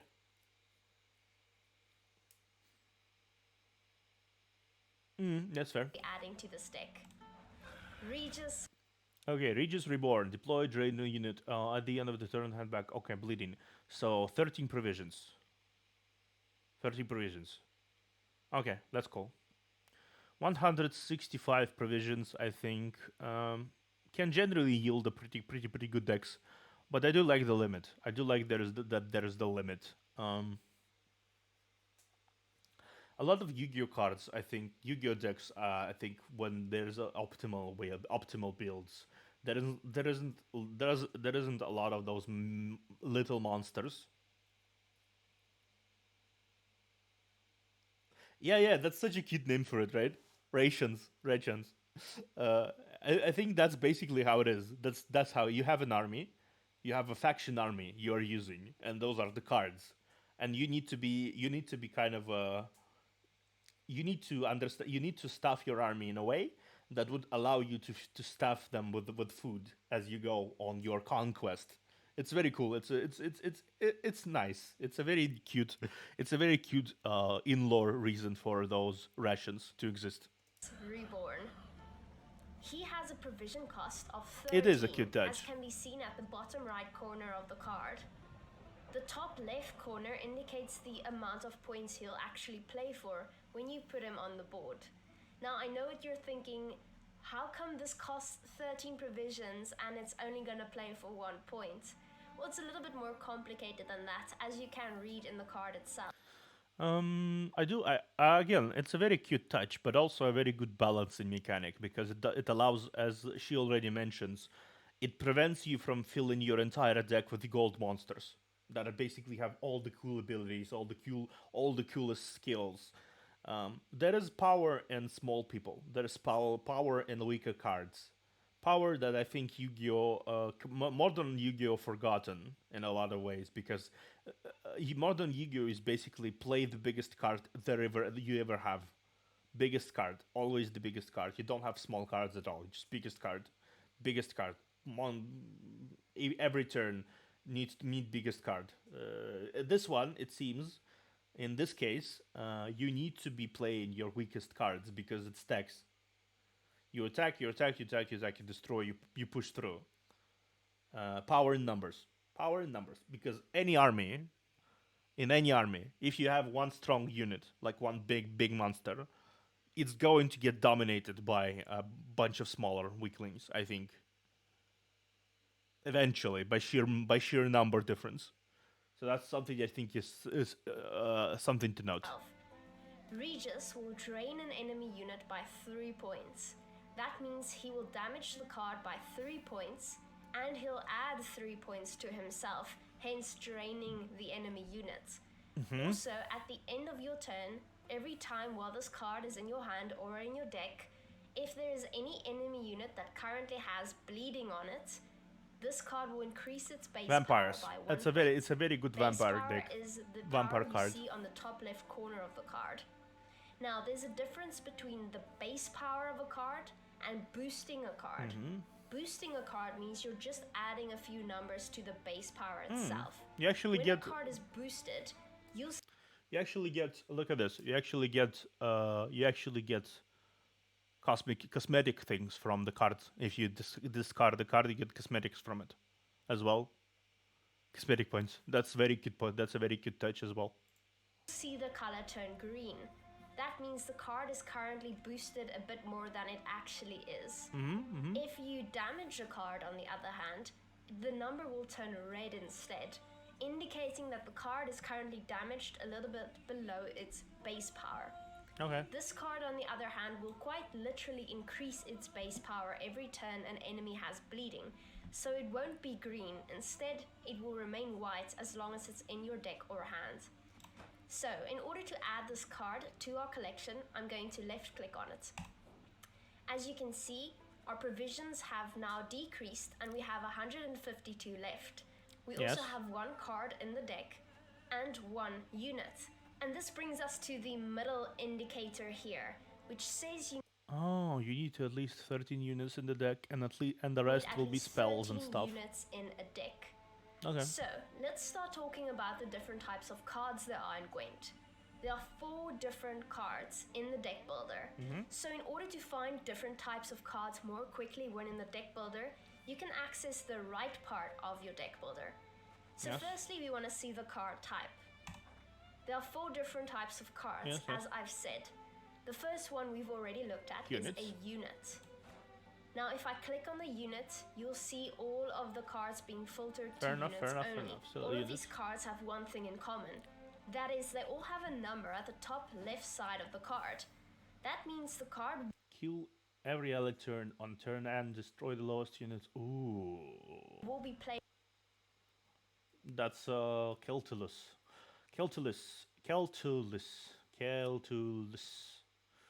That's a very advantage turning card. If you play it, it will very quickly clear the field. Onto the board, and it will remain there until it is killed. As you can see, this card has 9 points, and in order to kill it, you will have to reduce it to 0 points. The next type of card we Very tanky though, very tanky. have is a stratagem. Stratagem, The yes. stratagem is that card we spoke of earlier, and it's the one you start off with. Yeah. Those are the gold ones. I think. If you are a blue coin player and you're going first. This is the stratagem. So this is the. Yep, I think that is very cool, especially this addition of stratagems. Do that and you have a good solid deck. Yeah. Exactly. Look at this. Stratagems. I think she talked about it previously in basics. How it works. When you go first, you have an inherent disadvantage. So you can mill 3 times, but also you can play one of these. stratagems. You already noticed those. And each of them you can choose what stratagem you have for a deck before. You play only on turn one. It can be only played on turn one, and activated on turn one, which means you get a few more bonuses in order to maintain the response from the enemy, which is cool. I like that. This doesn't actually count as a card you add to your deck because it doesn't cost any provisions and it doesn't count as one of the 25 cards in your deck either. It's sort of an extra card you get because of the blue coin player's disadvantage. Currently, we already have one, and this is the one you'll start off with. It's called Tactical Advantage. Now remember, a stratagem starts on your side of the board if you're going first. You can only use it throughout round 1, and after that it will disappear in round 2. It has an order ability, meaning in order to use this card you have to click on it and use it on someone. Okay. This one will boost an allied unit by 5. Now the stratagem I normally add to this deck is this one. Crystal Skull. The Crystal Skull. Boost an allied unit by 4 and This is very similar to the Veil. Tactical Advantage. It also has an order ability, meaning you have to click on it to use it. It will boost an allied unit by 4 and also give it Veil. I assume Veil, from simple implication of the card activation. I think it's simple. It's very simple to understand. This is the stealth thing where you can't attack the card, I think. Now, Veil is just a fancy word to say Veil stats prevents the unit from getting other statuses. Interesting. that your opponent won't be able to add any statuses onto the card that has Veil. This means your opponent can't poison your card. Good ability. Good way to protect a card from both attacks by giving him a boost of 4, and also from card effects, which I assume we will get in a moment into card effects, whatever they are, maybe. Good thing. Good ability. They can't lock your card. They can't give your card bleeding. So I like this stratagem in this deck just a little bit more. You likely won't start off with this stratagem in any of your starter decks, and that's okay. Just keep an eye out for it when you're opening kegs, as this is definitely a stratagem you'd like. If you do have it, you can left click and you'll equip it, replacing the Tactical Advantage. Makes sense, yeah. Just remember, this card isn't crucial to the deck. It's just an extra card. If you don't have it, that's fine. You can still craft the rest of the deck. The next type of card we have is what we call an artifact. Now, an artifact is similar to a stratagem in the same way that it doesn't have a number at the top left corner of a card. But it does have provisions. That means when you place it on the board, the card itself won't be playing for points. But artifacts tend to make points in different ways. Summon a random 4 provision unit from your deck to left. Ooh. Oh, I like this. I do like this game. I do like this game. Example, From just basic information I'm seeing on my screen right now, I do like this game. I'm not exactly surprised this became so popular. you'll summon a random became 4 popular. provision unit from your deck to the left of the card, and after 3 turns, it will summon another random 4 provision unit. So the card itself generates points, but it doesn't actually play for points when you play it on the board. It will create points in a different way.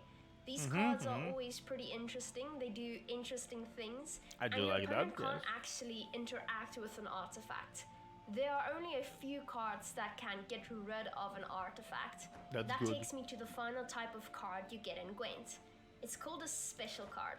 Special card. So a special card is also not like a unit because it doesn't have a number at the top left. Instead, it has a little flame.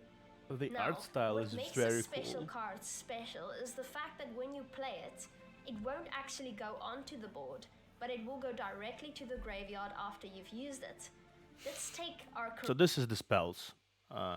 If we're going to compare, I think artifacts are traps, continuous traps or continuous spells, whatever, and specials are the spells.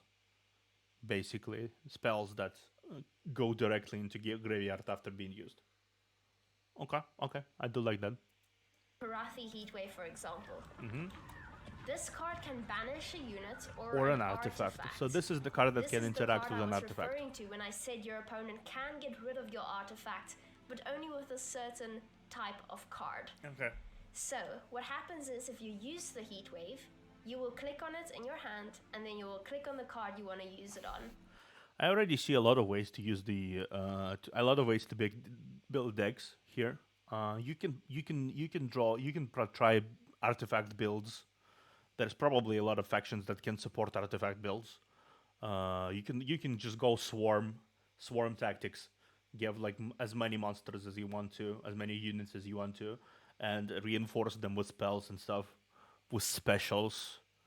I can see a lot of ways it can work out in interesting ways. After you've used it, it will go to your graveyard and itself won't play for points. This card you always use to interact with your board or other cards in a certain manner. Summon things, Alright, destroy let's take a things, look at the whatever. next unit we want to add to this deck. It's going to be our Unseen Elder. Vampire Now, deck. as you can see, this is also a very strong card, as it has 12 provisions. It also plays for 6 points when you put it on the board. So, deploy means the moment you play a card onto the board. So, when you deploy this card, it will give On full summon bleeding effects. to an enemy unit. At the end of all your turns, you will also give 2 bleeding to a random enemy unit without bleeding. This is This is therefore an so yeah. If you want to play a bleed, this card would be amazing in conjunction to the previous card, because that guy, gains player power points depending on how much bleeding there is, how much bleed there is on the field. It can drain, it can build.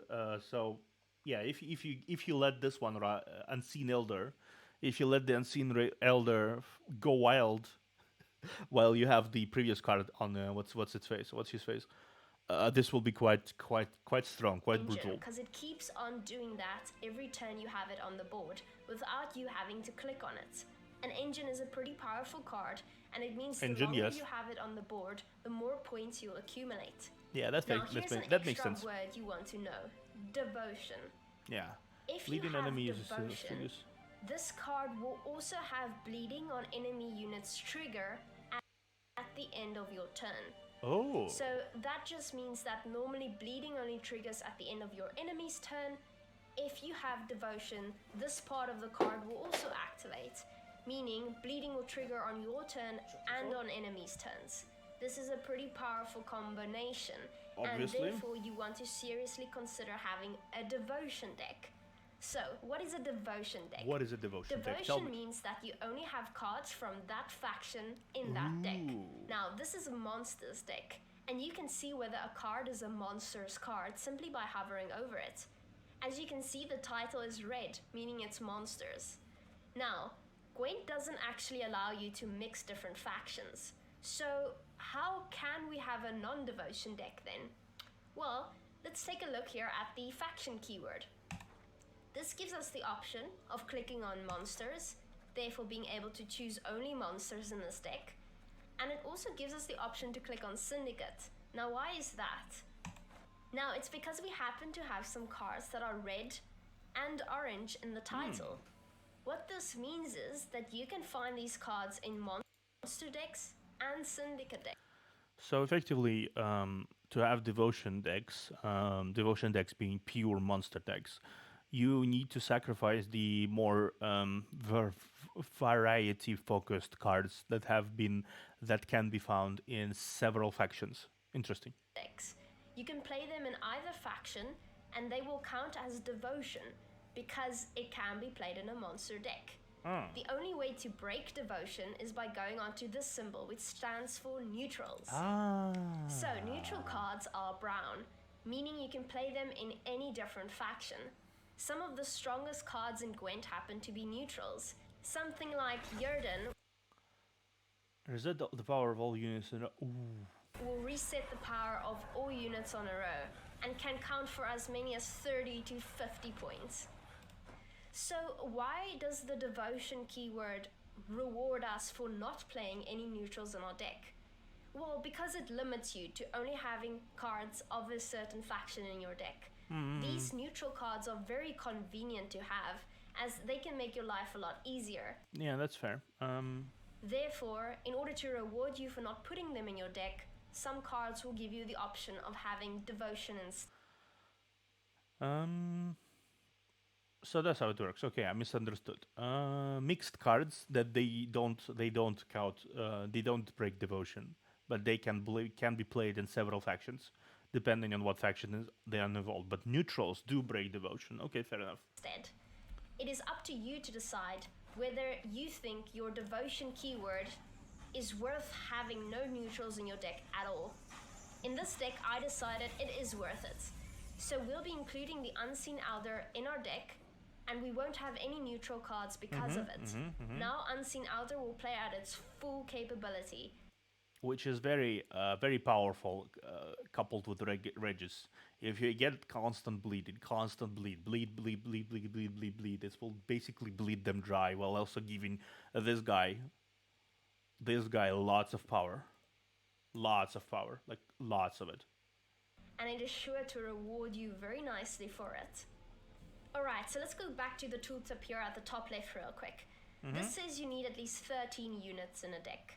Now that we know what units are, why do we need at least 13 of them? Well, that's because you can't really interact with special cards. Remember, they aren't being placed on the board. Instead, they will do something like destroy the enemy's lowest unit.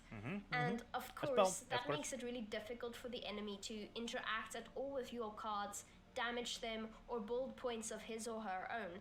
Because of that, Gwent purposely forces you to play at least 13 units in a deck so that you can't make a toxic, only special card deck.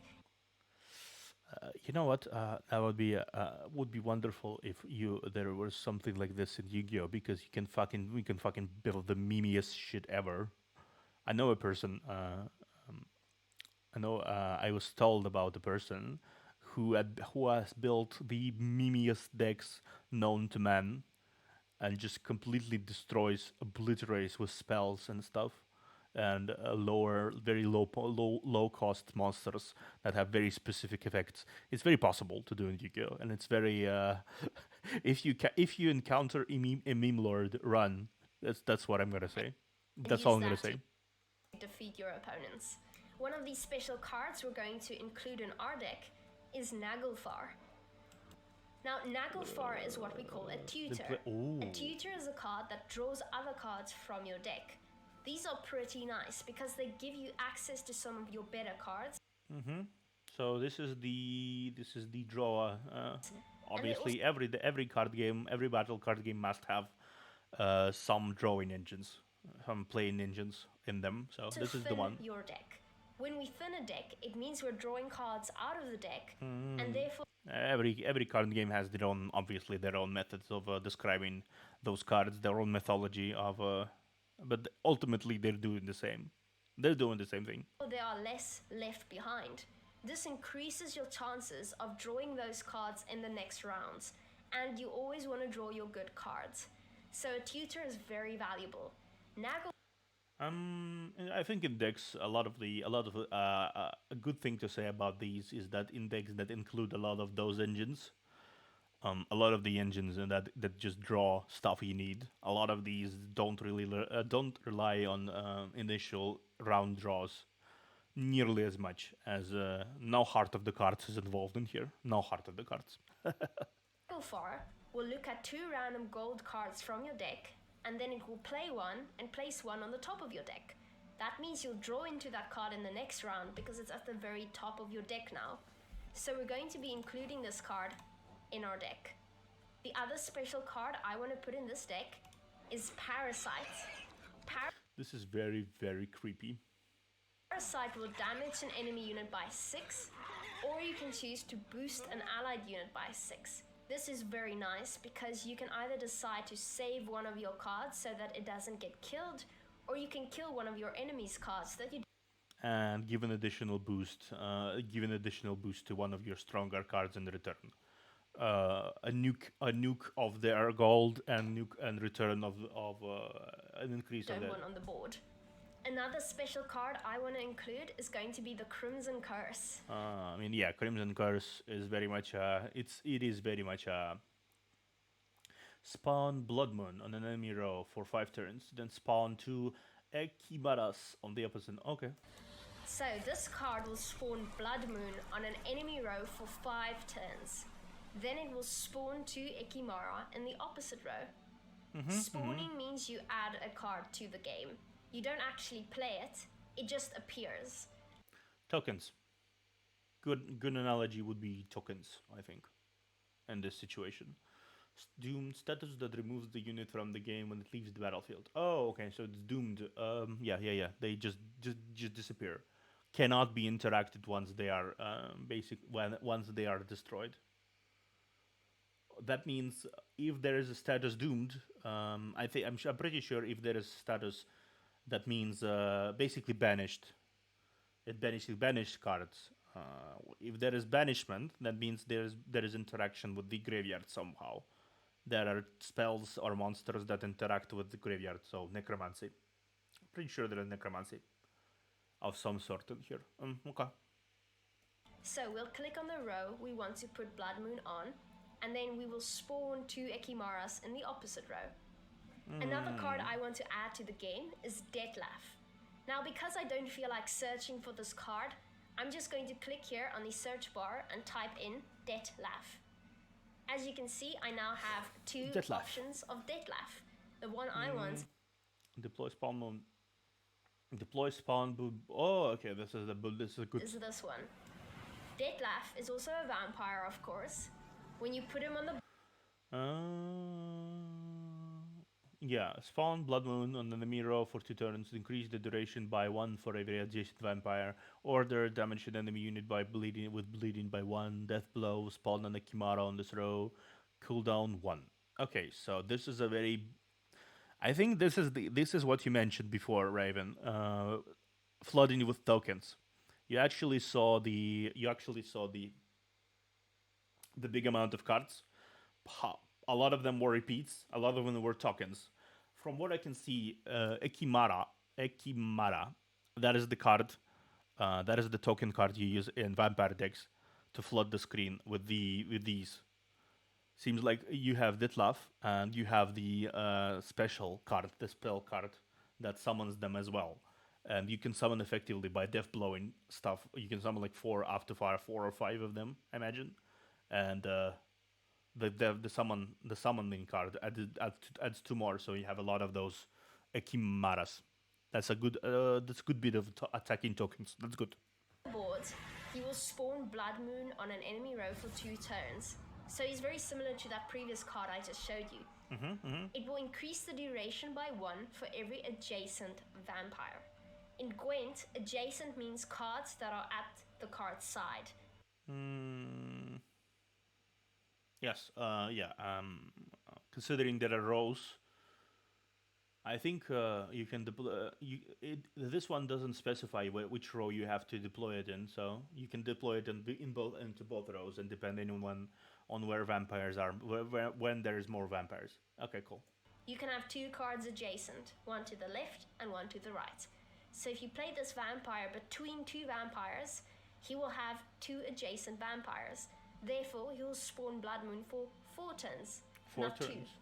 This card also has an order ability. And what is this?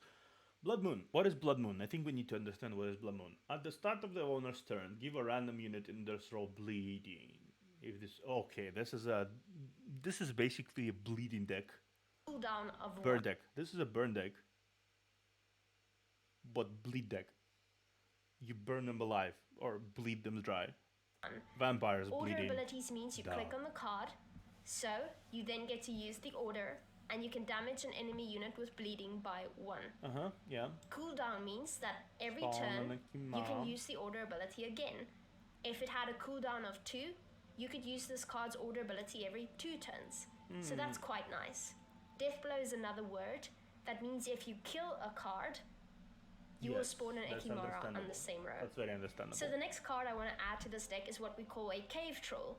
I know the Cave Troll costs 9 provisions. So in order to find it quicker, I'm going to click here on the 9. Okay. The 9 gives me access to all the 9 provision cards. And here's the Cave Troll. The Cave Defender. Okay. So Cave there is Troll a is a defender. def- Status that prevents the opponent from targeting other cards in this row.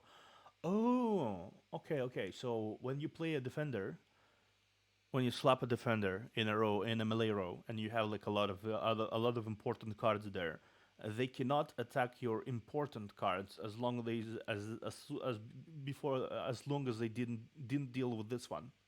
Good card to Defender. have. Now, defenders are awesome. Yeah. A defender protects your entire row. Once you play a defender in a row, your enemy can't damage any of your other cards directly by clicking on them. Yeah, that's very First, cool. they have to kill the defender, or they have to get rid of this little status by purifying the defender. So I'm going to add a defender to this deck to protect my other cards. Next, I have a Katakan. Katakan is also a vampire. Ekimara, It has obviously. an order Ekimara. ability, meaning if you click on it, it will spawn an Ekimira on this row. It also has what we call Zeal. Now, when you Ekimera. use an order ability, you can only use it after you've played the card. A turn after you've played the card, that is. Okay. So you can't immediately use an order ability when you put a card on the board. Zeal, on the other hand, allows you to use it immediately. So So Zeal essentially means when you place a Katakan, on the ground, so Zeal order, so it's immediately. You immediately spawn.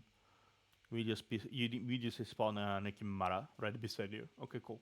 that when I place the Katakan on the board, I will immediately be able to click on it and use its order ability. Okay. This card also has a cooldown of 4, meaning after 4 turns, I can use its order ability again. Now, here it says reduce the cooldown by 1 whenever bleeding is applied to an enemy unit. Okay. This means that whenever I put bleeding on an enemy unit, the cooldown will go down a number, meaning I have to wait less turns before I can use it again. There is so much opportunity here to fucking flood the deck, flood the gates with these Chimeras. From all the cards so far, almost all of them, like half of them basically, all of the units have been here in order to summon these doomed units, doom tokens, a lot of the token play. This is a pretty awesome card, and I'm therefore going to add it to the deck. Already you can see that we're quickly running out of provisions. We only have 7 cards in this deck so far, meaning we still need 18, yet we only have 97 provisions left. Not yet. This is where we have to start thinking wisely. We can't just add the best cards into our deck, or else nobody would play the worst cards. If you click here on the color, you can see the most basic differentiation between good and bad cards. Gold First, you and have normal. gold cards. Gold cards are normally going to be your better cards. Bronze cards are much cheaper than gold cards. Yeah, much As cheaper. you can see, the most costly bronze cards here in Monsters is 6 5. provision bronze cards. Okay. The 6 provision bronze card plays for 4 points. We also have bronze cards going all the way down here to the cheapest bronze card we know, which is 4 provisions. So, in order to make sure that I can actually fit 25 cards into this deck for my remaining amount of provisions, I'm going to start adding some cheap bronzes to the deck. Now, remember, these cards aren't always horrible. If you use your brain, you can make them worth a lot. Use your brain, You just have to make sure they synergize with your deck and they do what you want them to do. Yes, Now, the obviously. first bronze card I'm going to add to this deck is a 4 provision Bruxa. Bruxa. Now, you might recognize this familiar face from Season 2 of The Witcher, Episode 1, where she lived with Nivellen.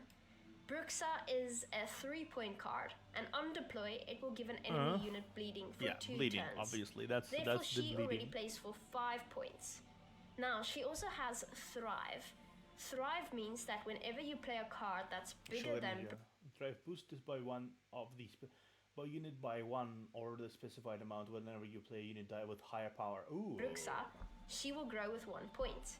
So, if you play a card that's 4 points, Bruxa will grow with a point. If you play a card that's worth 5 points, she'll grow with another point. So, if you play this card early on in round 1, she will play for far more points than just 5. Of course. I'm therefore going to add A very 2 rampy Bruxas card. to this deck. A very rampy Now, card. remember, gold cards are quite valuable, and therefore you can only add 1 copy of them to your deck. Bronze cards, on the other hand, can have 2 copies in the deck. 2 copies. So keep that in mind. Okay, maximum Another of 2 card copies. I want to add is Plumard. I mean, considering. Plummet will give an enemy unit. Let me pause this. Considering honestly the general amount of cards in a deck when presented with stuff, with the general amount of cards in a deck, I think it's very fair that you can only maximum do even the cheapest cards you can do maximum two, and one of the gold deck, because you don't really need a lot of cards. You need like only 25, which is considerably less than any other TCG I think I've played before. It's bleeding for 2 turns. But if it's bonded, it will give an enemy Bonded. unit bleeding for What is 4 bonded? Triggers this ability if you control a copy of this card. turns. Ooh. Bonded means that you already have a Plumard on the board.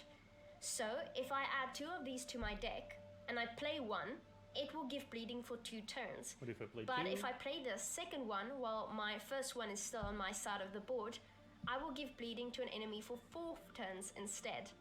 As you can see, there's a lot more going on in these bronze cards. Gold cards are often quite straightforward, but with bronzes, you can play them all together in such a way that they accumulate a massive amount of points. Yeah. So I'm going to add 2 Plumards to the deck.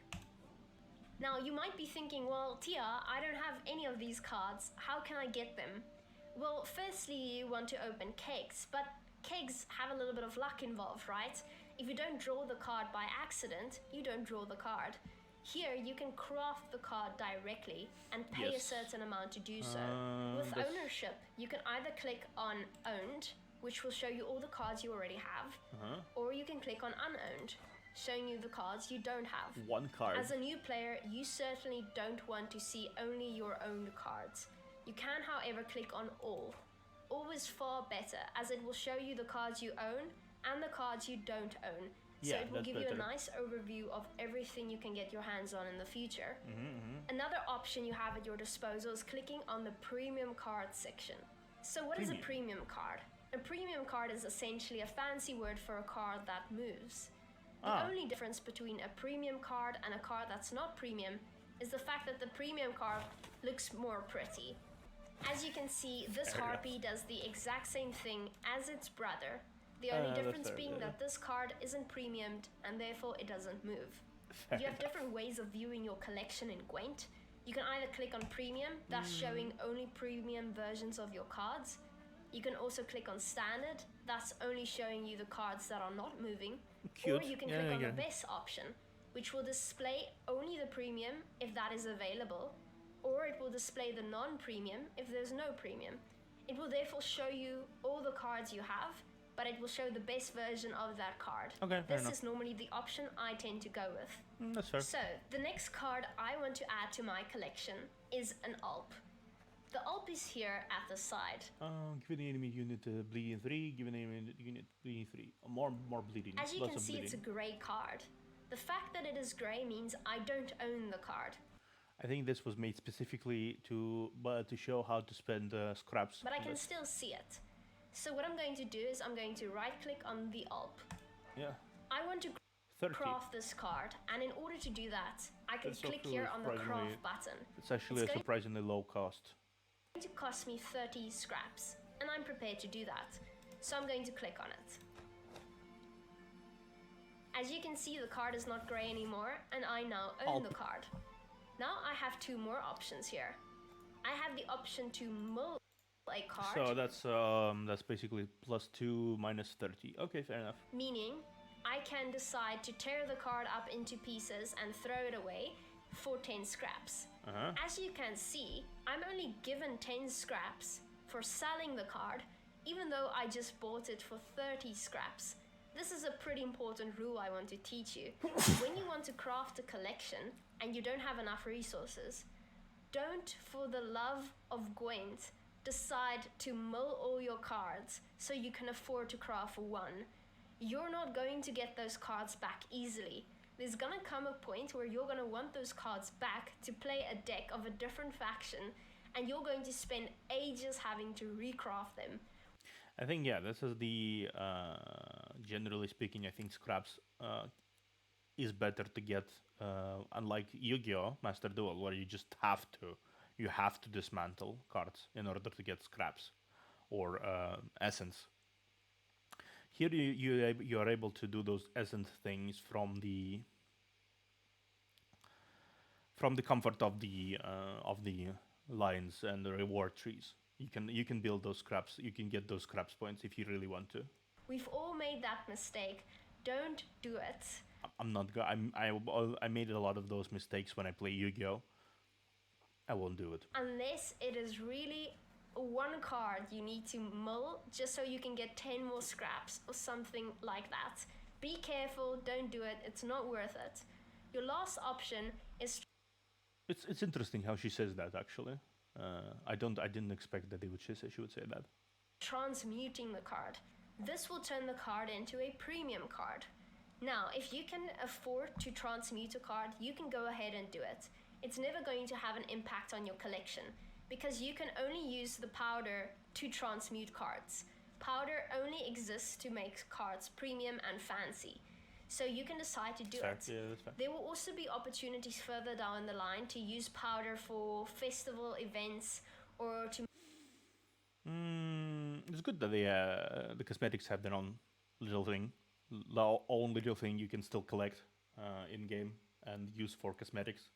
That's it's just a side activity, I think. Premium cards. I think premium cards is more of a prestige thing. Prestige marker. The more cards you have, those the more likely you have played a lot. That's so you have a lot of those powder thing. Fuck me. Maybe buy a board or cosmetics. So keep that in mind. Boards, you have to save up stuffs. your powder for things you like to spend it on, but it's never crucial. So I want my card to gameplay versus cosmetics. I think a lot of the from what I can understand, a lot of the influx of monetary stuff comes into this game from cosmetics. So I assume you get either powder from cosmetic purchases or either direct cosmetic purchases. to move. I'm going to click on transmute.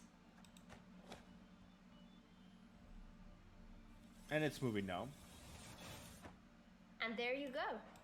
We now have an ult that is moving and she's making beautiful noise.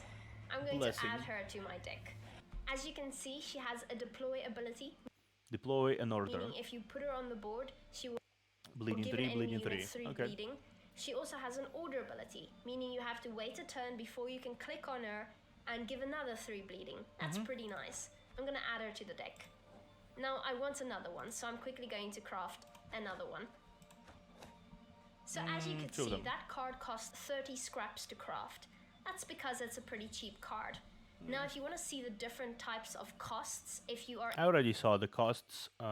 Golden ones, the big ones, cost 200 or something like that. 200 scraps around this. But then again, you don't really need to more than one of these, like one copy of each of these. Effectively, if you have a few cards, you need to. If you have one card, you need to have one of them, and you need bleed from the nose. Need one gold to complete your synergy. I think it's fair to spare 200 scraps. Ever in a keg and have to decide which cards are worth far more, you can go here onto crafting cost. There are 4 different types of crafting costs. The first type of card you can craft is the one we just did. It's called a common card. Now, a common card just 30. costs 30 scraps to craft and 30 powder to transmute. The next type is a blue one if it shows up in a keg, and it's a rare card. A rare card costs 80 scraps to craft and 80 powder to transmute. Fair enough. The next type of card is an epic card. An epic card is going to appear as purple if you draw it in a keg. It costs white, blue, purple, gold. Okay. 200 scraps to craft and 200 powder to make it And legendary. move. Let me guess. It's always going to be a gold card, as you can see by the outer edges of the card always itself. going to be a gold card. And then we have the last card, Legendary. the most expensive card. And if you ever draw one of these in a keg, you can break open a bottle of champagne and have a glass on me, because it is a legendary. It's 800 scraps and it costs 800 powder to transmute. Here's an example of a legendary card. It is 14 provisions to this one, meaning... So these are the big deck big deck setters, I think. These are the legendary cards that you need to put as a centerpiece of your collection. It's exceptionally powerful. keep in mind, if I want to mill this card, I'm only going to get 200 scraps and 200 powder, which is an awful trade. No, it's not worth it. Legendaries are game changers. Never. From what I can understand, scrapping them is just a travesty. Now, as a Just a beginner, fucking you might travesty. think this is wonderful because you'll never need this card. Well, you No, might no, need no, this no, no, card. no, no. Don't do it. It's not No, no, worth no, no, it. no, no, I no. swear. Please believe me. The last filter option we have when we are looking at cards. I already understand from one thing, for one thing and one thing only. There is many other avenues in this game to actually get cards. Many other avenues in this game to get cards outside of milling your own cards, which means milling your own cards becomes much less of a priority, and becomes much more of a liability. There is a sure there's a scenario in which you want to build like one deck. You want to play one deck and one deck only, just one deck, one faction, whatever. You don't want to play any other deck whatsoever. You want to be you want to just focus your entire thing on this one thing, just one thing alone, only this one thing, never nothing else. But there is a big but. Variety in card games is one of the funnest thing ever, and if you choose to choose you to lock yourself into one deck, you're probably not be able to understand the game completely. That's just my opinion. I play several decks in very game. In every game I try to play, every several decks. I need several decks, several main decks I want to use, like 3 or 4, depending on how hard it is to actually craft the decks in question. In Yu-Gi-Oh, I use tunes, I use fluffles, and I use cubics. In Legends of Runeterra, so far, I use Jinx Z. I use what did I use else? Something else. I don't remember the specific decks, but I use three. Oh, 2 so far, from what I understood. But if I'm going to be continue playing this game, I'm going to be using 3. It's a definitely good advice. Do not discard cards easily. If you can afford to get them through other means, get them through other means. Do not discard your cards. Are the different sets of cards. Now, these are just sets that came out over the years in different sort of expansions. Here, for example, we have Crimson Curse, which was very much vampire orientated. If I click on Novigrad, I'm going to find the only syndicate card in this faction. Then I can click on cards like the Thronebreaker sets of cards, the Merchants of Ophir, or even just base set cards, which are cards included in the base. Actually, let me just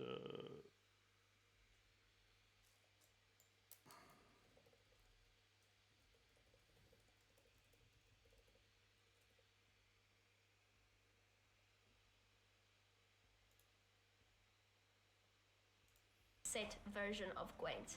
The only reason you'd ever want to look at these is because certain kegs in the shop are labeled as certain expansion kegs. If you really want a good shot at getting a vampire card, for example, which you'll need for a deck like the one I'm making, you want to click on Crimson Curse. That's fair. That's specific. And then you can go into the shop and open a Crimson Curse keg. Yeah, The whatever. chances are thus better to get a card like Crimson Curse or Oriana.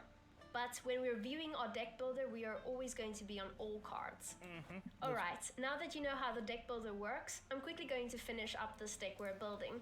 So next up, I want to add Oriana to this deck. Deploy an enemy unit bleeding with a duration equal to the number of ally vampires. Okay, so this is the card you play when you have tons of stuff. Ranged every ally turn, 1 turn, and boosts self by the number of bleeding enemy units. Oriana is a vampire. When you deploy her, she will give an enemy unit bleeding with a duration equal to the number of vampires on your side of the board. It's a very good card to play at the end of it. So, if you have 5 vampires on your side of the board, she will give an enemy unit bleeding for 5 turns. Now, you need to place Oriana on the range row. This is the back row. This is the first card I think I saw that requires you to place them on a certain range. Allied turn, which is your turn, at the end of your turn, she will boost herself by the number of bleeding enemy units. So if you have a good bleed set up, like 4 units enemy build bleeding, that's already 9 points total. That's all enemies that have the bleeding symbol on them at that moment. This is a very strong engine, and the longer you have her on the board, the longer she's going to give you points. So I'm going to add her to the deck. Next up is Queen of the Night. Queen of the Night is going to be another vampire. Melee build, okay. When you play her on the And she's purify unit. That's what he's speaking about. When deployed and ranged, this one can basically cleanse a guard, destroy a guard, so you can effectively do a thing you wanted to do and destroy an important card on the enemy field that was before protected by a guard token. melee row, she will give bleeding to an enemy unit. If you play her on the range row, she will instead purify a unit. Interesting. Remember, we talked about purifies. Let's say you want to get past a defender. You're going to want to purify that defender and get rid of its status. Or destroy it. So having something like Queen of the Night is a very nice card that gives you 2 different options of use. Next, I'm going to add Gale. Gale has to be played on the melee row in order to work. He will damage an enemy unit by 1. But if the enemy unit is bleeding, he will instead deal 3 damage. So if you have it's a good finisher, I think, because if you have a big card that was damaged prior by the attack of enemy unit, it had a damage prior, and you have the big base card has 3 damage, and is bleeding. 3 units, 3 power remaining, it's bleeding. You can do this and snipe it, Gale, and snipe it. And Gale gets a lot of base power level added to him as well. Now he also has the death blow ability here, meaning if you kill the enemy by damaging it by 1 or 3, this card will boost itself by the destroyed unit's base power. That's a good thing. Now we talked about this. The base power is here at the top left. It is what you see in the deck builder, not what you see if the card is either green or red, meaning boosted or damaged. You can always right-click on a card while it's on the board to see its actual base power here at the top left corner. So I'm going to add Gale to my deck. Next, I'm going to add 2 Fleerders to this deck. 1 bleeding is applied to enemy unit, boosts self by an amount of applied. Ooh, there's a lot. This is bleeding decks seem to function a lot on a lot of basically draining the enemy units of their vitality and transferring them to their own units, while also continuously doing so, depending on continuously boosting themselves, depending on how much bleeding is happening on the field. With the blood moon, the bleeding is always going to happen. Blood moon is always going to get bleeding, so they will always get bonuses, and they will always grow, and it's a ramp. It's a ramp victory of unending of massive proportions if they are allowed to run amok. I see. If bleeding is applied to an enemy unit, this card will boost itself by the amount applied. So if I give an enemy unit 3 bleeding, Fleerder is going to get 3 points. This card has a counter of 1, and it will refresh the counter at the beginning of your turn, meaning it will only do what it does once every turn. So if you add 3 different bleedings to 3 enemy units, you will only get 1 of those with Fleerder, as you can only get it once a turn. Okay, I'm going so to 2 add cards. 2 of these to my current deck. 2 cards. Next, I'm going Wild Hunt Rider. Ooh, Wild Hunt Rider. Wild Hunt Rider. Deploy Dominance. Summon Dominance. Trigger this ability if you control the highest unit in the battlefield. Oh, Dominance. All copies of this unit from your deck to this row. Oh. going to add another thinning card. Ramp. So we Ramp. That's a ramp. That is such a ramp deck. That is such a ramp deck. So if you have like 2 of them, you summon 1, and when you ramp enough of your enemy units, you control the highest unit on the field, you summon another one. We already have Naglfar, which is a tutor, and this is just a very nice thinning card to have in your deck. Yeah, you have another one. A thinning card means it's going to draw out a card from your deck, thereby decreasing the amount of cards that is currently in your deck and increasing your chances of drawing your gold cards later on. Yes. So, This, on deploy, will summon all copies of this unit from your deck to this row. Obviously. Remember, we can only have 2 copies, so if you play this one, it will draw out the other one. Now, this only works if the card has dominance. Card dominance if you control the highest unit on the battlefield. So highest point value. If you allowed one of your ramp units to play out their effects, drain the opponent's units quite a lot. I think that is when you should play Wild Hunt Rider. When you allowed your enemies to kind of ramp, allowed yourself to ramp a little off their enemy. Dominance means that you have the biggest card on your side of the board. So if you have a 14-point card and your opponent has a 6-point card being his or her highest, you are going to have dominance. If both of you have 14-point cards, you both have dominance, believe it or not. Both have dominance, yes. So this card only works if you have the biggest card on your side of the board. This is pretty easy to do, so do not fret. You'll quickly figure it out. So I'm going to be adding 2 of these cards to my deck. Now, as you can see, we already have 18 units in this deck. So we can keep on adding units, but we don't have to add units if we don't want to. So 20 also, cards. We have 28 provisions left, which isn't a lot. And we still have to add 5 cards to our deck. So now we have to start choosing more carefully. There's there's a lot of ways you can play this around, even though like playing with the very, very, very short even if you play with the very short cards that cost very little, you can actually game it pretty well. As we can only fit so many cards.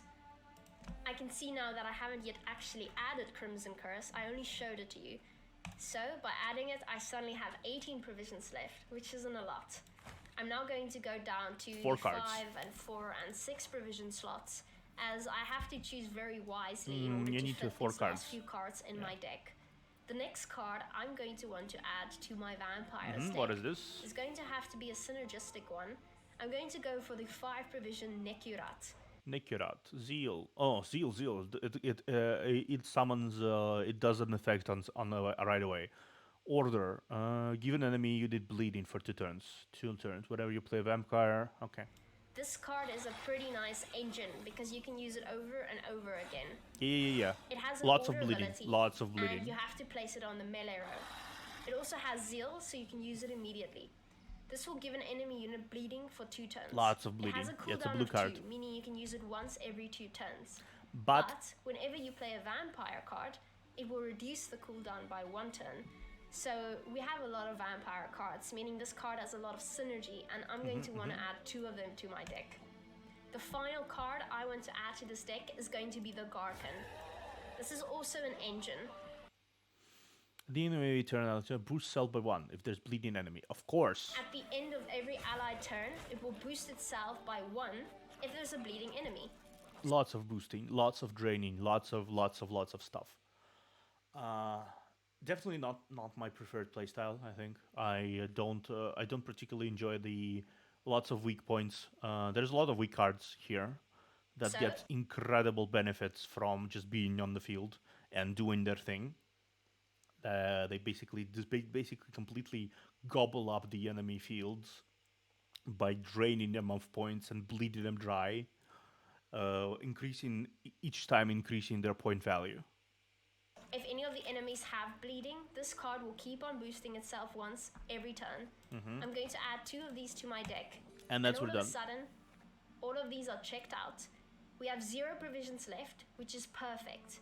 If I were to, let's say, replace one of my bad cards for an expensive card, all of a sudden, we can't play with this deck. You won't be allowed to play it when you want to go into a match. As you can see, there's a little red cross here. Because you used 8 too many provisions. Yes, so I'm going we know. to get rid of a Neuromancer real quick, and I'm going to add the Alp back into my deck. Math is good. Okay, that's perfect. Now you also never want any provisions left over. I think leftover resources means you wasted some of them unnecessarily, which means there is a lot of wasted potential in the synergy, and lots of wasted potential in the deck itself. Which will come to bite you in the ass very quickly. because that means you could have better cards in your deck and you haven't used all of your provisions. As a beginner, you might encounter this problem a little bit more times than others because you might not have that many good cards yet. If need to, you can always add some of the good cards you have if you don't yet have all of the cards I've added here.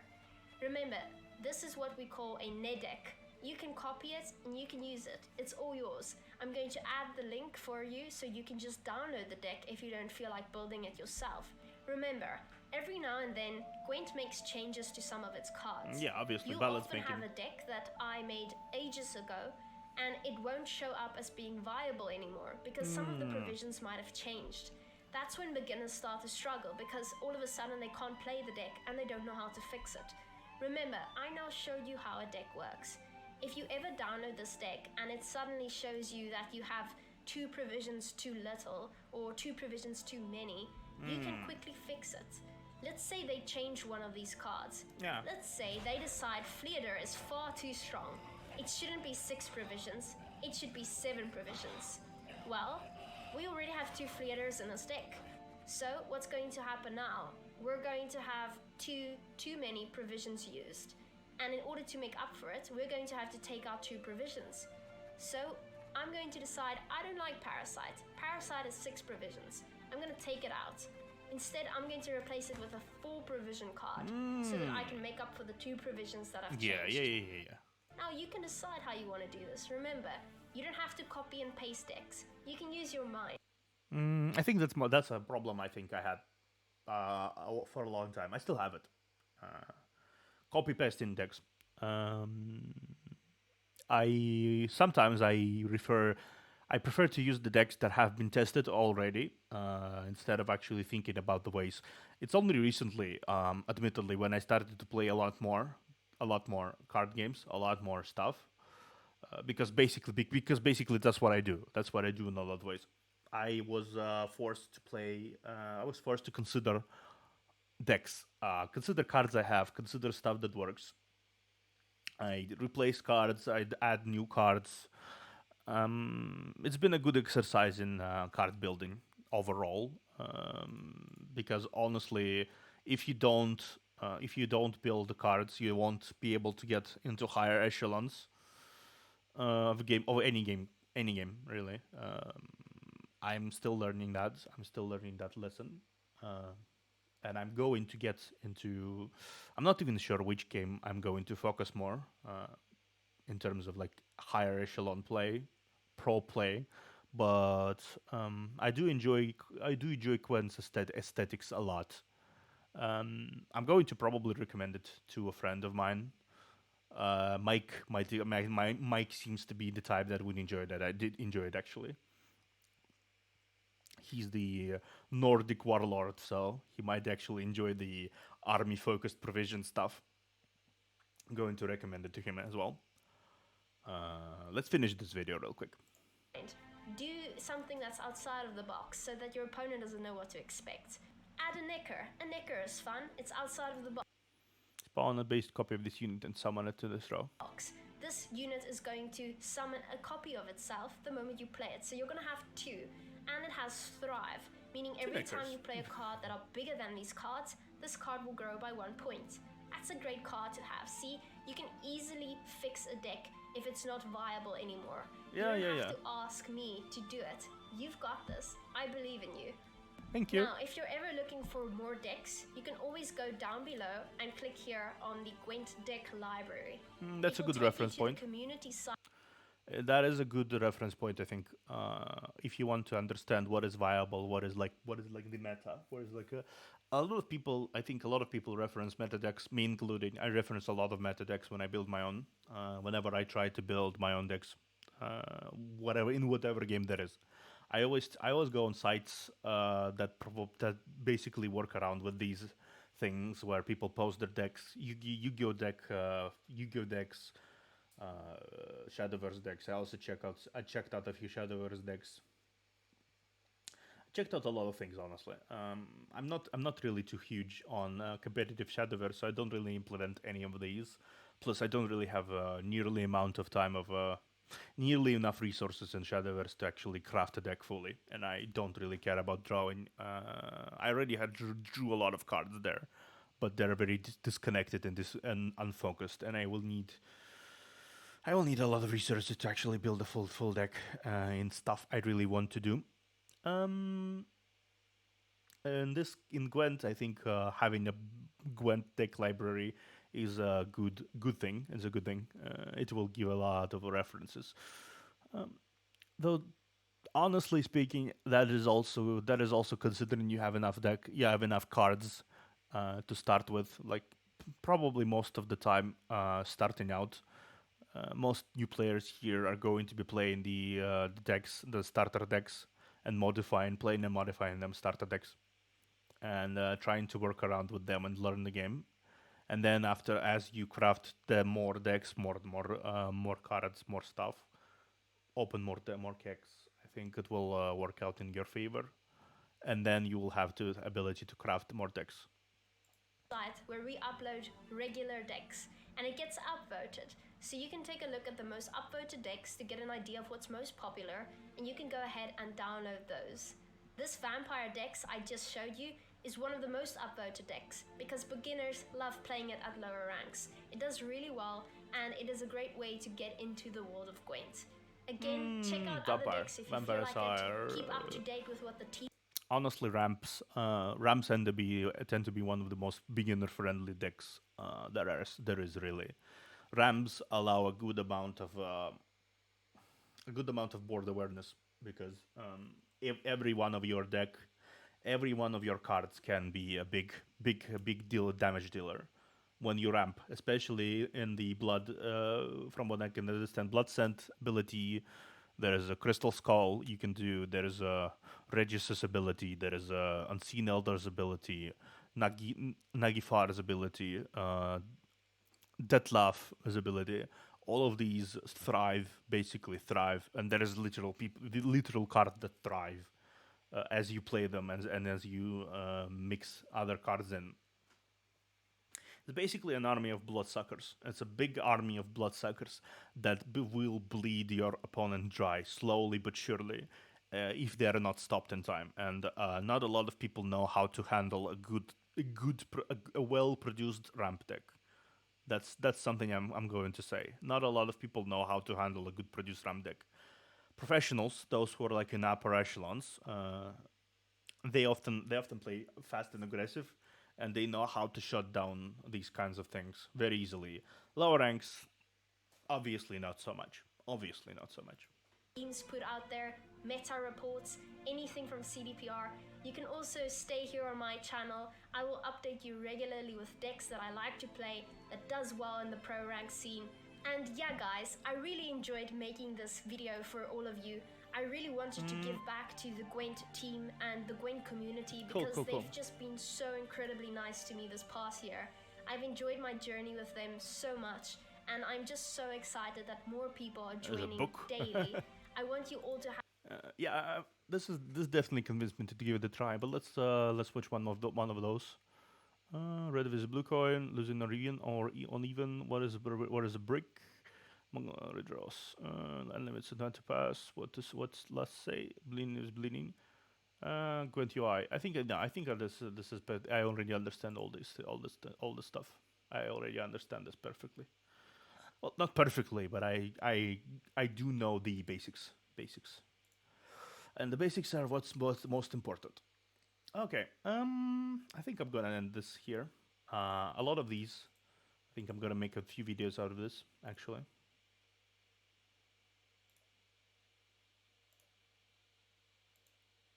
Fuck me. What is this? I'm gonna make a few videos out of this.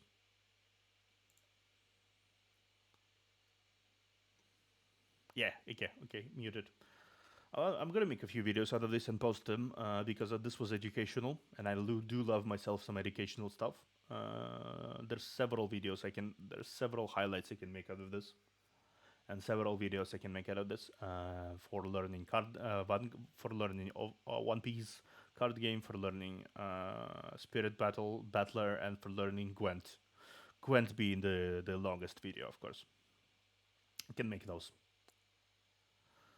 All right. So, what is this raid channel? We're gonna raid someone right now because we're gonna raid someone right now. We're gonna raid someone right now. Who are we gonna raid right now?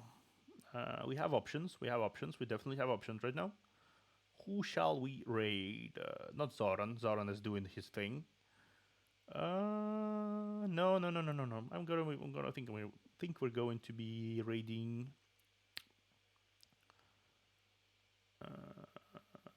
Omni. Omni is a friend. Omni is a friend. Omni. We're gonna be Omni. Omnibus. He's a good friend. I think he's. Come say hi to him if you like. I am tired. My voice is completely dead right now. But we learned a lot of things, and I might actually start playing Gwent next week. I'm going to be introducing myself to this game next week. This has been very enlightening so far, honestly.